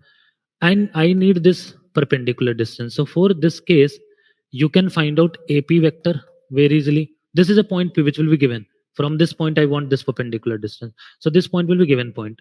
So the formula is, if I want this perpendicular, this height, so the formula is H equal to AP cross B vector, AP cross B vector upon vector B magnitude, whole magnitude. Magnitude means it should be positive. This is how we have to find out. So we can use this formula here. So according to the question, I'm having, like, listen, let's see here. So according to the question, the fixed point on this line is nothing but minus alpha, comma, 1, comma, -4. And that point from which I want to draw perpendicular is 0 to alpha, 0 to alpha. So I will be finding down this vector. So it will be alpha I, okay, then j, and then alpha plus 4k. This is what we will have as a vector, this AP vector or whatever it is, because in this case, actually this is point A, and this you can assume as a point P, that fixed point through which the line is passing. Now I have to take the, and vector B in this case is 5i 2j plus 3k. This is vector B. So in according to this question, we have to take cross of these two vector, means it will be I, j, k, okay. Then it will be alpha 1, alpha plus 4. Then it will be 5, 2, 3. Okay, so this is the cross of both of them divided by the magnitude of this one. So it will be 25 plus 9, that is 34, 38. So it will be root 38. This value, and I'm using one more mod here because this can be negative. So this mod value will be equal to root of 21. Root of 21. So if you will find out, it will be modulus of, in terms of I cap, I will have 3 minus 2 alpha minus 8. 3 into 2 alpha minus 8. In terms of j cap, I will have 2 alpha minus 5. Okay. And in terms of k cap, we will have 3 alpha. Sorry, it is wrong.